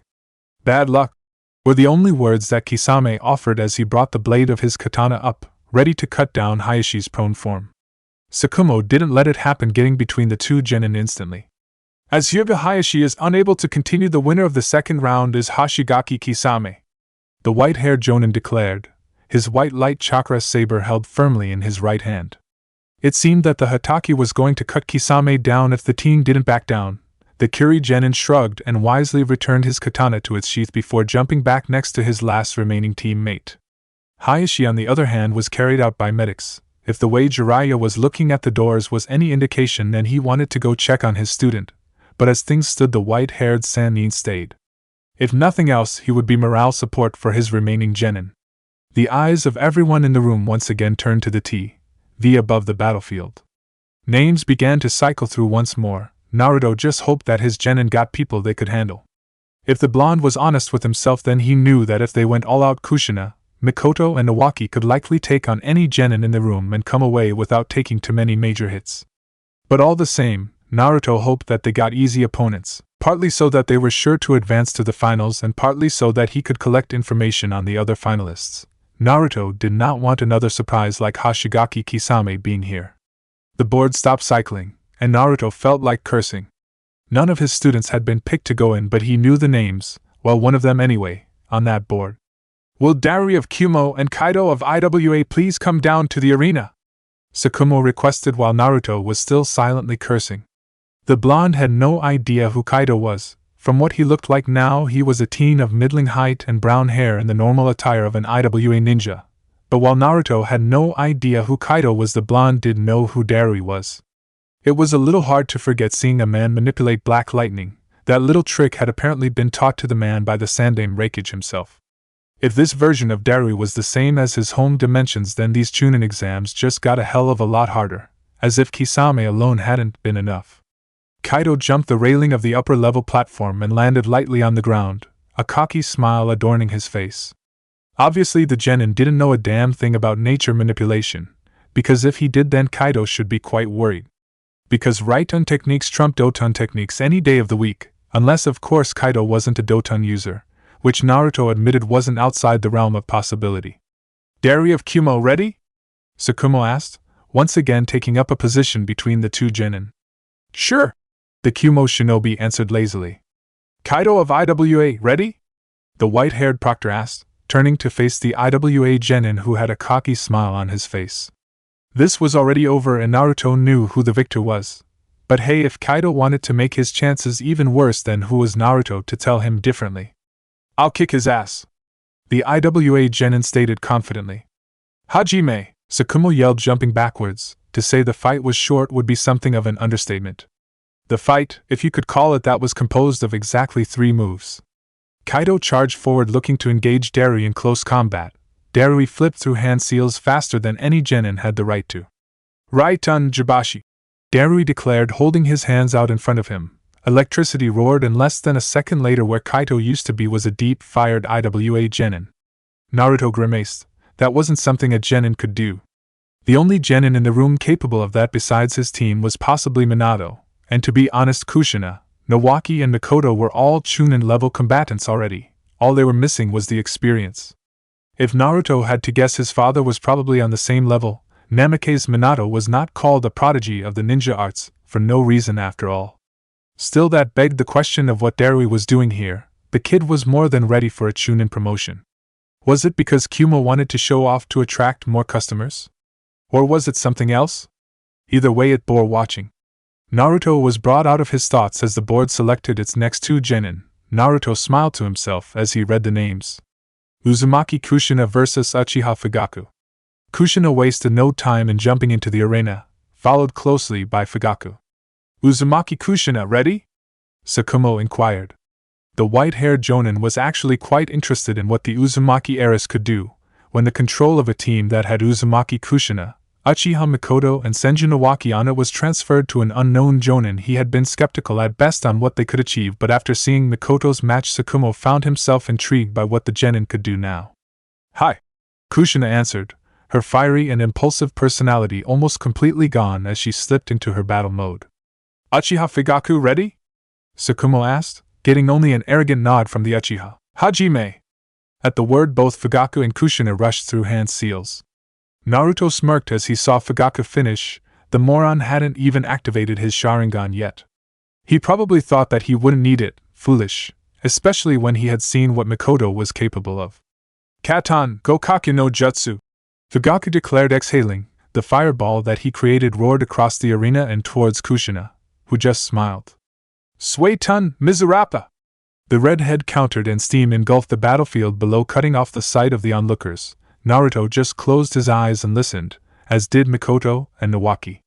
The blonde had taught all of the members of Team 5 the art of silent killing, or at least its basics, when he covered assassination, and while they were nowhere near the level that he could use it, the technique should prove sufficient. Through the smoke, Naruto could hear the sound of feet moving and grunts of pain as a kunai sliced into flesh. Oh, it seemed that little Kushi-chan was in a bit of sadistic mood today. Naruto rose, and eyebrow Kushina had stopped moving. Why? His question was answered a second later when the redhead's voice echoed over the battlefield below. Kirigakure no Jutsu. The disembodied voice of the redhead echoed from within the mist as it thickened. Naruto smiled as he caught the shocked look that Jiraiya sent him. He wasn't surprised that the white-haired man was looking at him like that. The Kirigakure no Jutsu was one of the most highly regarded and hidden jutsu of Kiri, and Jiraiya knew damn well that Kushina wouldn't know it on her own, so that probably led the man to the conclusion that Naruto had taught her, which he had. What the Sannin was really wondering, however, was how exactly Naruto had gotten his hands on the jutsu, and Naruto delighted in not telling. Still using Suetun Mizurapa to counter the fireball, then using the leftover water to fuel the Kirigakure no Jutsu was an excellent idea. Naruto would have to praise Kushina when she won. The redhead's voice echoed again. Lungs, liver, heart, cervical vein, kidneys, brain stem, femoral artery, windpipe. The echoing voice of Uzumaki Kushina made itself known from within the mist. Tell me, Fugaku, how would you like to die? Kushina finished, throwing in a dose of killing intent for good measure. This time it was Tsunade who looked at Naruto in surprise. Honestly, Naruto didn't find it to be surprising that she did. This was not the way a genin fought after all. No, this was the way most expected a Chunin-level ninja to fight. The mist parted as Kushina jumped straight up and landed lightly on the ceiling, looking down as she flipped through in seals and closed her eyes. The redhead breathed in deeply. Futon de Tapa! Kushina yelled, exhaling. Naruto internally applauded his miniature mother. That was an above excellent strategy. First she took away Fugaku's vision. Next she put him on guard and rattled him with her "How do you want to die?" question. Then when he was on edge and likely look every which way inside of that mist to find her, she escaped up to attack him from the one blind spot that even some ninjas occasionally forget about, above. The wind wiped away the mist almost instantly and slammed Fugaku into the floor with enough for to crack his ribs. The Uchiha's eyes were wide. Naruto had to hold in a chuckle. The poor bastard had no idea what was going on. Kushina pushed off of the roof hard and came down on Fugaku's head with a kick, breaking the Uchiha's nose and knocking him out cold before jumping back up onto the balcony to her team. "Winner, Kushina," Tsukumo stated after a second. The redhead waited about a second after that was said to grab Mikoto and Iwaki into a massive hug, and if the way they were going blue was any indication, Kushina was cutting off their air supply and circulation with that hold. Damn. That was a well-executed choke. Maybe he should look into teaching Kushina more moves like that. When the redhead released the two, Naruto tensed the muscles in his abdomen and channeled his chakra through them, and not a second too soon. As Kushina repeated Mikoto's actions and wrapped the blonde in a tight hug, Naruto was convinced that it was only his chakra reinforcement that stopped his student from breaking a rib or two. I won, I won, I won, I won," Kushina said repeatedly as she let go of her sensei and began doing a happy dance. Naruto just chuckled right up until he saw Kushina breathing in deeply. Naruto's entire body blurred, and in less than a second Mikoto and Iwaki found earplugs sitting comfortably in their ears as Kushina yelled, "I am fucking awesome. Tebane." After finishing the statement, Kushina's face went so red that it put her hair to shame. Oh man, was that funny. Naruto honestly thought he busted a rib or five trying not to laugh. The blonde placed a hand on top of his miniature mother's head in a fond gesture and ruffled the crimson locks slightly. "That was an excellent strategy, Kushina." Naruto praised his student, and the redhead beamed up at him with a megawatt grin. "You're no longer that little girl that got angry when I called her a tomato when we first met. I'm proud of you." The blonde finished. Kushina hugged him again. Naruto just kept smiling and ruffled her hair some more. "Warm," was the redhead's thought as Naruto's hand ruffled her hair again. The Uzumaki heiress let go of the hug and stepped back to look at the giant TV screen. Naruto removed his hand and turned his attention to the names flashing up. When it stopped, Naruto was caught by a strange sense of déjà vu. The names read quite clearly, Inuzuka-tsum vs. Namikaze-Minto. Well, what did you know? Like son, like father? Or was it like father, like son?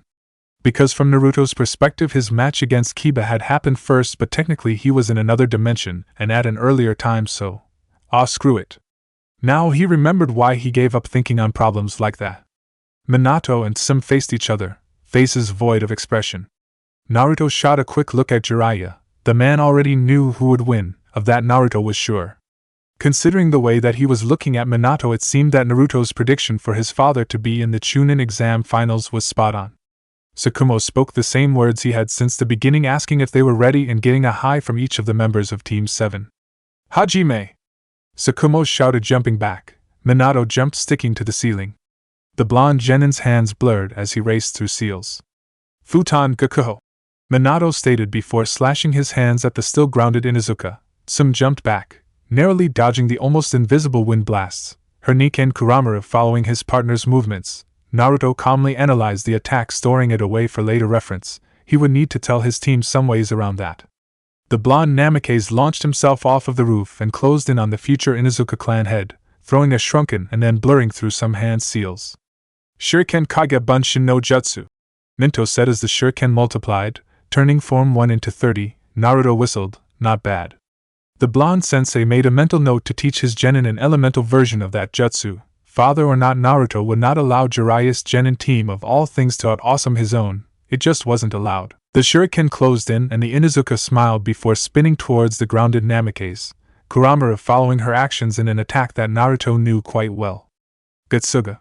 Some screamed as the almost drill-like attacks from Kuramaru and her did their best to make new holes in the Namikaze air. Minato dropped low, moving fast, and rolled forward, allowing the first of the drilling attacks to pass by him harmlessly. Naruto couldn't help but smile when he saw his father take advantage of something that he had found to be a weakness in the Getsuga technique. It gave the user tunnel vision, now considering that the user was little more than a spinning drill of death that could power through quite a bit. When in that state, it really didn't seem like that much of a problem. But if your opponent thought tactically rather than just trying to outmuscle you, then the problem with the Getsuga became much more apparent. As the human and dog drills came back around in another attempt to kill him, Minato jumped backwards, leaving the explosive tags that he had dropped behind. Katsu! Minato yelled. The explosion easily hit Sum and her Niken partner, but Minato wasn't done yet. The blonde-haired Namikaze threw a hand full of kunai with explosive tags attacked into the smoke, and his hands blurred once more as he raced through hand seals. Futon de Tapa! The wind jutsu easily pushed the smoke away and slammed Sum into the far wall of the arena. Naruto's eyes widened at the tags on the back of the kunai. They weren't normal explosive tags. The younger version of his father brought his hand up in a half-tiger seal and opened his mouth to ignite the specialized explosive tags around Sum and Kuramaru and finish the fight. Naruto acted quickly. The blonde soundlessly made 2 Kage Bunshin and had them grab Mikoto and Nawaki while the original grabbed Kushina and turned them away from the battlefield. Close your eyes! Naruto yelled as he covered the genin's ears and placed a small amount of chakra around his own to prevent what he knew would happen otherwise. It was a testament to how much the genin trusted their sensei. They closed their eyes without question just as Minato finished his attack. Katsu! The flashbang tags went off. To a normal shinobi, a flashbang tag would be enough to put them down for a minute or two. But to an Inuzuka who was unprepared, the fight was over. As useful as having heightened senses where they could also be a real bitch at times, Naruto let his genin go as Tsukumo called the fight as Sum and Kuramaru were taken to the med bay to be checked over for any lasting injuries. Naruto yawned when the next names came up: Katsuchi of IWA versus Iten. The pairing caused one of the IWA ninja to swear before looking down at the proctor. Proctor-san, Iten of IWA wished to forfeit the match. The blonde's eyes narrowed. Iten didn't back out earlier when the genin were asked if they wished to back out, so why was he doing it now? Naruto could only see 2 reasons for it off the top of his head. First, Katsuchi was descended from someone important in IWA. Someone so important that Iten didn't want to risk injuring him for some reason or another. The second, and far more likely, reason was that Iten knew he stood no chance against Katsuchi, and decided to save himself an ass-whooping and pull out. Naruto made a mental note to teach his team some strategies against Doton Jutsu. If the second reason was the right one, they would need it. Tsukumo just looked at Iten for a second before nodding. Very well, the white-haired Jonin replied. Victor by forfeit. Katsuchi of IWA, Tsukumo declared before turning to the final 2. Would Senju Nawaki and Takuji of Kirigakure please come down to the arena? Tsukumo requested. Naruto placed his hand on Nawaki's shoulder. Crush him, Naruto said simply. The Senju heir's face turned grim as Nawaki nodded and jumped into the arena. As much as Naruto loved Nawaki, he had the biggest penchant for showing off when he was fighting an easy opponent. Right now Nawaki couldn't afford to show off. There was just too much risk of it blowing up in his face right now. Honestly, even without his words, Naruto doubted that Nawaki would have played around, but the blonde just felt the need to make sure. The Senju jumped the railing and landed lightly on the ground. The Kiri genin took his position across from Nawaki. The Senju's blank face was starting to rattle Tsunade, who had never seen him like that before. Hajime. Tsukumo called, jumping back. Naruto smiled as the Kiri genin jumped forward to engage Nawaki in taijutsu. This was already over. Takuji threw his right arm forward in a sloppy cross punch. Nawaki made him pay for it. The Senju's arms wrapped around the offending limb and bent it back. Nawaki twisted violently, breaking the arm at the shoulder. A scream was ripped out of Takuji's mouth. The Senju heir paid it no mind. Nawaki's left foot lashed out in a vicious side kick, breaking the Kiri genin's leg at the knee. Nawaki twisted again, laying Takuji across his knee, spine down. The Senju brought his elbow down on the Kiri genin's sternum. There was a wet snapping sound as Nawaki's elbow broke Takuji's ribs and the Senju dropped the Kiri genin to the floor. W winner Nawaki. Tsukumo stated after a second. Most of the audience was bone white. While all of the fights had been dominated by one side or the other, this was the first one that had gotten so violent. It seemed Nawaki's display had just driven home what could happen to them. Those movies aren't Senju Taijutsu style. There are less violent ways of taking care of a weaker opponent in there. Where did Nawaki learn that style? Tsunade asked herself. Naruto's enhanced hearing picked up on the question. Eventually Tsunade would learn that he had imparted, at least parts, of his taijutsu style to his genin team, and when she did, the slug Sannin would learn something else about his taijutsu style. That being that Naruto's moves started at MAME and only got more vicious and deadly from there on out. Alright everybody, can I have you all come down here please? Tsukumo said, holding out a small box as the winning genin jumped the railing. Okay, each of you needs to pick a number out of the box, and that's what will get you matched up against your opponent. The white-haired Jonin told the assembled genin as he offered the box to each. Okay, who's got what? 5-inch Kushina answered brightly, bouncing up and down. 1, Mikoto answered after a second.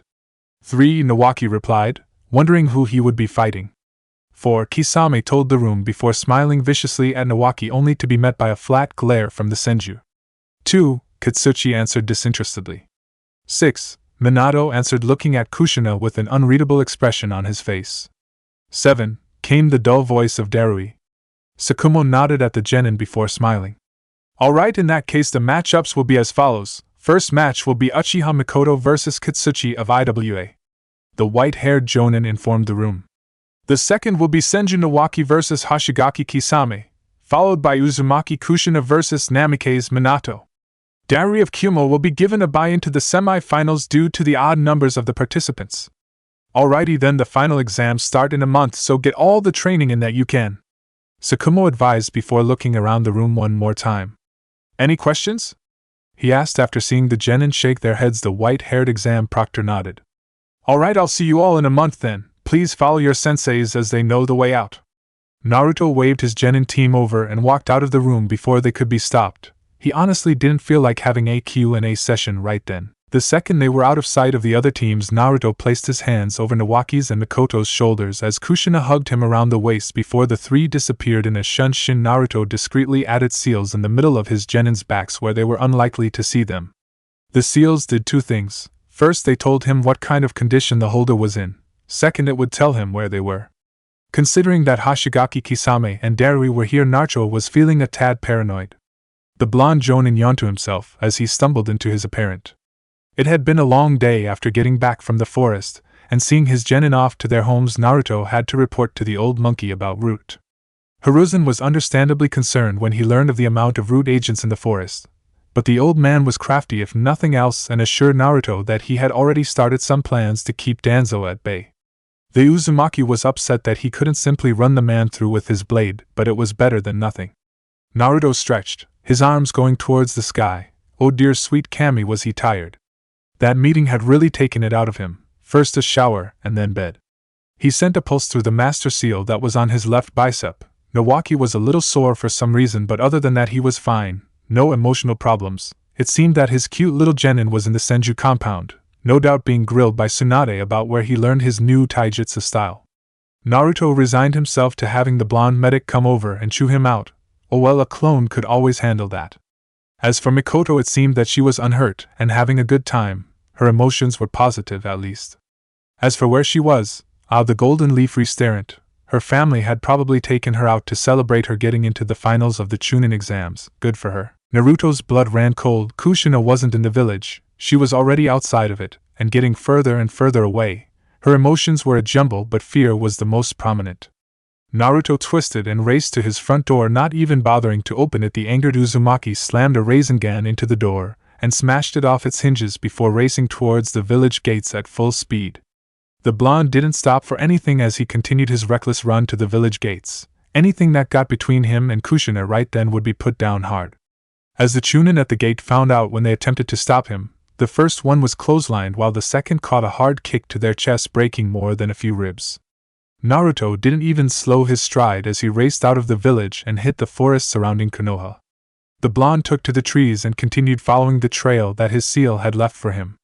Then, after running almost constantly for half an hour, Naruto finally saw them, a group of 5 Kumo ninja leading a bound Kushina away from the village.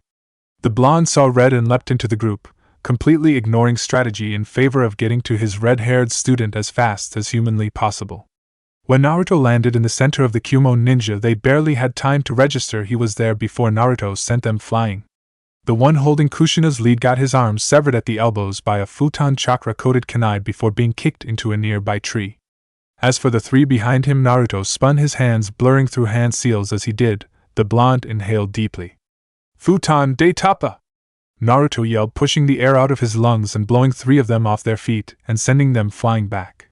Naruto completed his spin, right leg coming up and kicking the last Kumo ninja in the face, sending him sprawling back with the impact. The blonde turned back to his student and immediately ripped away her bonds, including the one of her mouth.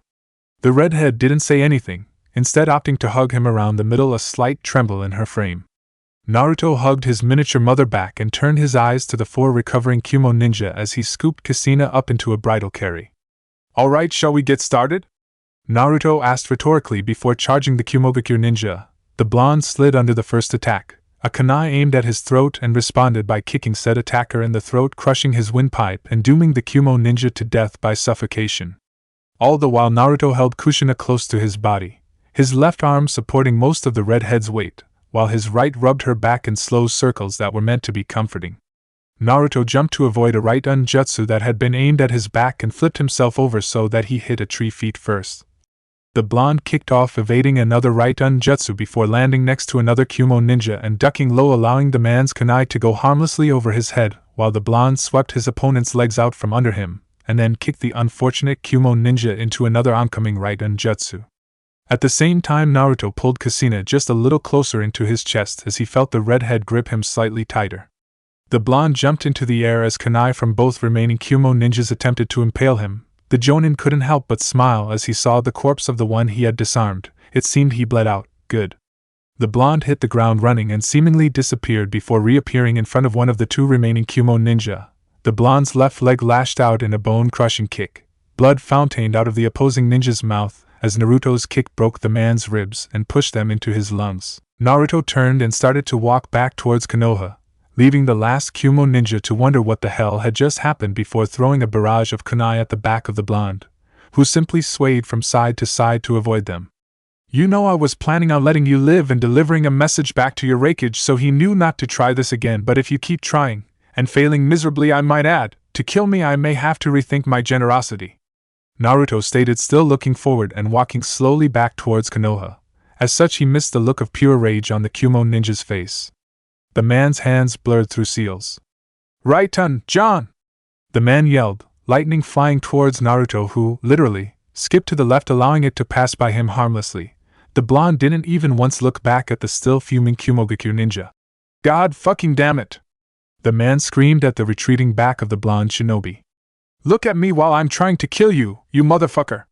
Naruto disappeared in a burst of speed, reappearing behind the Kumo ninja and kicking him into the air, his right arm still rubbing Kushina's back in consoling motions.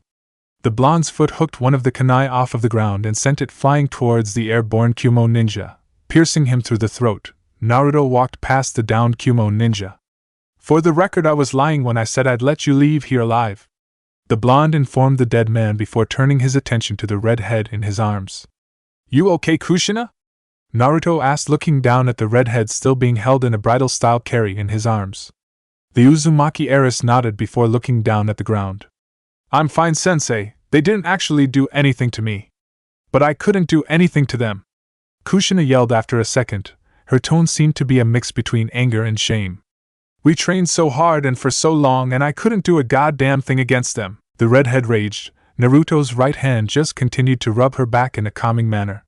"When they managed to capture me, I tried to leave a trail of my hair for a rescue team to follow, but they caught on because my hair is so distinctive and stopped me. My hair doesn't do anything but make me an outcast," Kushina added after a moment. Naruto leaned down, taking his right arm away from Kushina's back, and flicked his red-haired student on the nose, getting a look of close to amazement from the Uzumaki genin in his arms.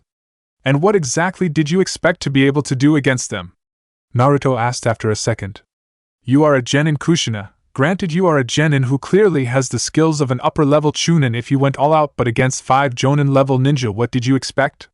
If it really mortifies you that much that you couldn't do anything, then you just need to get stronger, okay?" Naruto stated sternly to the redhead in his arms. Kushina looked at him for a second. Before nodding, Naruto just smiled in return, as the blonde Jonin jumped up into one of the trees around them, and quickly made his way to the canopy. "Oh, and by the way," Naruto added as he jumped into the air, aiming for another tree, the full moon coming out from behind the clouds for the first time that night, bathing the two in an almost ethereal glow.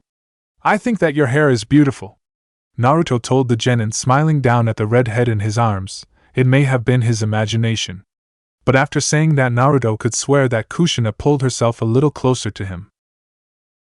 Chapter 9. The blonde shinobi pushed off of another branch, Kushina still held protectively in his arms.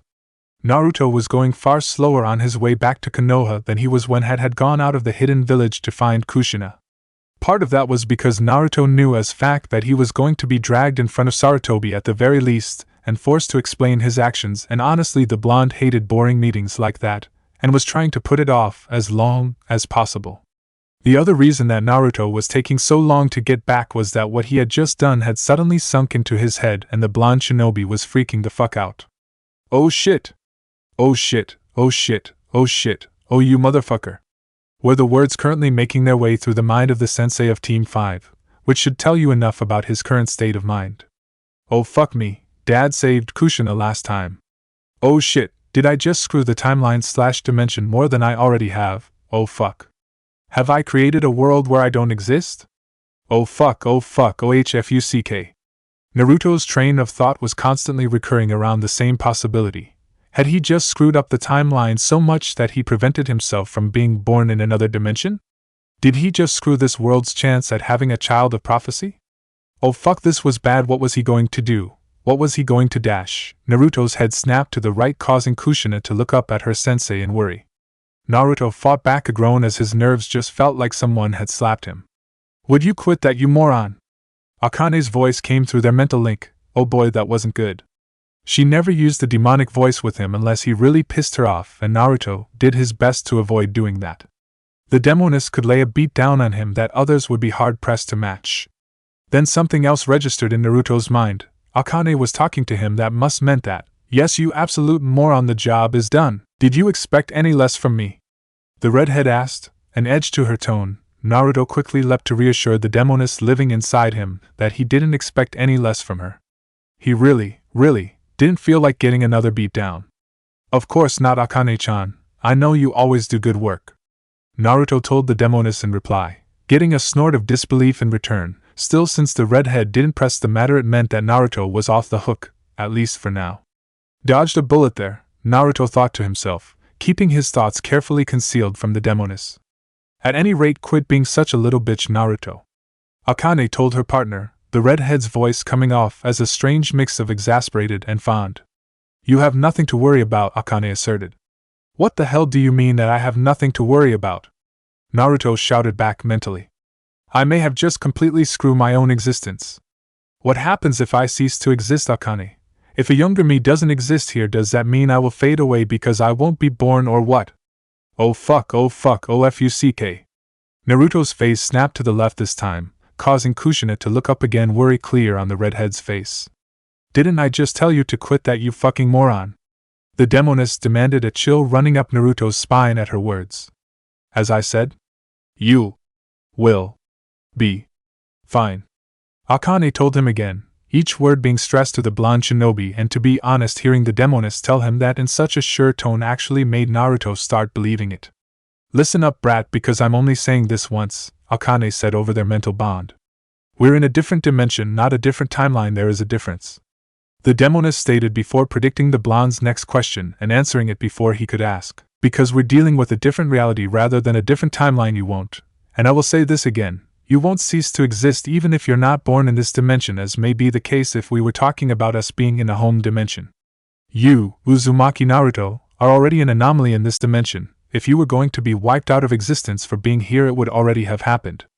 As for this dimension not having a child of prophecy, well, that one's up in the air. For all you know, Jiraiya never even got that prophecy from the toads. Akane told her container in an effort to make the blonde moron stop stressing any more than he already was. And even if he has got that prophecy, he, and hell, maybe even the toads themselves, may be misinterpreting it. All Jiraiya knew about it was that he would guide a revolutionary that would bring great change to the ninja world, and this man or woman would be his disciple, correct? It wasn't really a question, and Naruto didn't dare interrupt the demoness now that she was on a roll. The blonde was very scared of what his partner could do to him if he pissed her off. For all Jiraiya knows, the child of prophecy will be his disciple, and he the child's guide, by proxy. Think about it. Years ago he wrote that book, right? You know, the tale of the utterly gutsy shinobi, the one that talks about the vicious cycle of war, conflict, and hatred that occupies the ninja world.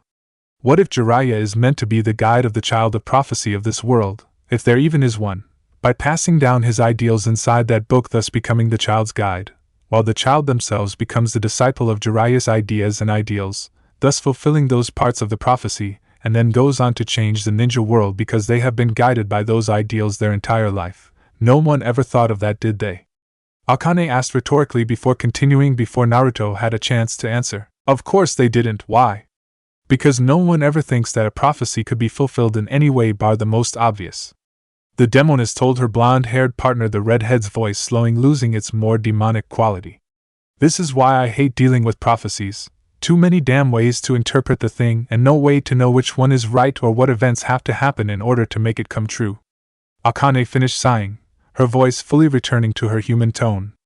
The conversation, if it could be called that, actually made Naruto feel a bit better about the fact that he may not be erased from existence in the near future. Still, it wasn't like he didn't have other problems like Konoha.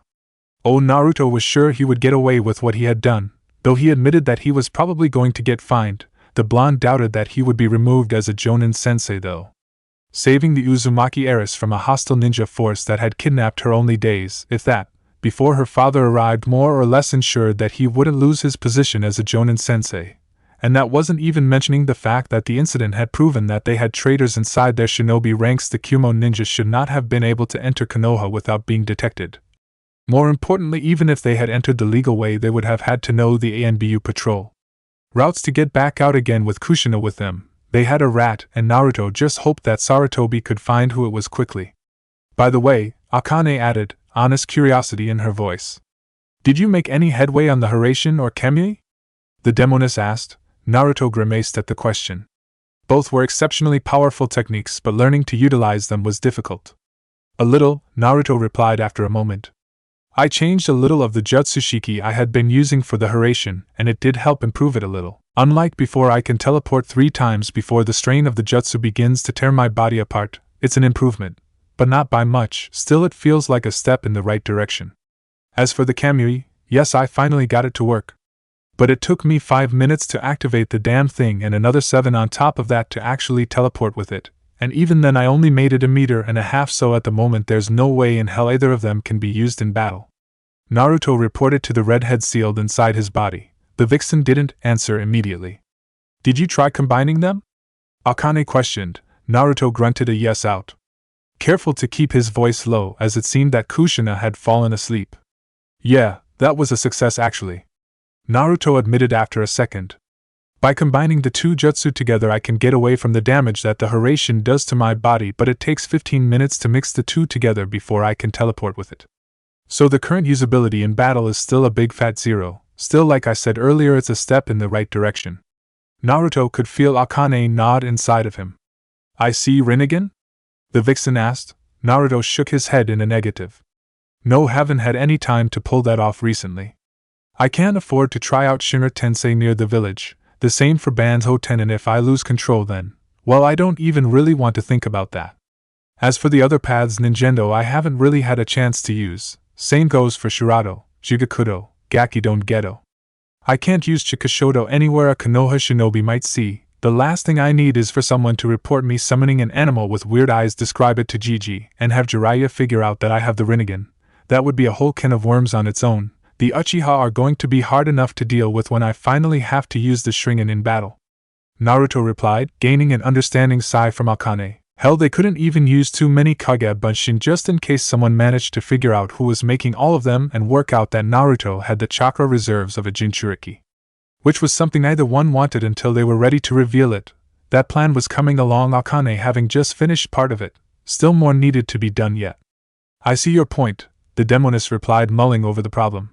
Nothing we can do about that now. Still, maybe during the month break between the Chunin exam's second round and the finals we'll be able to get some Rinnegan training in. Akane told her partner. Naruto grunted in response as the gate of Konoha came into view, an ANBU squad already waiting for him. Oh, this was going to be fun.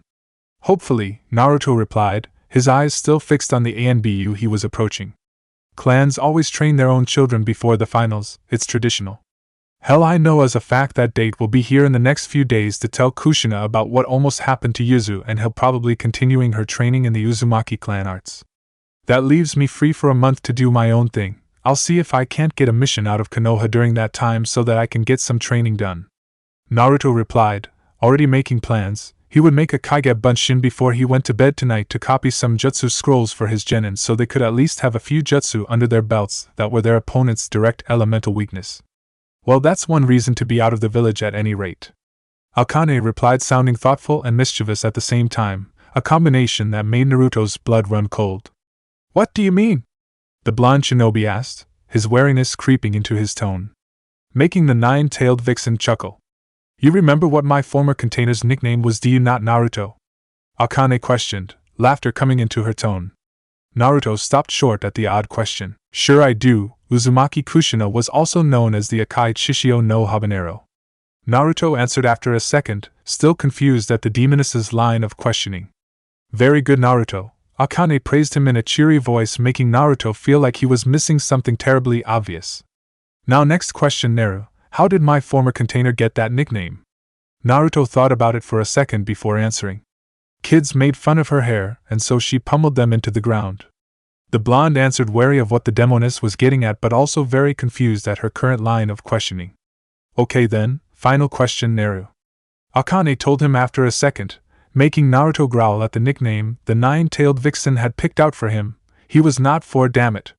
If Uzumaki Kushina did that to people for just making fun of her hair, what do you think that she is going to do to you for withholding information about the possible destruction of her home from her?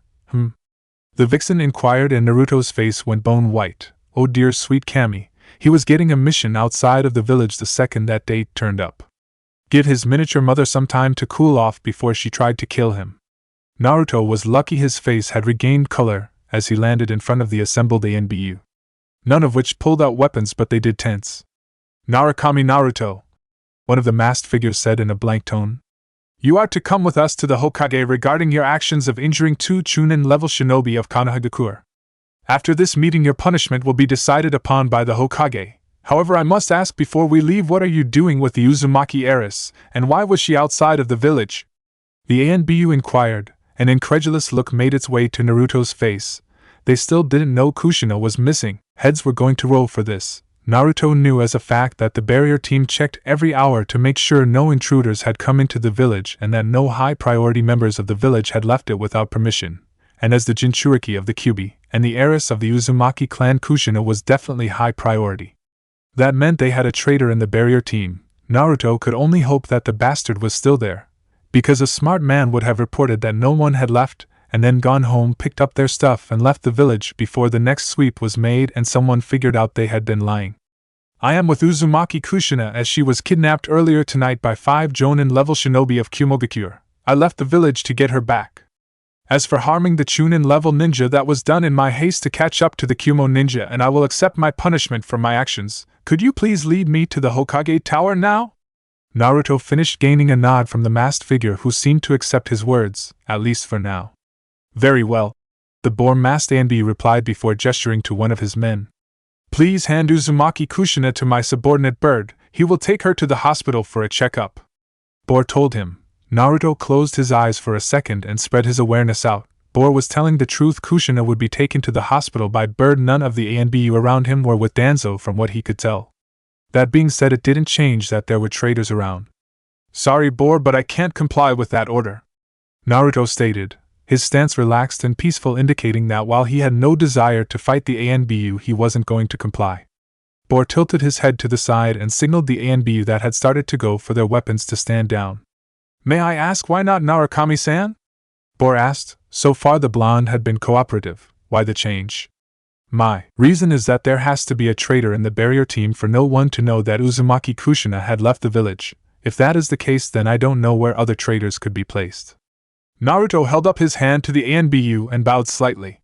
I mean no disrespect to you or those under your command, Boar. The blonde continued after a moment. But considering that a traitor could be placed in such a sensitive place as the barrier team, I have to assume that other places are not impossible. That includes the ANBU or hospital staff, either of which could be in place to kill Kushina in the event that Kumo had been unable to secure her. I have no objections to having a medic look over Kushina, but I will not let her out of my sight for now.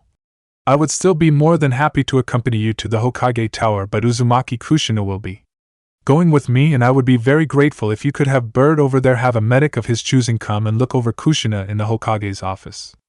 Boar thought about it for a second before nodding. If the blonde was telling the truth, and Bor had no reason to believe that he wasn't. Then Naruto's fears were completely understandable. Fair enough, Narukami-san. The ANBU leader stated after a moment, and placed his hand on the blonde Jonin's shoulder. Bird, please go and get a medic from the hospital to meet us at Hokage Tower. Bor commanded. Bird nodded and jumped off in the direction of the hospital.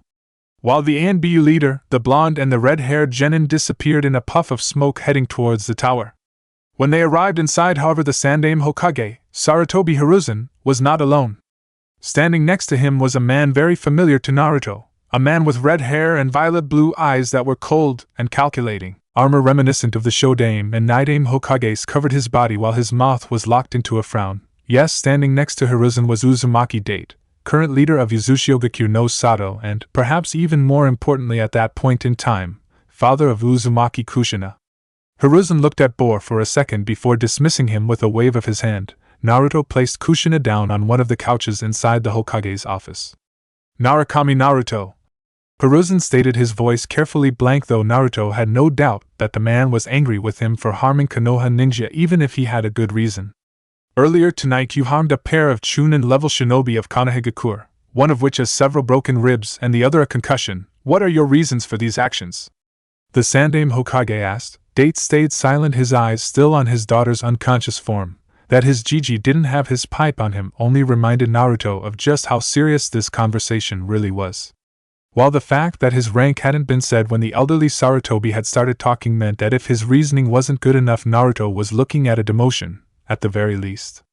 Not unsurprising considering that attacking a fellow ninja of Konohagakure, or an allied ninja in Naruto's case, was treason. Hokage-sama, my actions, rash though they were done out of concern for the safety of Uzumaki Kushina. Naruto stated. The elderly Hokage's eyes narrowed, as did Date's. Explain. Hiruzen demanded. Naruto nodded before turning to the Uzumaki clan leader. First, Hokage-sama, I must ask that I be allowed to reveal the nature of my earlier mission to Uzumaki-sama. Naruto replied. Hiruzen nodded. As you may already know, Uzumaki-sama, when Team 5 first had a mission outside of the village, an abduction was attempted. Naruto stated, gaining a nod from Date. 5 days ago at the beginning of the Chunin exams, I sent several shinobi around the exam area that I knew were not supposed to be there. As such, I decided to investigate. Upon that investigation, I discovered they were part of the same group of shinobi that had attempted to abduct my students and summarily executed them. Naruto stated in the same kind of tone of someone talking about how the weather was that day. After which I had a Kage-bunshin of mine deliver the bodies of most of the shinobi to Hokage-sama along with one live sample to be interrogated and then disposed of. Naruto continued blandly. Date and Hiruzen's eyes narrowed at this. They knew he was young, very young, even by shinobi standards, and yet Naruto seemed to have seen enough death that it was commonplace to him. After receiving the dead shinobi and the live sample, Hokage-sama called me into his office and assigned me a mission to watch over Team 5 in order to prevent any more abduction attempts. I killed a lot of people that day. Naruto added almost as an afterthought. At any rate, when the second part of the exams had finished, I knew that I would not be able to keep an eye on all 3 of my students, so I placed a seal on each of them. Naruto continued, piquing Date's interest. The seal allows me to sense their general direction, their distance from me, and finally something of their emotional state. After I reported to Hokage-sama and went home, I checked the seals, and while Senju Nawaki and Uchiha Mikoto were fine, Uzumaki Kushina was outside of the village walls and getting further away. Her emotional state at the time was one of fear. I immediately assumed that she had been abducted and chased after her. The reason that the 2 Chunin were harmed was that they attempted to stop me for leaving the village. I did not feel I had time to stop, and as such, instead of explaining the situation to them, I merely removed them from my path. Naruto finished looking up at the 2 elderly shinobi. Hiruzen had a grimace on his face. Had Uzumaki Kushina been abducted? The Sandaime Hokage inquired. Yes. Naruto replied, gaining narrowed eyes and gritted teeth from the 2 men. Who dared to abduct my daughter? Date demanded. Naruto saw no reason not to answer. He was technically in Jonin after all. The perpetrators of the abduction were 5 Jonin-level shinobi from Kumogakure no Sato, or at least that was the village whose symbol that they wore. Naruto replied. Hiruzen's stern look didn't fade at hearing these words. If anything, the man grew even more angered. What happened to the 5? The elderly Sandaime Hokage asked. They are all dead. Naruto replied, causing the older man to nod. Honestly, Hiruzen hadn't really expected anything less from the blonde Jonin. Still, it did raise an interesting question. Exactly how strong was the blonde Uzumaki Jonin? He had apparently been able to kill 5 Kumo Jonin in open battle and come out without a scratch. That was impressive no matter how you wanted to slice it. The elderly Sarutobi nodded to the younger Narukami. Very well, if Uzumaki Kushina confirms your story, then your punishment will be reduced to a fine due to extenuating circumstances. This fine will only cover the cost of medical treatment for the 2 Chunin. Sarutobi finished. Naruto nodded. He didn't mind that. Honestly speaking, Naruto was going to offer to pay for the medical treatment of the 2 anyway. May I ask where to find the bodies of the Kumo Jonin? The older man inquired. Naruto nodded in reply. I didn't seal them up and take them with me, so they should be a few kilometers outside the village, if you head north by northwest. Naruto replied. Hiruzen nodded. I could start a war over this. The old man admitted while Date nodded next to him. I could, but I won't. Instead, I'm going to take Kumo to the cleaners financially, and in terms of jutsu. Honestly, by attacking the heiress of the Uzumaki clan, I would like to start a war with Kumo, but that would start a Chin reaction and possibly start the Third Shinobi World War. I would like to avoid that if possible. Naruto and Date nodded, both looking like they had just swallowed a lemon whole. A familiar-looking Anbu appeared next to Hiruzen wearing a bird mask and spoke quietly into the elderly Hokage's ear. Hiruzen nodded before turning back to the 2 guests in his office. A medic has been brought to the tower by my Anbu and is waiting in the next room to examine Kushina-chan. The Sandaime stated before looking down at his desk and pulling out a piece of paper. Now then, Date, I am sure you want to be near your daughter, and Naruto-san, I know that you're not going to let your student out of your sight until you are sure she is in good health, so for tonight I will bid you both farewell. Hiruzen stated as Date leaned down and picked his daughter off of the couch as if she weighed nothing and gave his old friend a nod before leaving the room, an action that was mimicked by Naruto. The 2 Uzumaki walked to the next room in silence, and simply watched like hawks as the medic examined the still sleeping redhead that Date had laid on the bed of the room. Neither was under the wrong impression. If the medic made even the slightest threatening move towards the still sleeping Uzumaki Kushina, it would be a race between the leader of the Uzumaki clan and the blonde Uzumaki Jonin to see who killed him first. The medic stood and bowed to the leader of the Uzumaki clan. Your daughter is fine, he assured the giant red-haired man. As far as her physical state goes, Uzumaki Kushina is just in need of some sleep. I honestly couldn't tell you what her mental state is, though, the man admitted. Best advice I can give is have her undergo some counseling when she wakes up. The girl needs to talk about this, or else it could end up becoming a serious psychological problem later on. The medic finished bowing to the Uzumaki clan leader again before leaving the room. Date didn't say anything for a minute. Where did you place the seal on my daughter? The red-haired man inquired, his voice low so as to not wake the sleeping girl up. Middle of her back. Naruto replied, his voice at the same pitch as Date's. The man nodded and carefully turned the sleeping body of Kushina over in order to get a look at the seal on her back.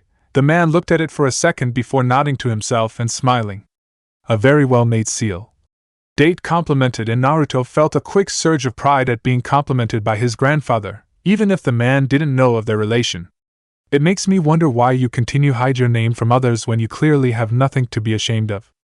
The man continued, making Naruto freeze and look at the older man who simply pulled the covers of the bed back up over his sleeping daughter. I'm sure I don't know what you mean. Naruto replied after a second, but the blonde knew that the damage had already been done. His hesitation had just put the icing on the cake, as it were. The elder Uzumaki snorted in disbelief. Do I look like a fool to you, boy? Date inquired, his voice holding some genuine humor to it. I know your facial structure anywhere, and the way your eyes are shaped are something that almost all Uzumaki clan members have. All I needed to see was your sealing to confirm it, and the way this seal was done was most definitely based on Uzumaki methods. It doesn't take a genius to figure it out. Date's face went blank. I don't know whose child you are, but there have not been any exiles from the Uzumaki clan in many years, which means that you are most likely the child of one of our clan members that left Yuzu of their own volition. Date took a deep breath in, as if considering something. Your elements tell me you're an Uzumaki as well. The man continued, causing Naruto's eyes to widen slightly. I will admit that having 3 elemental affinities is extremely rare outside of bloodline clans, but 2 of your elements are quite common in the Uzumaki clan, your futon and right-on elements. Naruto didn't know what to say, and Date chuckled a little. Kushina sends letters home every week, and her mother and I always get them. She couldn't resist telling us about her completely insane but awesomely cool, those are her words not mine by the way, sensei that had 3 elemental affinities. Considering that you have a Katon affinity, as well I can make an educated guess that you are probably the son of an Uzumaki clan member, and someone most likely from Fire Country. Date finished looking at the blonde. So tell me, how close am I? The older man asked. As I said before, I have no idea what you're talking about, Naruto replied, causing Date to nod and turn his attention back to his daughter. Then I hope that one day you will trust Kushina or I enough to tell us why you no longer call yourself Uzumaki. It is always nice to find more family after all. The leader of the Uzumaki clan stated. Naruto just nodded slowly. Maybe one day. The blonde agreed under his breath.